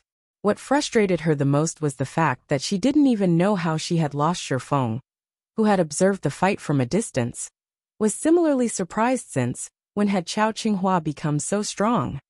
Thinking back to Chao Qinghua and his team's expressions, Shifeng finally understood why they had been so confident in Chao Qinghua's victory. Big brother Yifeng, do you know what sort of skill this Chao Qinghua used?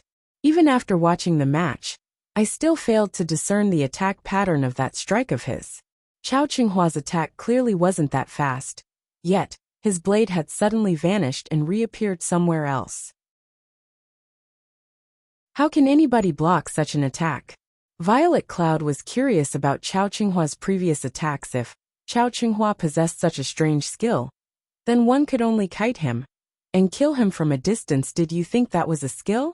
Shifeng chuckled. Was it not a berserker's skill? Violet Cloud asked, surprise filling her face. Shifeng shook his head, explaining, that isn't an in-game skill. Rather, it is a martial arts technique. A martial arts technique? Violet Cloud gaped. If anyone else had said these words, she would suspect that they were boasting. However, if they came from Shifeng, they must be true. Chao Qinghua used a technique similar to rock paper scissors, using scissors before he took action. Zhao Yueru, upon noticing Chao Qinghua was about to use scissors, naturally chose rock. However, before the two clashed, Chao Qinghua suddenly changed to paper. So Chao Qinghua won, while Zhao Yueru could not figure out how Chao Qinghua had used paper. That's the general idea of this technique. Although it sounds easy theoretically, it is actually quite difficult to pull off. One needs to have learned omnivision and carefully observe their opponent. However, I'm not referring the ordinary observations we make. One needs to see the whole picture, looking at everything objectively without bias to gain insight into the enemy's actions. When Chao Qinghua had attacked earlier, he had analyzed Zhao Yueru's actions, her body's movements, defensive positions, everything. Hence, when Zhao Yueru was about to defend herself, Chao Qinghua changed the trajectory of his attack, striking Zhao Yueru's blind spot. By the time Zhao Yueru reacted, she had already taken damage. Of course, when Chao Qinghua swung his greatsword, he had also used a technique called second acceleration. When he swung his greatsword, he had not attacked with his full power, using only around 40%. Only when he changed his attack's trajectory did he use his full power. Such a sudden acceleration leaves an afterimage, causing one to think that the greatsword still followed its original trajectory. So when you saw Chao Qinghua's sword suddenly vanish, what you actually saw was a false image produced by your mind. Zhao Yueru does not possess such combat experience, and she has no martial arts training. It is only natural that she lost. A realization struck Violet Cloud as she listened to Shifeng's explanation. After hearing Shifeng, Violet Cloud felt as if a door had opened within her, and she had discovered a whole new world beyond that threshold. So, players could use such techniques in battle. As Violet Cloud recovered from her shock, a new thought suddenly popped into her mind. Since Big Brother Yifeng can explain it in such detail, does that mean that Big Brother Yifeng knows how to do it as well? The thought excited the young cleric as Shifeng and Violet Cloud discussed the fight among themselves. The system revealed the next pair of combatants. Shifeng then shifted his gaze to the electronic display above the arena. Second match, Gentle Snow vs. Blackheart Arrow. Gentle Snow was a berserker, while Blackheart Arrow was a ranger. Comparing classes, berserkers were the more dominant of the two classes. Although rangers had some close combat capabilities, their advantage lay in their ultra-long-range attacks. They were more suited for fighting in jungles or forests. In this arena with limited space and no obstacles to use as a cover, rangers were at a disadvantage. Furthermore, Gentle Snow's techniques were stronger than Blackheart Arrow's despite being in such a disadvantageous position. However, Blackheart Arrow was still very calm. There was even a hint of scorn in his eyes, his gaze void of the respect he had shown Gentle Snow in the past when both fighters entered the arena. The countdown for the battle began. 5, 4, 3, 2, 1. Start. Blackheart Arrow immediately spun around and activated Wind Chaser, intending to increase the distance between him and his opponent. However, Gentle Snow's first attack stunned everyone present. Chapter 402. The Terrifying War Goddess. What is Gentle Snow trying to do? Everyone in the spectator stands was baffled. Even Zhao Yueru, who was very familiar with Gentle Snow, was dumbfounded by her friend's actions. Gentle Snow had thrown her blue greatsword the moment the battle started. Any player who lost their main weapons was tantamount to a beast without its claws and fangs. Yet, Gentle Snow took the initiative to discard her main weapon in order to attack her enemy. Berserkers were not ranged fighters. Although the greatsword she threw possessed some power, its attack pattern was very straightforward. The greatsword was not very fast, so players could easily dodge it. Meanwhile, if Gentle Snow lost her main weapon, she could not attack or defend. If she relied solely on a berserker's mobility and dodging capabilities, an expert ranger like Blackheart Arrow could defeat her effortlessly. Zhao Yueru's loss had already forced Gentle Snow to the edge of the cliff, and she could not afford carelessness in the second match. If Gentle Snow lost her match as well, their hopes of victory would be dashed. It seems that Zhao Yueru's loss was quite a blow to Gentle Snow. Why is she acting so impulsively? Many of the elders who silently supported Gentle Snow lamented at this sight before this battle had even begun. The victor of both this match and this competition had been determined. If even Gentle Snow lost, the other members of her team didn't have a prayer. The only person who had a chance at victory was Fierce Snake. However, Chao Qinghua still had Nimble Snake and Soaring Snake fighting for him. As for War Wolf, even Chao Qinghua treated the shield warrior respectfully. The man must be astonishingly powerful in the arena. Blackheart Arrow discovered the blue greatsword soaring towards him. He grinned. Gentle Snow, you're seeking death. Don't blame me for being merciless. Blackheart Arrow immediately adjusted his footwork. Sidestepping, he twisted slightly. His movements were incredibly subtle, and his dodging techniques were reminiscent of a martial arts master. In the next moment, Gentle Snow's blue sky flew past Blackheart Arrow, missing his side by a few centimeters. At this moment, Blackheart Arrow revealed a savage expression. Whenever he had fought Gentle Snow in the past, the latter would always beat him into a pulp. Even today, he was not absolutely confident that he could triumph over the Snow Goddess. However, she had foolishly thrown her great sword, assuming that he couldn't dodge it.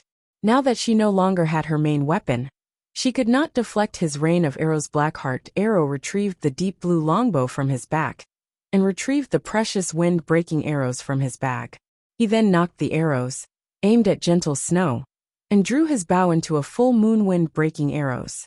There was also an additional knockback effect when the arrow hit its target. Furthermore, the bow Blackheart Arrow used, Blue Wings, had an effect that increased an arrow's speed by an additional 15%. Compiling both of these effects, even an agility-focused assassin would struggle to dodge his attacks. At most, they could use their weapons to deflect the arrows. Previously, Blackheart Arrow had tested the wind-breaking arrows with Nimble Snake. Within 20 yards, even with Nimble Snake's skills and extremely fast reaction speed, he could only use his daggers to defend himself against the arrows. Hence, there was no way a low agility and unarmed berserker could protect herself from them. This was one of the reasons why Blackheart Arrow was confident that he would defeat Gentle Snow. Just as Blackheart Arrow was about to fire 3 wind-breaking arrows at Gentle Snow, the Snow Goddess suddenly revealed a faint smile. Watch how I'll get rid of. Ah! Blackheart Arrow suddenly felt a sharp pain in his back, and he plunged face first into the ground. A damage of -1,342 appeared above his head, his HP decreasing by almost half. Blackheart Arrow's mind was blank as his body fell to the ground. What happened? Hadn't he been the one attacking? How had he fallen? There was even an additional heavily injured debuff on him now. His movement speed and attack speed had decreased by 20% for 6 seconds. Moreover, By the time he looked up, the blue greatsword Gentle Snow had thrown had somehow returned to her, and the berserker was charging at him. Wasn't that death throw? When did Gentle Snow learn it? Moreover, the skills level has actually reached tier 1. Is it an innate skill of her weapon? With his wealth of experience, Shifeng had immediately discerned the skill Gentle Snow had used. Death throw was not a skill unique to berserkers. Rather, it was a special skill with a 2-staged attack. Those unaware of this skill would simply think that Gentle Snow had thrown her weapon. However, death throw basically made her weapon boomerang. Normally, after players dodged the first attack, they would launch a counterattack, failing to notice the second attack from behind. Moreover, death throw's second attack contained far more speed and destructive power than the first. At tier 0, death throw would inflict a heavily injured debuff upon hitting the target. It was even more powerful at tier 1. This 2-staged attack fooled many players, and as a result, they would lose their lives. Blackheart Arrow knew that he was in danger at the moment. However, Gentle Snow was still more than 10 yards from him. Hurriedly, he climbed up from the ground, intending to escape while firing the wind-breaking arrows at Gentle Snow, knocking her back. However, the moment Blackheart Arrow stood, he suddenly discovered Gentle Snow slashing down her blue greatsword despite the distance between them. In the next moment, over a dozen blue wind blades flew towards him. With both his movement speed and attack speed reduced, Blackheart Arrow would have a difficult time blocking or dodging. The ranger immediately released an angry bellow, intending to activate a life-saving skill, backward jump. However, why can't I use any of my skills? Blackheart Arrow discovered that he could not use backward jump. He then looked at the blue wind blades that were suddenly before him, crying out in confusion, "Shwa! Shwa! Shwa!" The dozen or so wind blades shredded Blackheart Arrow's body, and damages over -300 appeared above his head, one after another. In the end, his HP fell to 0. As the ranger's body transformed into particles of light, a deep blue longbow had been left behind in his place. Victor of the second match, Gentle Snow. Chao Qinghua, his teammates, as well as the elders of Ouroboros standing at the spectator stands, were dumbfounded. Gentle Snow had only used 2 moves to defeat Blackheart Arrow, Ouroboros' third branch leader. It was simply unbelievable. Is this her true strength? Chao Qinghua watched Gentle Snow's figure as she departed from the arena with a grim expression. Fortunately, Gentle Snow's opponent had been Blackheart Arrow, the weakest of the 5 on Chao Qinghua's team. If she had fought anyone else this round, Gentle Snow might have had a chance of becoming the victor of this competition, and the guild leader of Ouroboros' big brother Yifeng. Big Sis Snow is so amazing. She took out an expert with just 2 moves. Violet Cloud exclaimed with awe. Indeed. Shifeng nodded, smiling faintly. Blackheart Arrow did not know that, if struck by the tier 1 death throw, players would also suffer a silence effect, which prevented them from using any skills for a short time. This was why the skill was known as the death throw. Gentle Snow's brilliant victory had undeniably increased the morale of her team. They now only needed to win 2 of the 3 remaining matches. Moreover, Gentle Snow's intense domination had given the opposition some pause. Just as Zhao Yueru and Fierce Snake celebrated Gentle Snow's victory, the next combatants were announced. Chapter 403, Boiling Fury. Chao Qinghua's team, who had fallen silent due to Gentle Snow's display, suddenly smiled upon seeing the names for the third match, Fierce Snake vs. War Wolf. Fierce Snake was a berserker, while War Wolf was a shield warrior.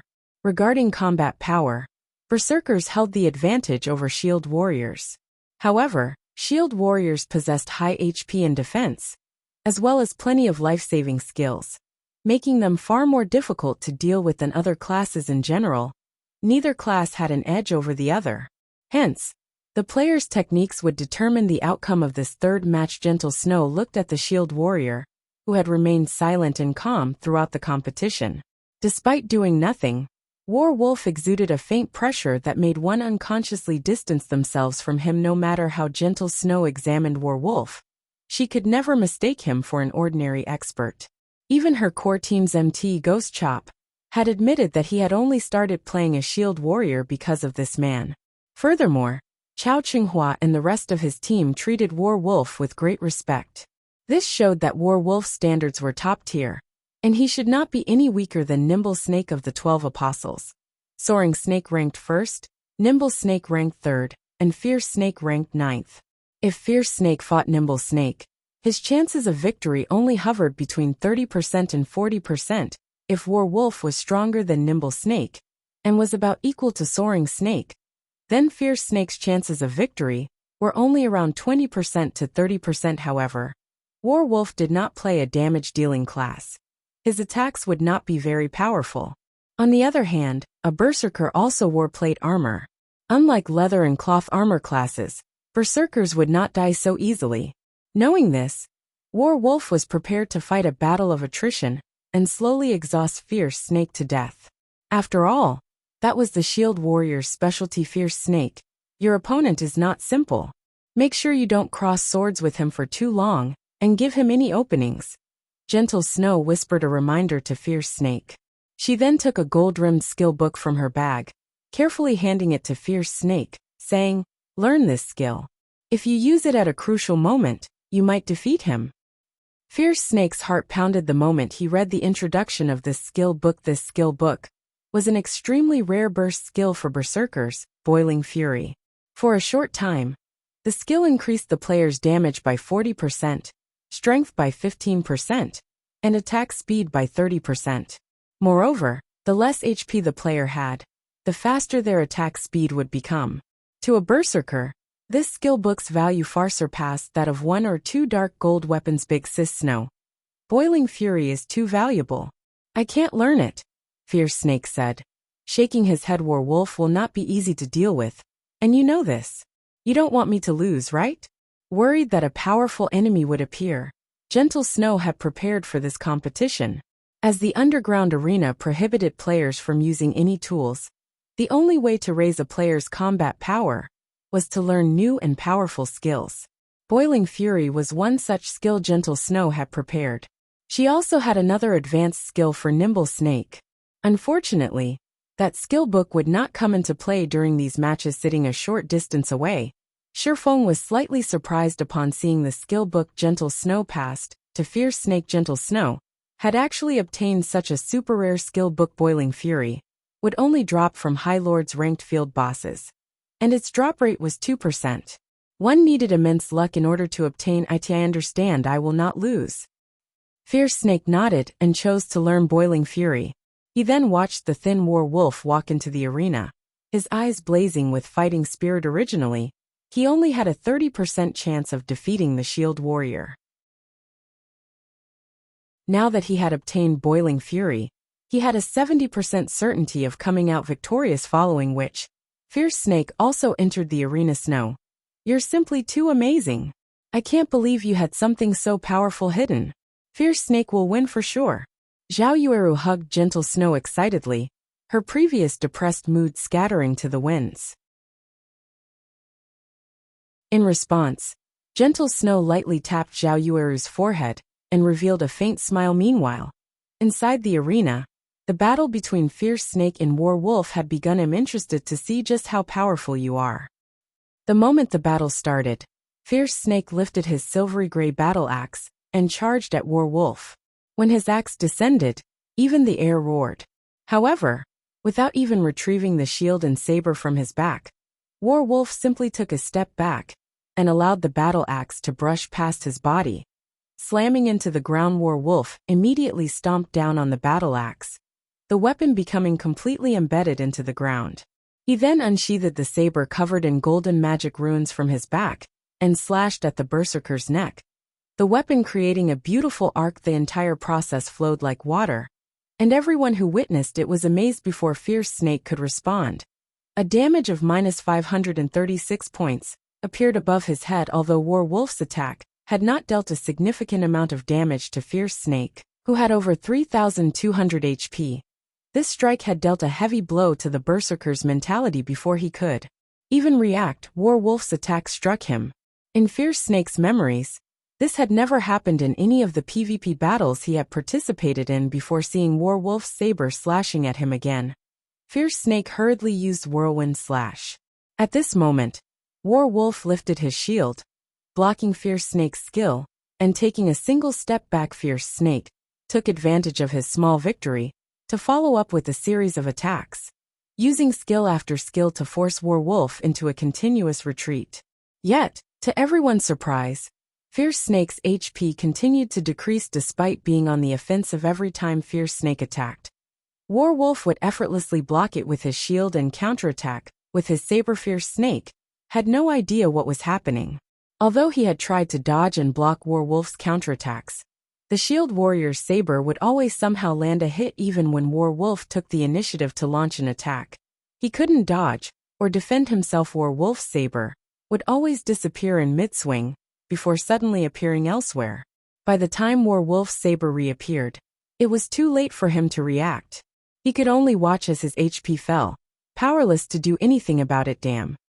Seeing that he had less than 1,000 HP remaining, Fierce Snake gritted his teeth and activated Boiling Fury. At this point, if he hesitated to activate Boiling Fury, he would die in a few moments. However, even after activating Boiling Fury, Fierce Snake was no different than a baby swinging a large axe to War Wolf. This time, the Shield Warrior did not even bother to use his shield and relied on his reflexes to dodge every one of Fierce Snake's attacks. It looked as if Fierce Snake's axe actively avoided War Wolf as the weapon brushed past him, never hitting his body. Fierce Snake nearly crumbled. This scene dumbfounded both Gentle Snow and Zhao Yuer. They were familiar with Fierce Snake's strength, yet War Wolf could toy with him so effortlessly. Even Gentle Snow admitted that she was not capable of such a feat. Just who is he? Gentle Snow could not believe her eyes. Chao Qinghua had actually found someone so impressive. Most likely, only Zero Wings Guild leader, One Hit Azura Black Flame, could contend with such a powerful expert inside the arena. War Wolf walked up to Fierce Snake, utterly relaxed. After swinging his saber twice, Fierce Snake's body fell to the ground, reluctance and frustration filling his face. Their strengths were on different levels entirely. Gentle Snow has definitely lost. The difference between our external player and hers is like heaven and earth. However, this is fate. Not everyone has the chance to connect with such an expert. If Chao Qinghua becomes the guild leader, he might be able to invite more experts into our guild. This would benefit the guild's future development. The elders seated in the spectator stands expressed their admiration of War Wolf's performance. They began to anticipate the future of the guild. As for Gentle Snow, they no longer expected anything of her.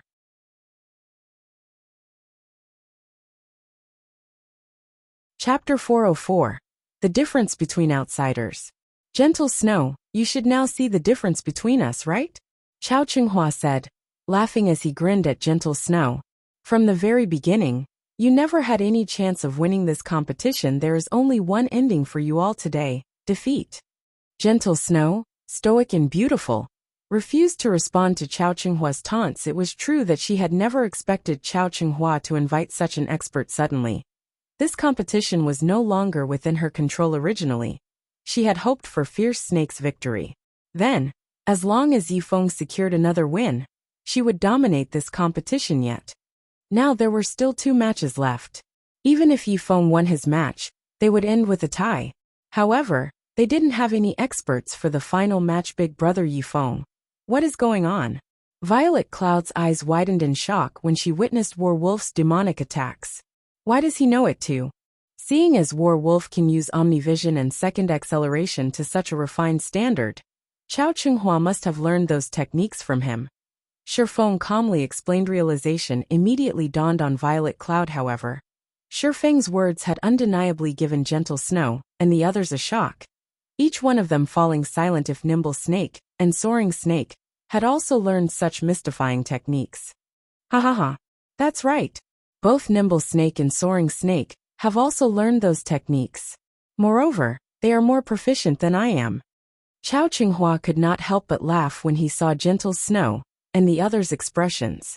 Gentle Snow, you understand now, right? You have no chance of winning this competition.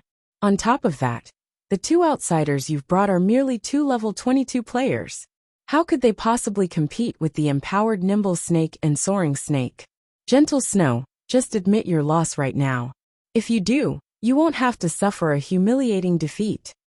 At this time, both Nimble Snake and Soaring Snake shifted their gaze to Shifeng and Violet Cloud, disdain filling their eyes. How boring.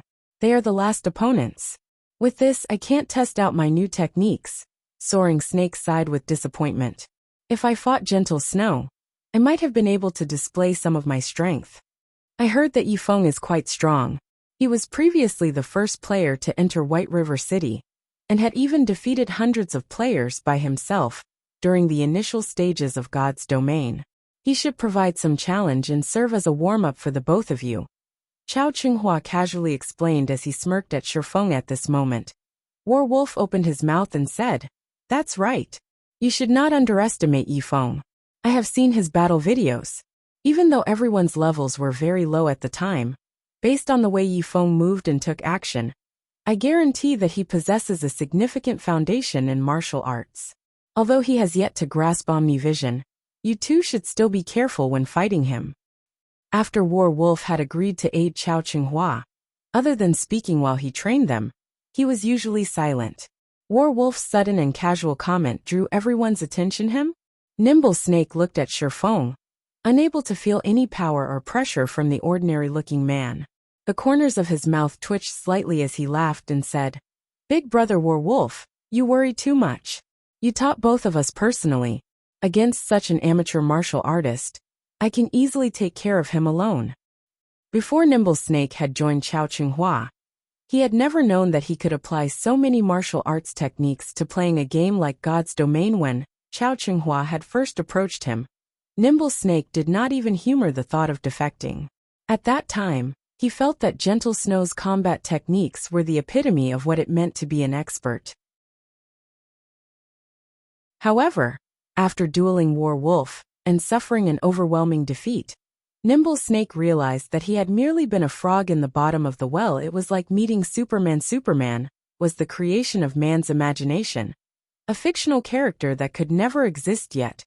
Reality suddenly revealed that such fictional characters actually existed. This revelation had shaken Nimble Snake's beliefs. Hence, Nimble Snake had joined Chao Qinghua's side without hesitation and received special training from Warwolf. After spending a lot of time and effort, he finally grasped the technique called Omnivision. After grasping Omnivision, Nimble Snake finally realized how huge of a gap there was between him and Warwolf. If Gentle Snow was the peak of mortals, then after grasping Omnivision, Nimble Snake had exceeded mortal standards. The two were on entirely different levels. Top-tier experts. Great experts.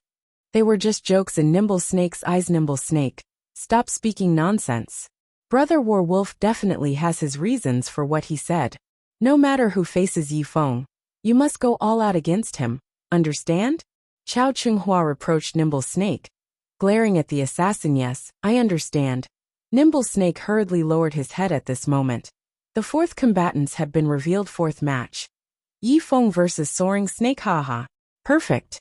Since Big Brother Warwolf said to be careful of Yifeng, then I'll use him to test my new skills and see just how much I have improved. Soaring Snake walked into the arena excitedly. Soaring Snake was not a brawny man. On the contrary, he was very lean. However, although he was thin, his muscles were packed with explosive power like a cheetah's. Out of everyone in Chao Qinghua's team, Warwolf was the most optimistic about Soaring Snake. Not only did he possess the highest talent for combat, but the speed at which he learned also left everyone speechless. He had only taken half the time to learn Omnivision. Moreover, he was a natural-born fighting maniac under Warwolf's tutelage. Soaring Snake had developed with unimaginable speeds, and right now, he was definitely the #1 powerhouse in all of Ouroboros. If not for Chao Qinghua's wish to hide Soaring Snake's strength, the latter would have long since made it on the God's Domain experts list. Yifeng, how confident are you? Gentle Snow suddenly asked as Shifeng was about to enter the arena. If you don't feel confident, just admit defeat. You are Zero Wing's backbone. It would not be beneficial for you to lose a level here. This competition was a miscalculation on my part. I never expected that Chao Qinghua had such a monster on his team. Not only is he a powerful fighter himself, but he has also enhanced Soaring Snake and Nimble Snake's strength. As for the losses you have suffered by joining me, I will pay 5 million credits. In Gentle Snow's opinion, Yifeng was undoubtedly stronger than Soaring Snake. However, after finding out that Soaring Snake had completely changed, even Gentle Snow didn't think that she had much of a chance against him. Meanwhile, how much stronger could Yifeng possibly be? A promise is a promise. Since Miss Snow has already invited me here, and I have agreed to help, how could I possibly flee without a fight?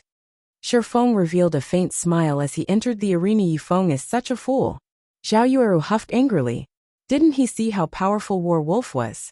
Since War Wolf guided and taught Soaring Snake, even if he is not on par with War Wolf, he is probably not too far behind. Yifeng is just trying to die. Alright Yueru, everyone has their own bottom lines and styles of conduct. It is my fault for telling Yifeng to give up without a fight. Gentle Snow placated Zhao Yueru. She then shifted her gaze to Shifeng inside the arena. A mix of feelings filling her heart, however.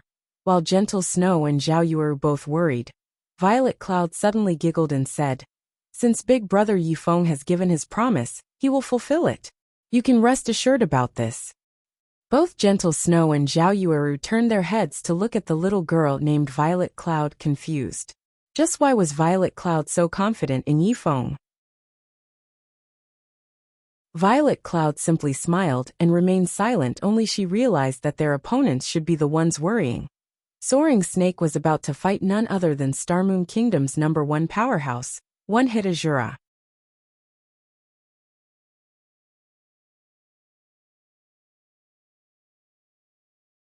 Suddenly, silence overtook the arena facing Shifeng. Soaring Snake stumbled like a frightened bird, abruptly halting his steps. Not even Soaring Snake understood why he had suddenly stopped after regaining his composure. He resumed his charge at Shifeng. "Your courage is commendable." Shifeng smiled faintly and nodded. Although Shifeng's voice was soft, Soaring Snake, with his acute 5 senses, could hear Shifeng's words clearly. Rage instantly burned in his heart. Activating Wind Blade, his speed increased once more as he slashed at Shifeng. However, the moment Soaring Snake was within range, Shifeng struck his adversary with even greater speed. Shifeng's sword was as fast as lightning, reaching Soaring Snake in no time at all. Just as the abyssal blade was about to slice open Soaring Snake's neck, something strange occurred. The sword, which should have originally cut Soaring Snake, struck only air. Meanwhile, Soaring Snake's upper body completely vanished from Shifeng's sight. Taking a closer look, Soaring Snake had actually reclined his body to evade Shifeng's fatal strike. A pity. Soaring Snake revealed a malevolent smile before Soaring Snake had even finished speaking. His 2 swords flew toward Shifeng's sides. His angle of attack was extremely complex and prevented Shifeng from dodging. With no better choice, Shifeng activated Defensive Blade to block the 2 attacks. He then took the chance to distance himself from Soaring Snake. What is going on here?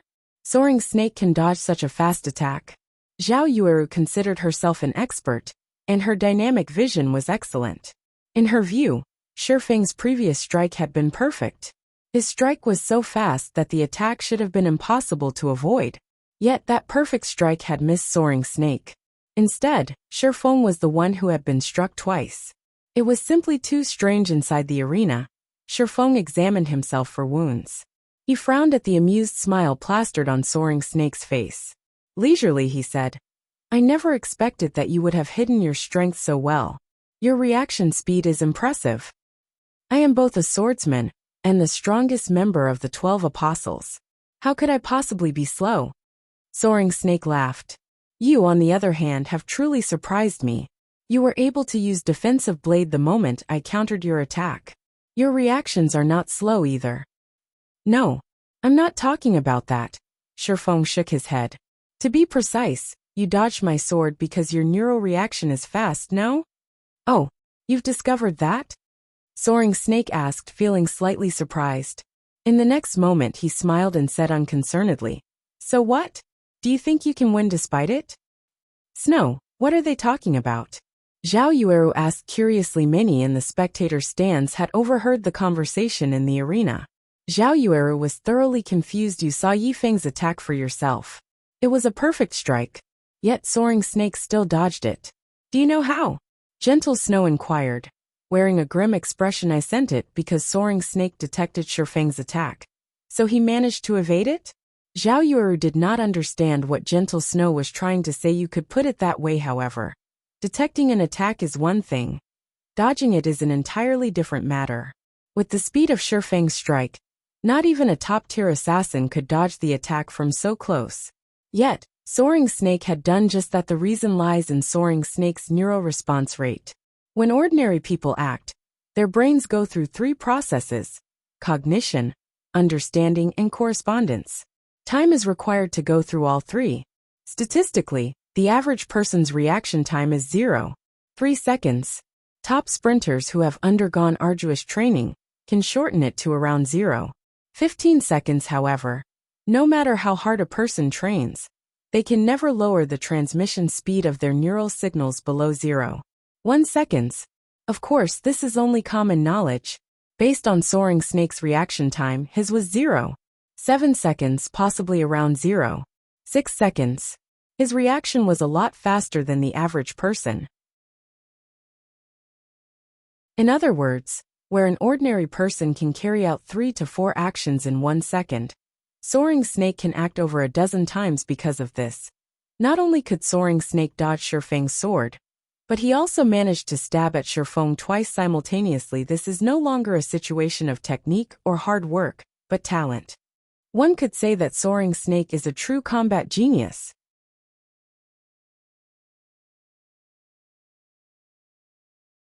Chapter 406, Rapid Showdown. Zhao Yueru was speechless upon hearing Gentle Snow's explanation.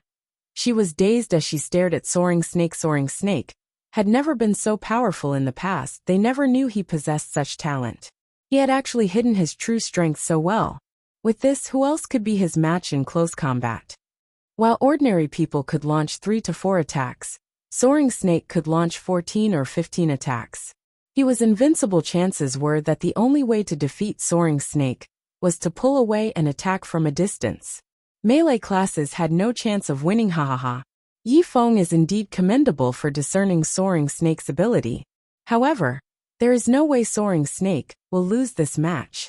A huge smile appeared on Chao Qinghua's dignified face. As long as Soaring Snake won this match, this competition would come to an end. Meanwhile, he would officially take hold of the position of guild leader. Everything was going exactly as he had expected. I was just warming up. If I take this fight seriously, I will only become faster.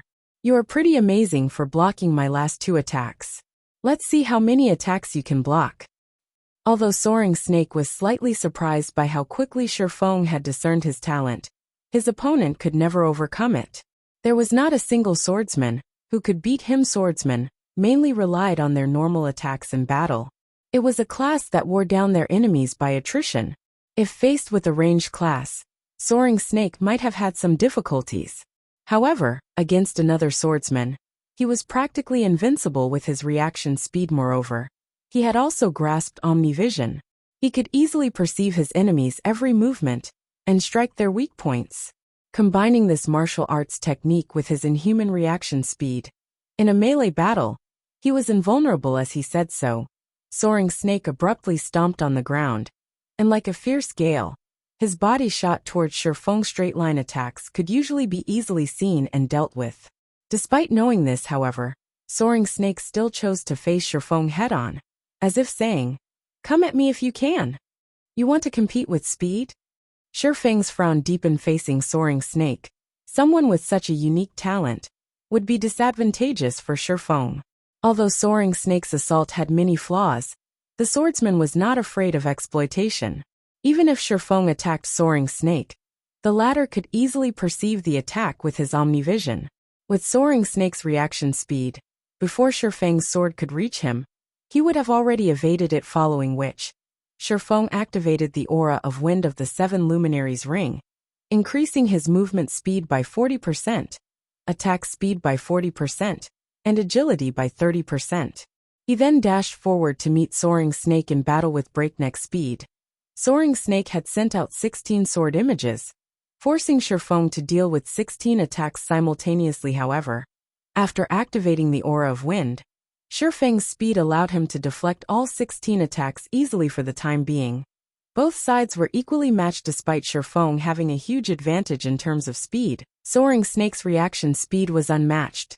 Even if Shifeng's attacks were faster, Soaring Snake could respond instantaneously. The clash of metal resounded relentlessly throughout the arena, the noise reaching deafening levels.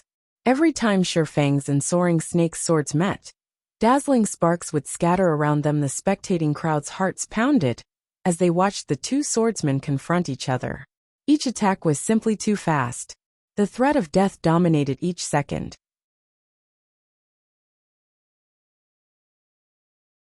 The slightest mistake would determine victory or defeat Yi Feng is this strong.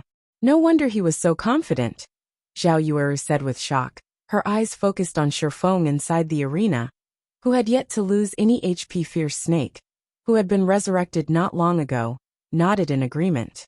In such a furious showdown, he might not last even 2 seconds before suffering defeat. Of course. Big brother Yi Feng is very strong. Violet Cloud giggled. What a joke. How could the publicly acknowledged #1 expert of Star Moon Kingdom, one-hit Azura, lose just because the opponent possesses a special physique? Fine. Your big brother Yi Feng is the most amazing. Zhao Yueru was also relieved upon seeing Shifeng's performance. If Shifeng lost this match, today's competition would end. Meanwhile, Chao Qinghua's team was also greatly shocked by the battle happening before them. Soaring Snake was Ouroboros's undisputed #1 expert. Yet, an unknown player like Yi Feng could match him evenly. That Yi Feng is amazing. He is actually able to cope with Soaring Snake's violent offensive. Even I can't last as long. Nimble Snake felt slightly surprised as he looked at the relaxed expression on Yi Feng's face. However, the result of this match will soon be determined, War Wolf suddenly said, smiling faintly. Big brother War Wolf, what do you mean? Nimble Snake asked curiously. Soaring Snake still hasn't used everything he has. He is simply probing Yi Feng at the moment. Didn't you see that Soaring Snake hasn't used second acceleration yet? War Wolf had the keenest eyesight among everyone present, and with just a glance, he could tell that Soaring Snake conserved a considerable amount of his strength. No wonder Yi Feng is still standing. Nimble Snake laughed as War Wolf and the others discussed the fight. Inside the arena, Soaring Snake suddenly retreated a few steps, pulling a small distance away from Shifeng. Meanwhile, Shifeng did not give chase. Instead, he silently observed the swordsman facing him. You have really surprised me. Ever since I learned Omnivision, you have been the first person who has lasted this long against me. How about it? If you join us, Big Brother War Wolf can help you become even stronger than you are now. As for the remuneration Gentle Snow has offered, I believe that Brother Chao will not hesitate to double that amount now that he has seen what you are capable of, Soaring Snake said, smiling at Shifeng confidently. Even with his inhuman reaction speed, Soaring Snake found it extremely difficult to counter Shifeng's attacks. Shifeng's strikes were simply too fast, so much so that, if he had not perceived the attack's trajectory beforehand, it would be impossible to dodge or block them. If the assassin Nimble Snake stood in his place, the battle would have ended long ago. Only a talented person like himself could possibly avoid Shifeng's attacks. Zhao Qinghua cannot afford to give me what I want, so just forget about it, Shifeng said, shaking his head. What a pity. Die then. Soaring Snake's smile instantly twisted into something sinister. In the blink of an eye, he launched 18 sword images, blocking all of Shifeng's paths of retreat. Although the 18 sword images did not appear to be fast, Shifeng knew that Soaring Snake was no longer holding back. Of these 18 sword strikes, Soaring Snake had applied second acceleration to every one when the 18 sword images were about to reach their mark. Shifeng simultaneously activated Purgatory Power, Windwalk, Wind Blade, and Wind Rider, and rather than retreating, he dashed forward to meet the incoming attack. Shifeng was like a phantom. In the blink of an eye, he had weaved through the gaps between Soaring Snake's sword images. When Shifeng and Soaring Snake collided, a silvery gray flash appeared on the latter's body. The time it took the two to cross swords was only an instant for some reason. However, an impressive gout of blood sprayed from Soaring Snake's body, splashing across the floor. Following which, Soaring Snake released an agonized scream as he tumbled to the ground. What happened? The crowd fell silent at this sudden development. Only the sound of Soaring Snake's scream echoed throughout the arena.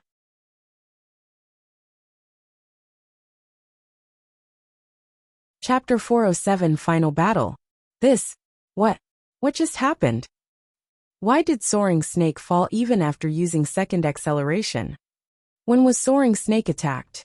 Chao Qinghua bellowed. Chao Qinghua simply could not believe what he had just seen. From his position, he could see the entire battle. Yet, he was completely clueless as to what had just happened between the two swordsmen. It was simply ridiculous. In fact, Chao Qinghua wasn't the only one confused. None of the spectators understood what had just happened. The crowd saw Shifeng dive headfirst into the Soaring Snake's sword images before he suddenly vanished. Before they realized it, Shifeng had already walked past Soaring Snake's body. Meanwhile, multiple sword wounds had appeared on Soaring Snake, blood gushing from those wounds. In this match, no matter how one looked at it, Soaring Snake had already obtained his victory. Yet, the true outcome of the battle was completely unexpected. For a moment, nobody could accept this reality as Soaring Snake's instructor. Warwolf was most familiar with Soaring Snake's strength.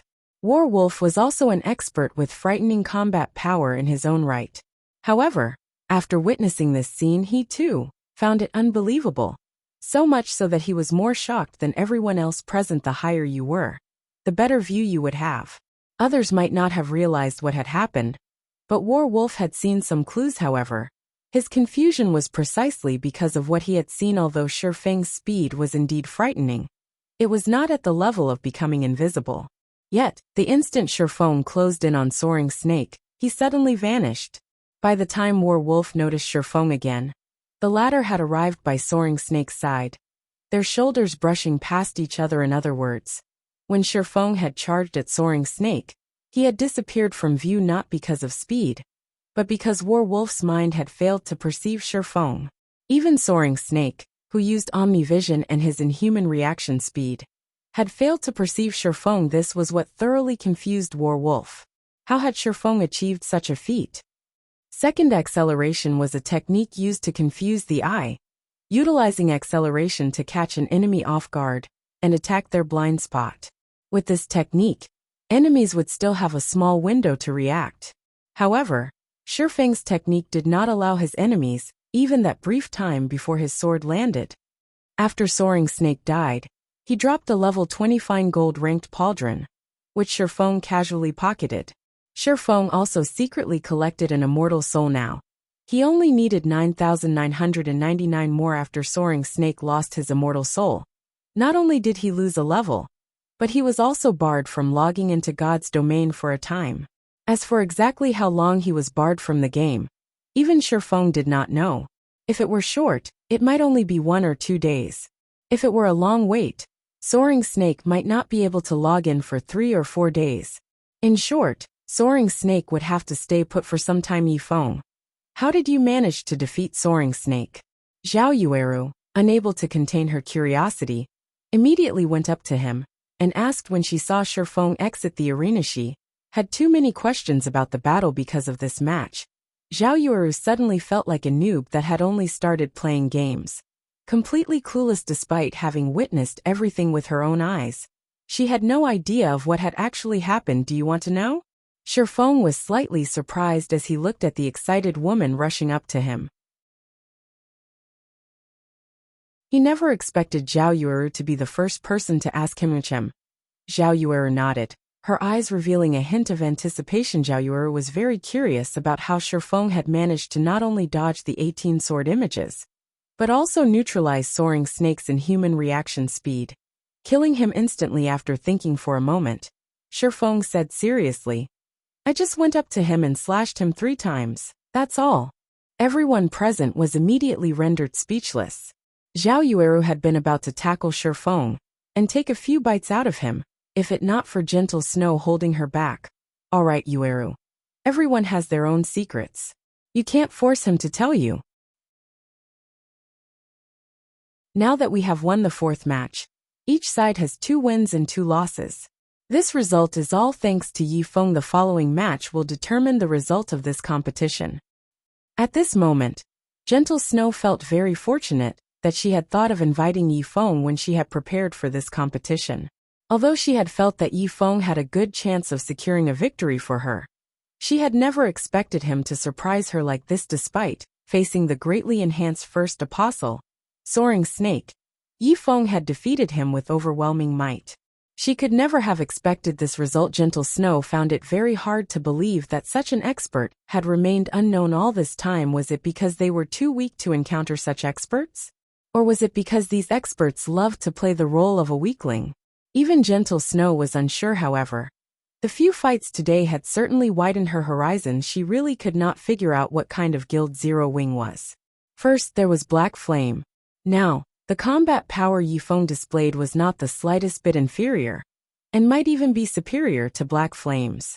Of course, Black Flame had never displayed his true strength to the public, so Gentle Snow could not be certain of who was stronger. Regardless though, the two of them were true monsters. Big brother Yi Feng, what's wrong? Violet Cloud could feel that something was amiss. The moment Shi Feng left the arena, he immediately sat down in the first row of seats. Now his forehead was covered with sweat. Shi Feng was obviously dispirited, and he seemed exhausted. It's nothing. The high-intensity battles simply exhausted my mental power. I'll be fine after a short rest. You should get ready for the next match, Shi Feng replied softly, not trying to hide his current weakness. Although he was exhausted right now, he brimmed with joy. Everyone had thought that he had defeated Soaring Snake effortlessly. In reality, however, it had not been easy to dodge the 18 sword images, while dealing a fatal blow if he had not been promoted to a Tier 1. Blade Saint with his attributes enhanced greatly, and his physical strength increased substantially. He might not have been able to use void steps in the exchange. Although Shi Feng had other methods to deal with Soaring Snake, he had chosen to take the risk, because he wanted to break through his personal barrier and improve himself further. Fortunately, his gamble succeeded under the immense pressure Soaring Snake had placed on him. Shi Feng had finally reached a breakthrough, and used footwork that he had never been able to use in the past. Void Steps. Void Steps was advanced footwork that allowed one to remove their presence from the opponent's mind. In the past, very few top-tier experts had successfully grasped such advanced footwork. As for Shi Feng, who had merely been a first-rate expert back then, he had only ever succeeded in his dreams. In order to learn this advanced footwork, Shi Feng had done countless research and trials. Yet he had never succeeded. This footwork possessed an extremely high requirement of a person's movement and breathing. It was not a technique that ordinary people could easily learn. However, Shi Feng's physique had massively improved after he had undergone his class change. His control over his body had also improved. In addition, he was currently playing the game through a virtual gaming cabin. Hence, Shi Feng had always thought of giving the footwork a try. Only he had never found the chance. Fortunately, Soaring Snake had created the perfect opportunity for him. With the threat of death looming, the pressure allowed Shi Feng to finally break through that unreachable barrier. Meanwhile, as Shi Feng was still feeling joyous over his own breakthrough, the fifth match of the competition had begun. Fifth match: Violet Cloud vs. Nimble Snake.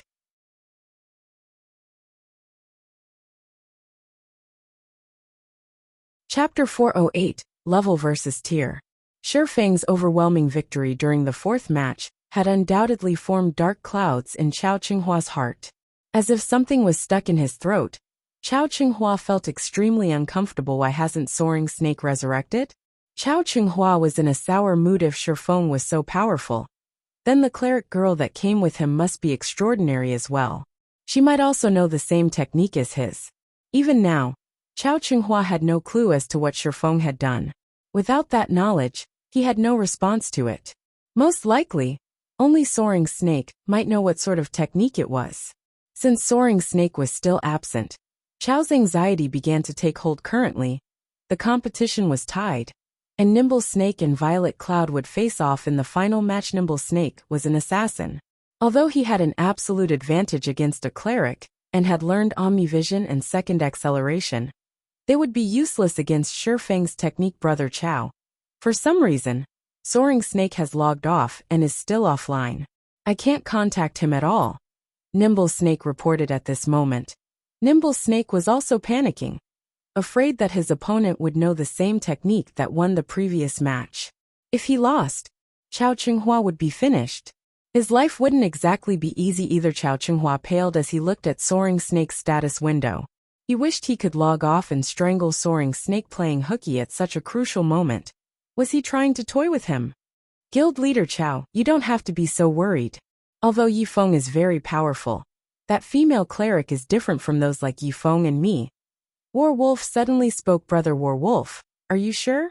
Chao hesitated. If Violet Cloud were not a martial artist like Yifeng and War Wolf, then even if she had powerful techniques, Chao Qinghua would have nothing to worry about. A cleric was still a cleric after allies. She does not have the unique aura that people like us possess. I guarantee it, War Wolf affirmed, nodding. Excellent. Chao Qinghua's face lit up with a relieved smile. He then shifted his gaze to the other team, muttering in a cold tone. Gentle Snow, oh gentle Snow. Although you invited an expert of such caliber, in the end, you are still a step behind Nimble Snake. Do not disappoint me. Brother Chao, rest assured. She is only a level 22 cleric.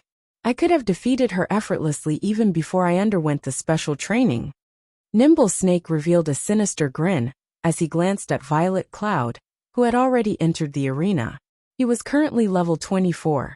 To an expert, an advantage of 2 levels made quite a difference, following which, Nimble Snake entered the arena as well. Meanwhile, seated in the spectator stands, War Wolf still appeared indifferent.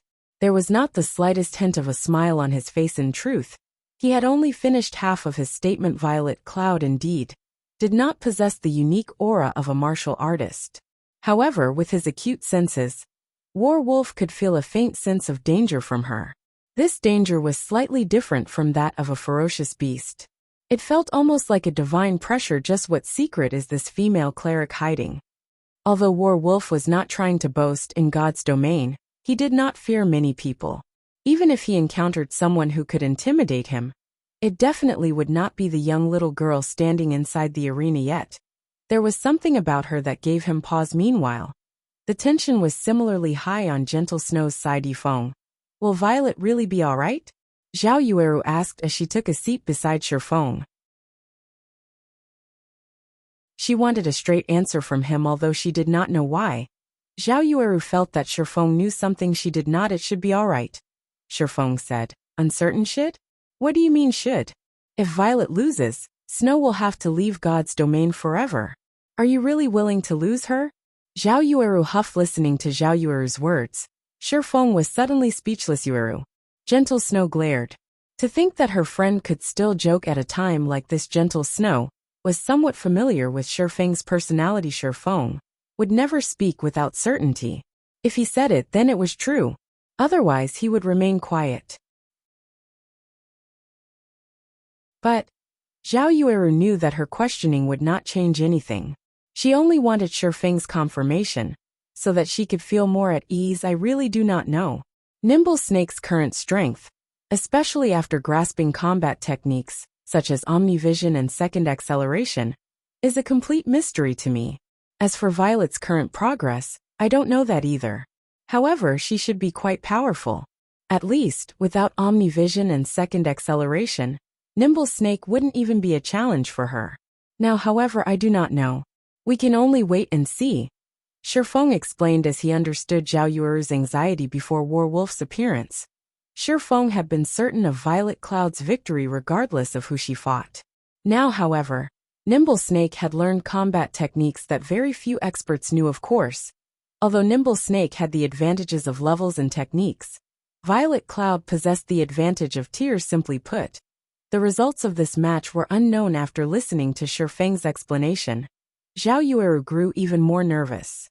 Wasn't that the same as saying nothing at all? Gentle Snow, on the other hand, was greatly surprised from Shifeng's words. Violet Cloud was actually superior to Nimble Snake. Nimble Snake had originally been one of the top combatants of Ouroboros, and even Gentle Snow could not obtain an easy victory if they fought. However, Shifeng was confident when he spoke. Thus, Gentle Snow believed him. Violet Cloud was only a young girl around 16 or 17 years old. How could she possibly be so strong? If Shifeng's statement was true, then there might still be hope. Moreover, Violet Cloud was a ranged class. She would have an easier time dealing with techniques such as omnivision and second acceleration. Suddenly, the countdown timer above the arena had ended immediately. Nimble Snake activated stealth and vanished. One had to admit that Nimble Snake was indeed one of the top combatants of Ouroboros. After entering stealth, all of his movements were silent. He was even stealthier than Absolute Heaven, and not even Shifeng, who watched from the spectator stands, could tell Nimble Snake's exact location. Time passed little by little. Other than Violet Cloud, there was nobody else visible inside the arena. However, Nimble Snake revealed no intentions of making a move. As a result, the atmosphere inside the arena grew tenser as more time went by. This was one of the methods often used by assassins. By doing so, they could instill paranoia in their target, exhausting their target's mental fortitude. As soon as their target relaxed, they would launch a fatal assault. Hence, many players despised dealing with assassins. After all, it was tiresome to remain on high alert for long periods of time. Hence, assassins had a natural advantage when fighting against all classes. That's quite some patience you have there, little girl. We'll see how long you last. The moment you relax will be the moment you die. At this moment, Nimble Snake stood only 10 yards away from Violet Cloud. To an agility-focused assassin, an instant was all that was necessary to cross that distance.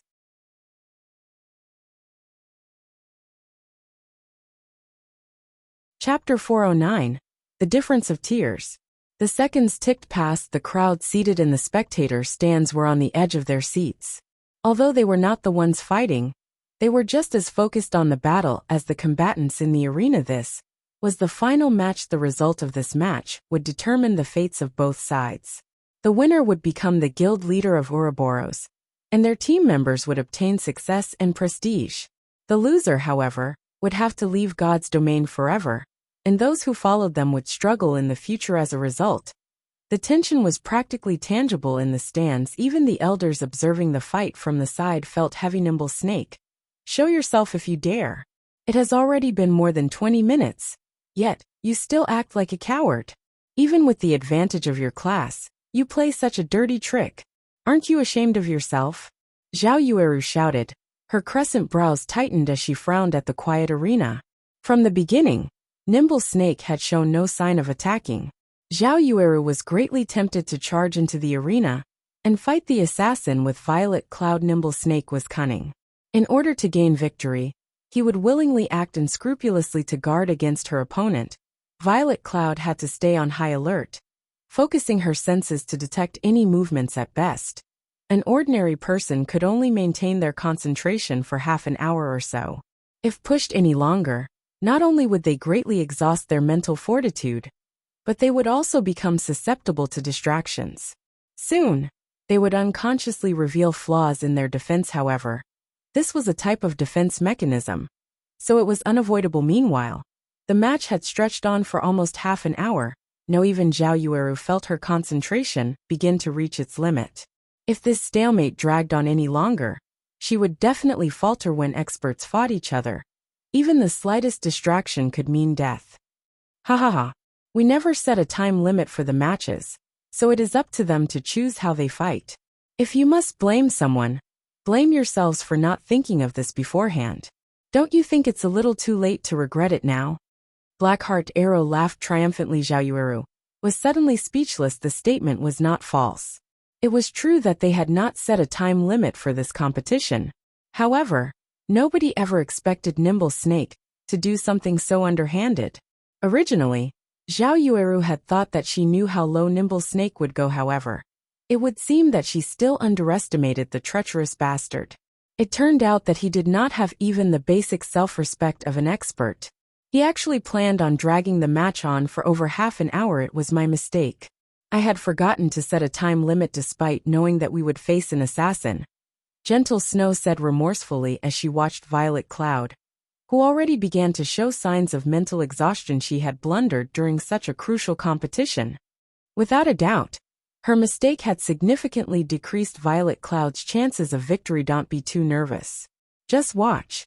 I believe that Violet Cloud knows what to expect, Shifeng advised, his gaze fixed on his guildmate as well. But relax.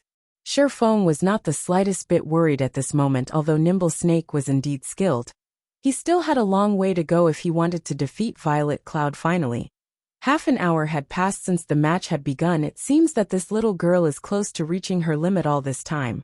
Nimble Snake had carefully observed Violet Cloud from a distance. In reality, he had plenty of chances to make his move during this half an hour. However, he resisted.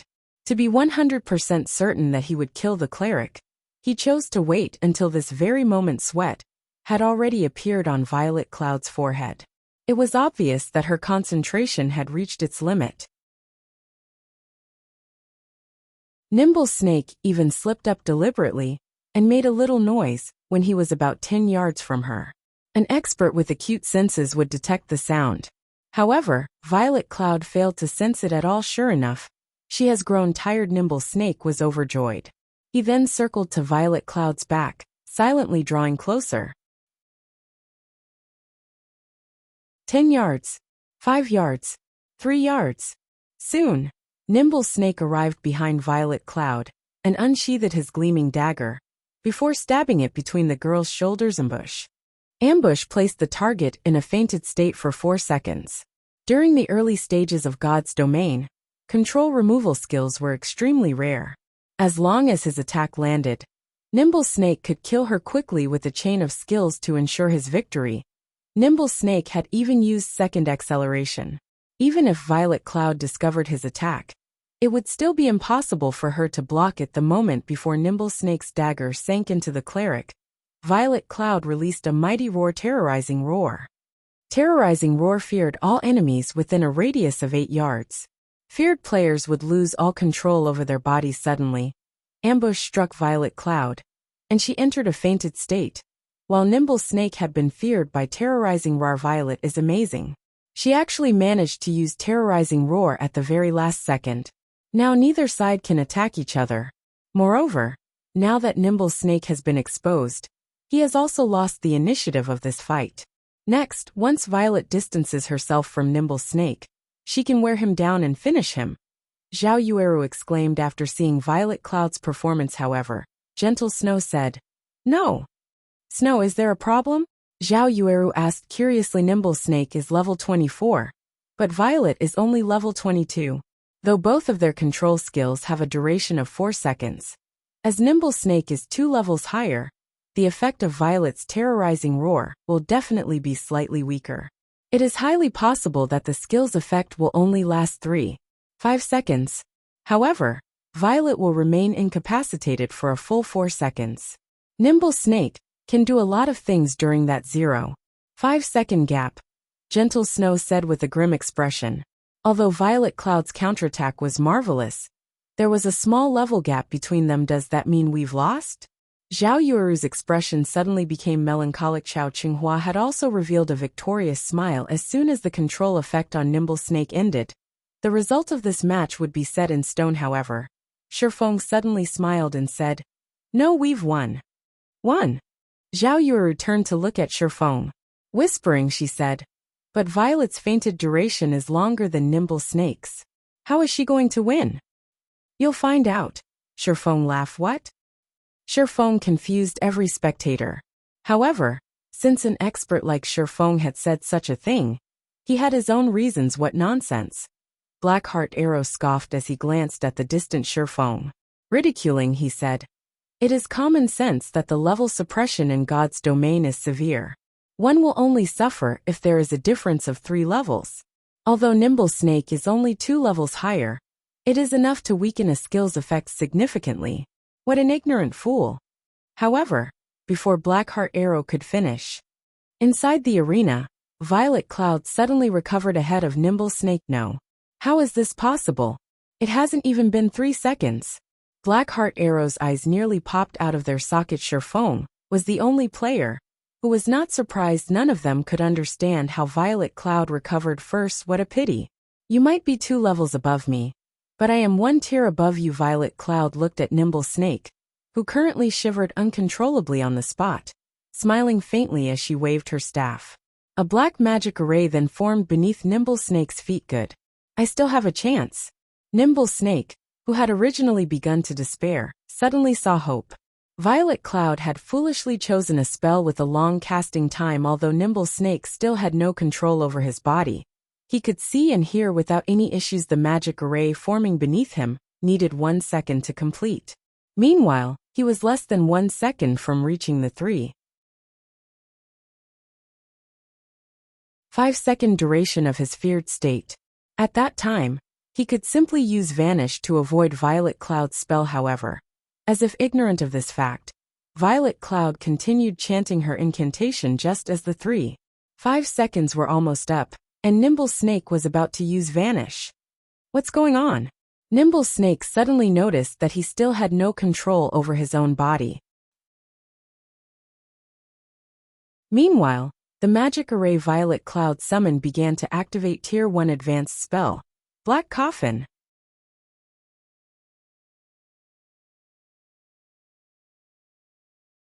Chapter 410, Unpredictable Astromancer. What's going on with Nimble Snake?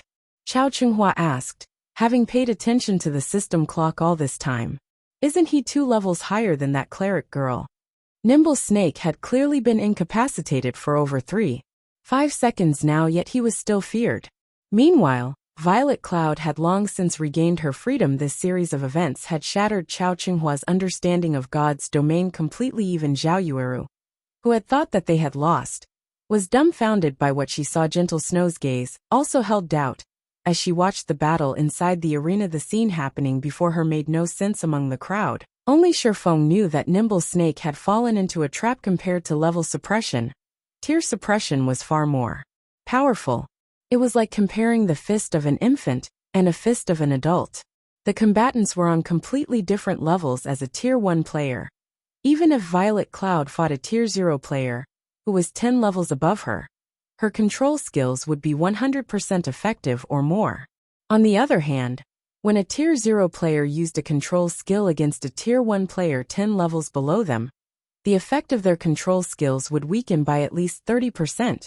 This was the harsh reality of gap in tiers. This was why high-tiered players were so valuable and so overwhelmingly strong. Before anyone in the spectator stands could properly analyze the situation, Violet Cloud sealed her opponent inside a dark and silent barrier. Nimble Snake felt as if he were locked inside a huge coffin. This barrier stunned the watching crowd. Except for Shifeng. Of course, nobody knew how powerful this black coffin was, and they did not know what was special about it. However, every player present was an expert, and when the crowd looked at the pitch-black barrier, they felt their souls tremble with fear. The black coffin was like a giant beast, and only death awaited those who were devoured. After trapping Nimble Snake inside the black coffin, Violet Cloud immediately distanced herself from it. The black coffin would gradually dissipate after 3 seconds. By the time it vanished, Violet Cloud was already more than 20 yards away from Nimble Snake. Even if Nimble Snake wanted to launch a counterattack, he would find it extremely difficult to do so from such a distance. What's going on? Why didn't I receive any damage? Nimble Snake had originally thought he was dead for sure. After all, an advanced spell that took an entire second to cast must be frighteningly powerful. However, he was actually unharmed. Is it because of my level that the spell's damage was nullified? Or maybe this is only a control spell? Nimble Snake relaxed.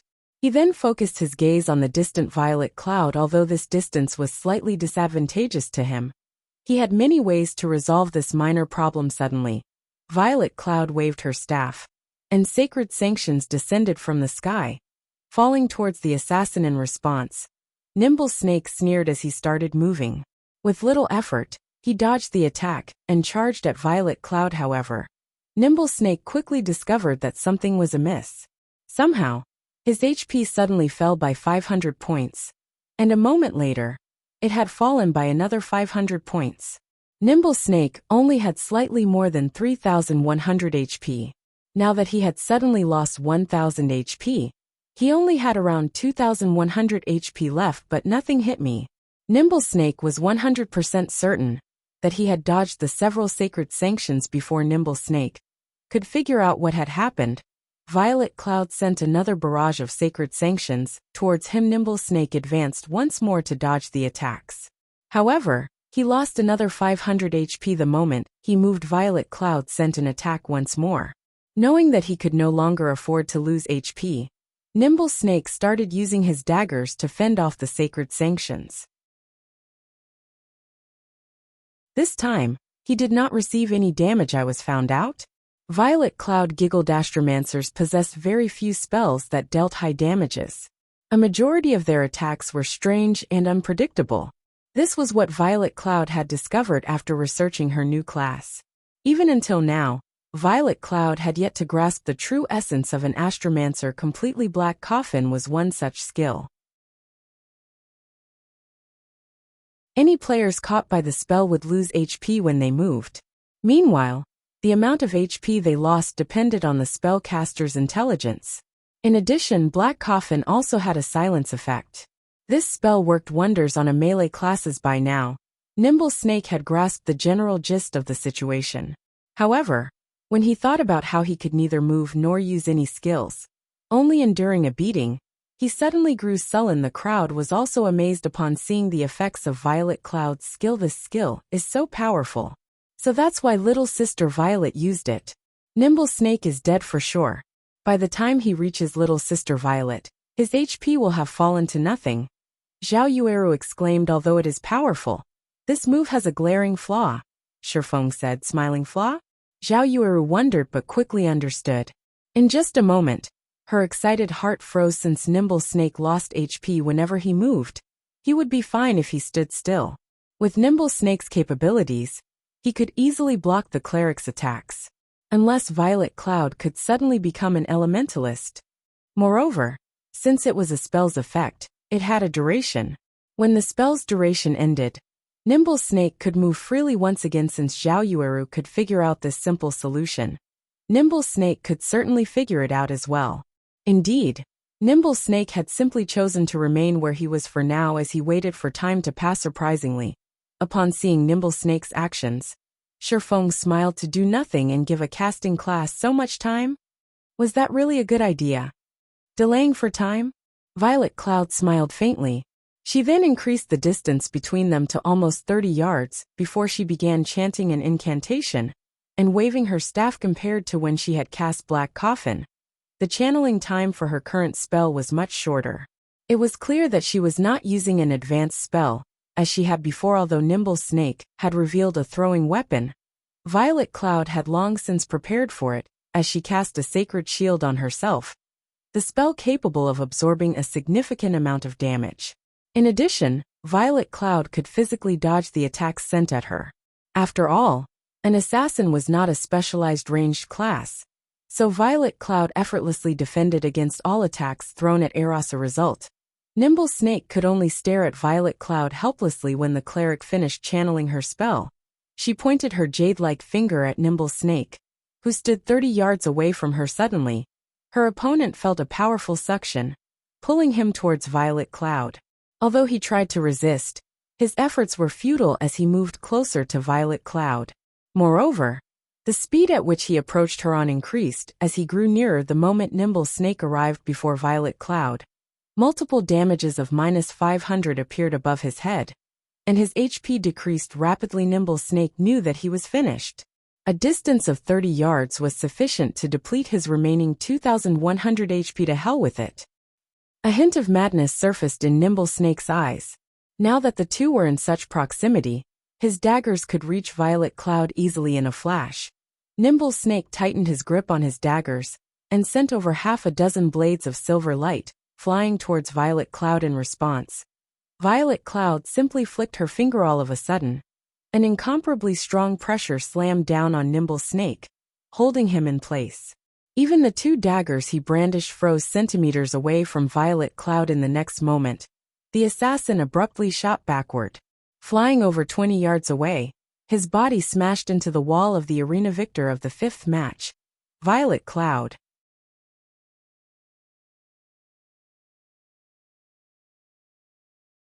Chapter 411 Victory and Defeat. Violet Cloud's easy victory had rendered everyone speechless. Nimble Snake, one of the 12 apostles of Ouroboros, had been effortlessly manipulated, so much so that he failed to inflict even a single point of damage to a cleric. If this matter reached the public, nobody would believe it. We won? Although Zhao Yueru had prayed that Violet Cloud could win, she had not expected that the girl could so easily. However, Violet Cloud's skills were peculiar. It was especially true for her final skill. It had complemented Black Coffin perfectly, allowing the skill to display its full potential. Violet Cloud's and Yi Feng's combat styles were clearly different. Violet Cloud had not used any stunning attacks like Shifeng. Instead, she utilized her skills to their very limits. From beginning to end, Nimble Snake had no chance to employ his advantage of techniques. Violet Cloud practically had him in the palm of her hand this entire match. Regarding combat techniques, Zhao Yueru did not think that Violet Cloud was much stronger herself. Unlike Yi Feng and War Wolf, Violet Cloud's techniques were not at an unreachable level. Only, the skills Violet Cloud possessed were simply too powerful. Despite Nimble Snake's techniques being far superior, he still lost in the end. Yi Feng, is she really a cleric? Although Gentle Snow rejoiced, she was also incredibly curious. She refused to believe that a cleric could possess such powerful skills. Moreover, from the looks of it, Violet Cloud's basic attributes were significantly higher than Zhao Yueru's. Yes and no, Shifeng said, smiling. He could guess what was going through Gentle Snow's mind right now. What do you mean? Zhao Yueru piped in. Violet has already class changed from a Tier 0 cleric to the Tier 1 hidden class, Astromancer. Not only does she possess the inherent skills of a cleric, but she also possesses the skills of an Astromancer, Shifeng explained slowly. Meanwhile, she defeated Nimble Snake, just now using the Tier 1 legacy skills of an Astromancer. As for the might of those skills, you've seen them for yourselves. Tier 1 class? You're saying that Violet has already obtained her Tier 1 class? Zhao Yueru's little mouth gaped, her eyes filled with disbelief as she looked at the girl smiling happily beside Shifeng. Tier 1 class. This was a completely unknown concept to God's Domain's current players. Though as an expert, she knew that a Tier 1 class was stronger than a Tier 0 class. However, the class change quest was cumbersome. Not only would it be time-consuming, but the quest also quite difficult. As a result, she had chosen to focus on her level first. However, she never imagined that there would be such a huge gap between a Tier 0 and a Tier 1 class. So, this is the gap between a Tier 0 player and a Tier 1 player?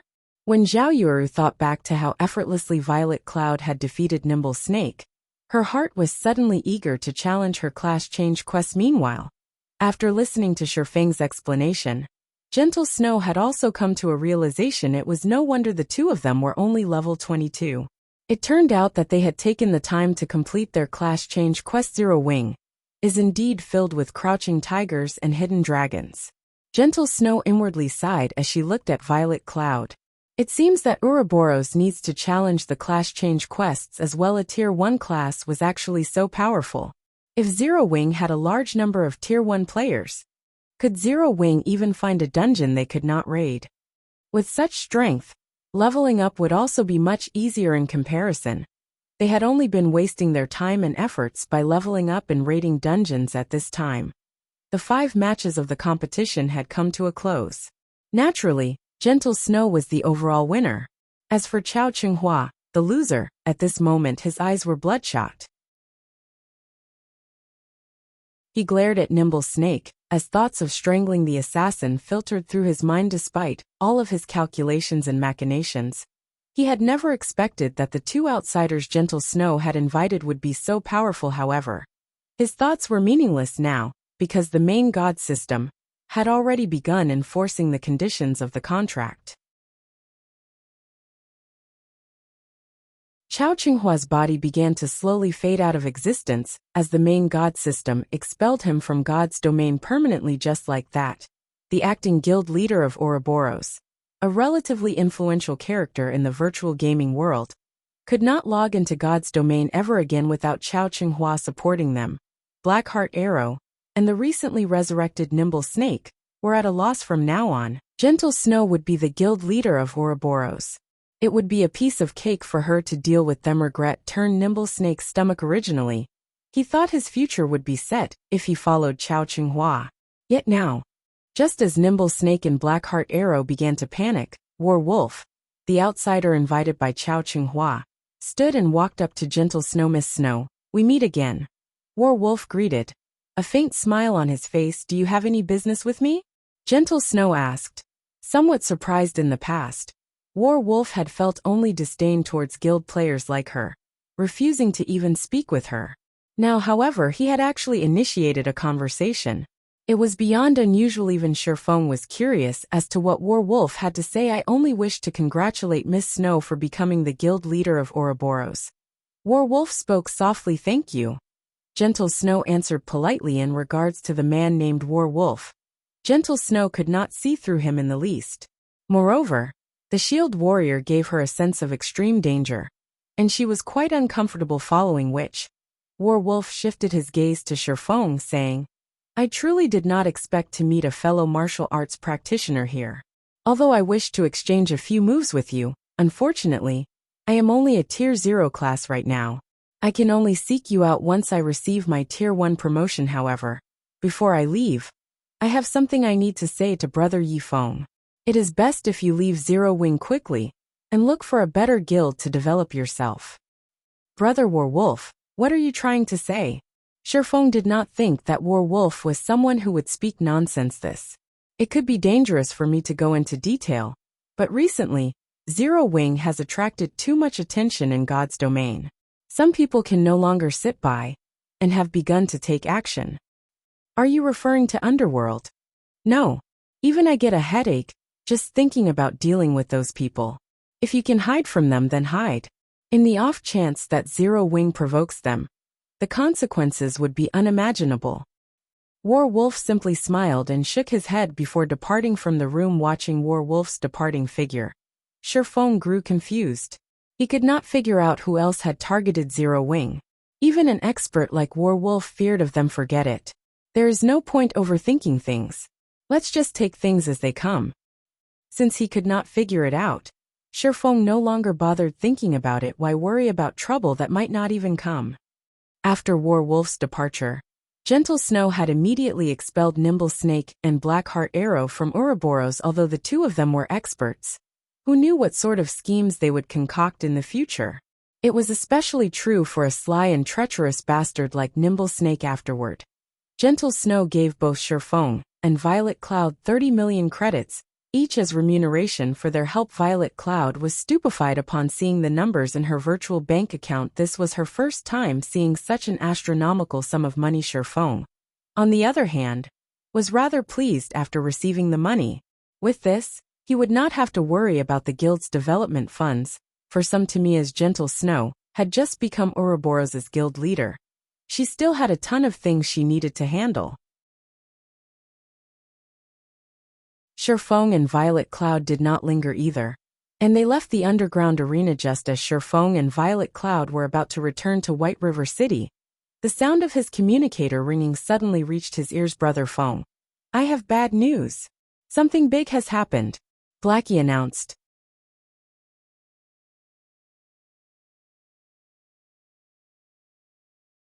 Chapter 412. Great Lord. Relax, slow down. Shifeng said. Blackie wanted to calm down, but he couldn't contain his panic after surviving something so intense. Brother Feng, listen to me.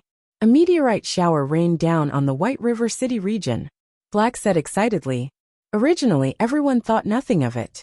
However, a system notification suddenly appeared in White River City, stating that the meteorite shower had destroyed the entire White Fog Canyon, a level 20 to level 30 grinding area. All the monsters within White Fog Canyon have gone berserk, and based on the information our guild uncovered, these monsters have a surprisingly high drop rates, and the EXP they give is also significant. On top of that, a ruined shrine has appeared inside the White Fog Canyon. We received information of powerful monsters guarding something inside the shrine. A few powerful assassins even snuck in to have a look. They discovered that there was actually a level 25 Great Lord ranked monster deep inside the ruined shrine. Currently, the various guilds are organizing their personnel and preparing to raid the level 25 Great Lord. A Great Lord was in existence that surpassed a High Lord. Such monsters did not even exist in level 50 large-scale Hell Mode team dungeons. At most, the final boss of said dungeon might be a High Lord, yet now a Great Lord had actually appeared. Without a doubt, its appearance would draw guilds to it. The ironclad rule of God's domain was that the stronger a monster was, the better its drops would be for Great Lord ranked monsters. At the very least, they would drop dark gold items. There might even be a chance for epic items to drop. Brother Feng, how many people do you think we should send? Blackie asked Yuri, saying a meteorite shower has destroyed the entire White Fog Canyon. Shifeng's eyes suddenly shone. Excellent. Blackie, notify Aqua, and have her organize some personnel. We don't need for too many. Around 500 people will do. However, they must all be strong. We'll meet up in White Fog Canyon later. The matter regarding White River City's meteorite shower incident in the past was still deeply engraved in Shifeng's mind. Because of this incident, players engaged each other in a long-standing war. Whether it was the independent players or the various guilds, if one set foot into White Fog Canyon, they would become entangled in this war. However, what player could resist the temptation of the items inside White Fog Canyon? In the past, even Shifeng died no less than a dozen times for that particular treasure. That's right. He died half a dozen times. That was equivalent to losing half a dozen levels, yet Shifeng had still thrown himself into the fray. Everything he had done was for equipment and money. Okay. I'll contact Sister Aqua immediately. Blackie disconnected the call and did as he promised. Sure enough, history has changed significantly. The meteorite shower has happened so early. I must take full advantage of it this time. When Shifeng thought about how he could enter the White Fog Canyon so soon after the meteorite shower's appearance in this life, excitement filled his heart. Shifeng sorely lacked money right now. Currently, the Star Street trading firm granted him a daily income of over 1,000 gold.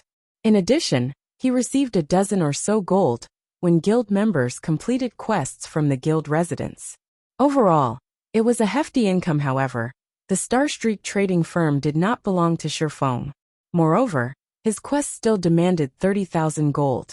Right now, he had not even accumulated half that amount of money. On another note, there was not much time left before the great demon's curse that afflicted Shifeng would take effect. If he failed to gather the 30,000 gold and obtain the Tier 4 position teleportation scroll, he could not locate the Bible of Darkness and remove the curse.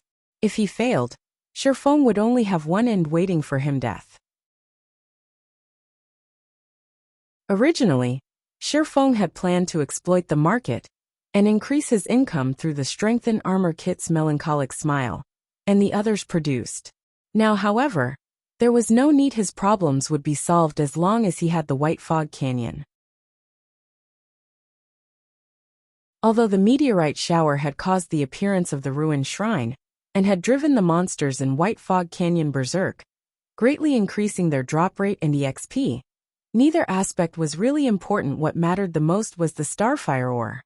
After White Fog Canyon was destroyed, Starfire ore had been found all over the area. Starfire ore was incredibly rare, and it could only be found around the crash sites of meteorites. Starfire essence could be extracted from refined Starfire ore and could increase the success rate of forging. The more Starfire essence one used, the higher their success rate would be. Although Starfire essence was ineffective when forging dark gold ranked items and above, it could still allow forgers to produce various secret silver and fine gold equipment. Hence, Starfire essence was very valuable in the past.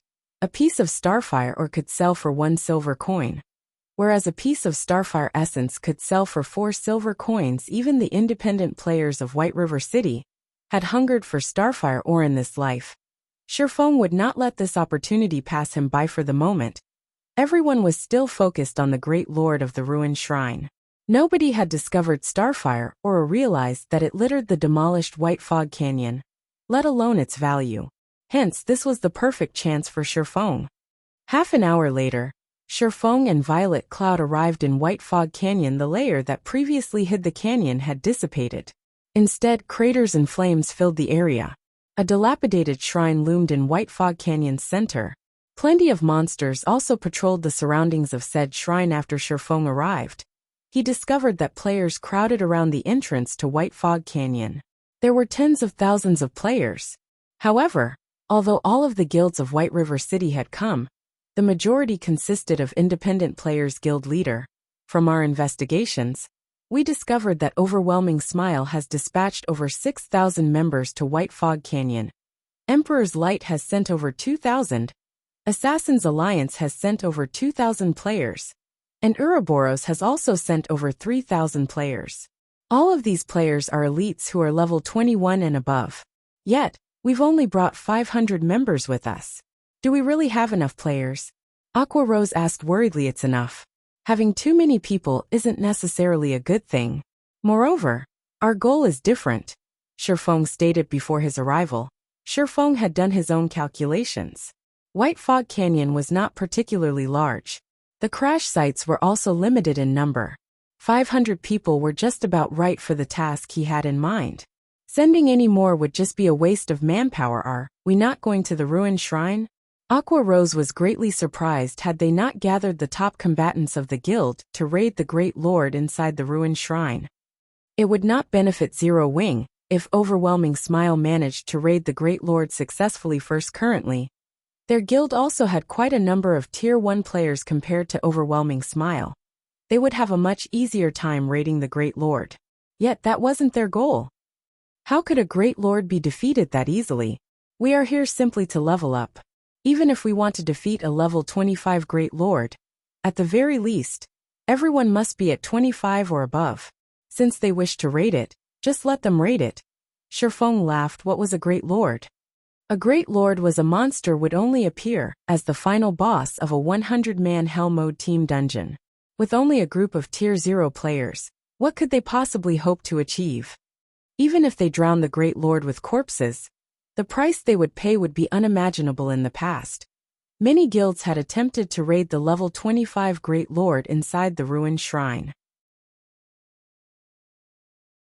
However, after the death of several thousand players, they submitted and gave up the hope of defeating the monster. Moreover, the various guilds back then even had Tier 1 players in their midst. But what about now? The meteorite shower had appeared a lot earlier in this life. Currently, aside from Zero Wing, none of the guilds had even a single Tier 1 player. How were they supposed to defeat the Great Lord?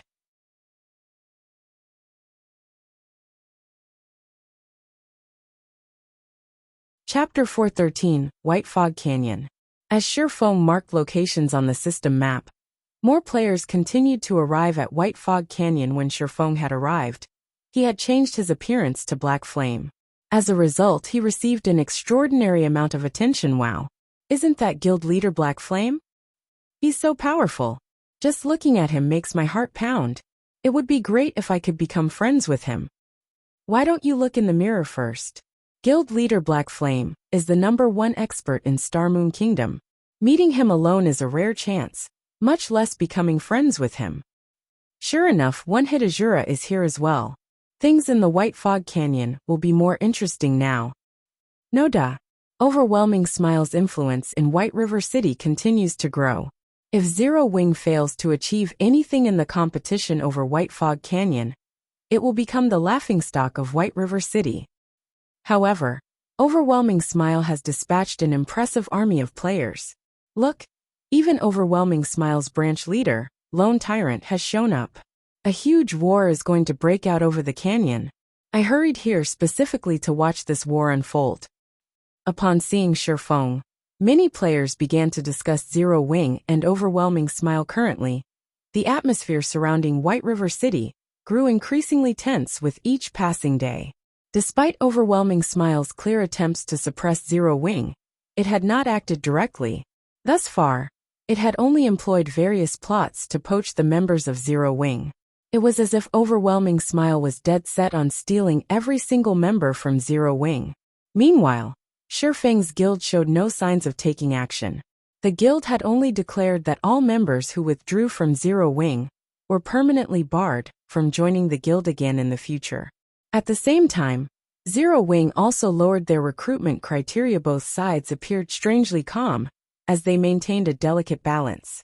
No one knew what these guilds were thinking. There was a faint feeling of a storm brewing behind the scenes now that these guilds had gathered in the White Fog Canyon. They were both on high alert for each other when Lone Tyrant saw Shifeng. His eyes turned bloodshot as killing intent radiated from his body. He glared at Shifeng, as if the man was his greatest enemy. Any expert could feel Lone Tyrant's killing intent. Naturally, Shifeng was no exception. Guild leader, it seems that Lone Tyrant's hatred for you is quite intense. Despite the fact that you've killed him several times, he refuses to learn his lesson.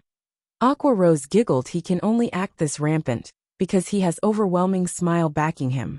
Why don't we head over and kill him again? We can use this chance to massacre Overwhelming Smile and relieve some stress. Blackie snarled. Fire Dance stepped forward and said, I alone will be enough to kill him. Shifeng, who had busied himself with the system map all this time, simply smiled and said, Ignore him. We have more important matters to tend to. Fire Dance, you especially have much to do. Shifeng thought little of Lone Tyrant. The one Shifeng was truly worried about was the Overwhelming Smile branch based in Maple City, and the several surrounding cities controlled by Underworld at this moment. A graceful and quiet woman, standing beside Lone Tyrant, softly reminded him, Brother Tyrant, we have not come here to wage war with Zero Wing. Don't forget our goal. Listening to this woman's words, Lone Tyrant shot Shifeng a glare before turning to enter the White Fog Canyon. The graceful woman then looked at Shifeng and the others, sending them a faint smile before she followed after Lone Tyrant and led the army of over 6,000 players into the White Fog Canyon. I remember seeing that woman the last time I killed South Wolf. I think she was called Yulan. For Lone Tyrant acts so subserviently, it seems that her status is quite high. Naturally, Shifeng noticed the woman who had smiled at them. Uncertainty filling his gaze. Shifeng had only paid attention to Yulan because of his intuition. He could feel an indescribable sense of danger from the woman, yet, after using omniscient eyes to inspect Yulan, Shifeng discovered that the woman was merely a level 24 Tier 0 summoner. There was nothing special about her at all. Shifeng began to doubt his intuition after Overwhelming Smile entered the canyon. The other guilds promptly followed.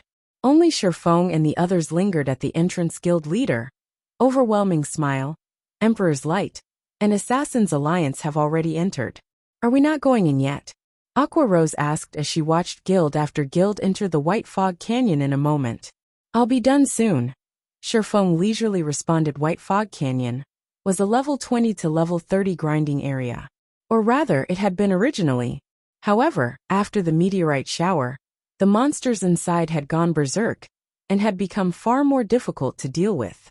At the very least, the White Fog Canyon was no longer suitable for ordinary players around level 20. When in a berserk state, monsters' damage and attack speed would increase by a minimum of 30%. With this increase, a common monster would possess the combat power of an elite monster, and so on. However, this was only the beginning. As time passed, the monsters within White Fog Canyon would also grow stronger and more numerous. Soon, even the weakest monsters inside the canyon would become elites, while a majority of the monsters would be special elites. There would also be quite a number of chieftains and lords. Moreover, all these monsters would have also entered a berserk state. Just thinking about this gave one goosebumps. Based on how long it had been since the meteorite shower, Shifeng could say with certainty that there were no longer any common monsters inside White Fog Canyon. At the very minimum, the monsters inside the canyon would be elites. Moreover, the monsters would move in groups and respawn very quickly. There would also be many danger spots inside the canyon. Meanwhile, the core area of the White Fog Canyon spoke for itself. The results of rushing and unprepared were obvious. Currently, the baseline for entering White Fog Canyon was level 20 Tier 1, or around level 30 Tier 0, although players could improve their chances by going in with larger numbers. This canyon was still significantly dangerous. Therefore, Shifeng had sketched out a new map of the White Fog Canyon based on his memories of the past. On the new map, he had made sure to indicate locations that they needed to avoid. He had also marked a few mining spots and danger spots. Although it was a time-consuming task, This new map would undeniably reduce the losses his guild members suffered. The minutes crawled by while Sherfeng was busy trying to recall the White Fog Canyon. Over a dozen minutes had passed since the crowd of independent players and guilds had entered White Fog Canyon suddenly. The members of Zero Wing, who had waited silently at the canyon's entrance, noticed many players exiting the canyon. These players looked pitiful. They left in parties of 2s and 3s. Not a single complete party passed the watching Zero Wing players. Unable to contain his curiosity, Blackie walked over and asked, "What happened to you guys? It's only been around 10 minutes since you went in. How did you guys end up in such sorry states so quickly?" These players had relatively powerful equipment. They were fully geared in bronze equipment at the very minimum. Logically, a party of such caliber should not have any issues dealing with a level 22 or 23 special elite. Yet, all of these parties had lost at least half of their members. What do you know? The monsters inside White Fog Canyon are all berserk elites. Even our level 21 shield warrior could only take a dozen hits at most.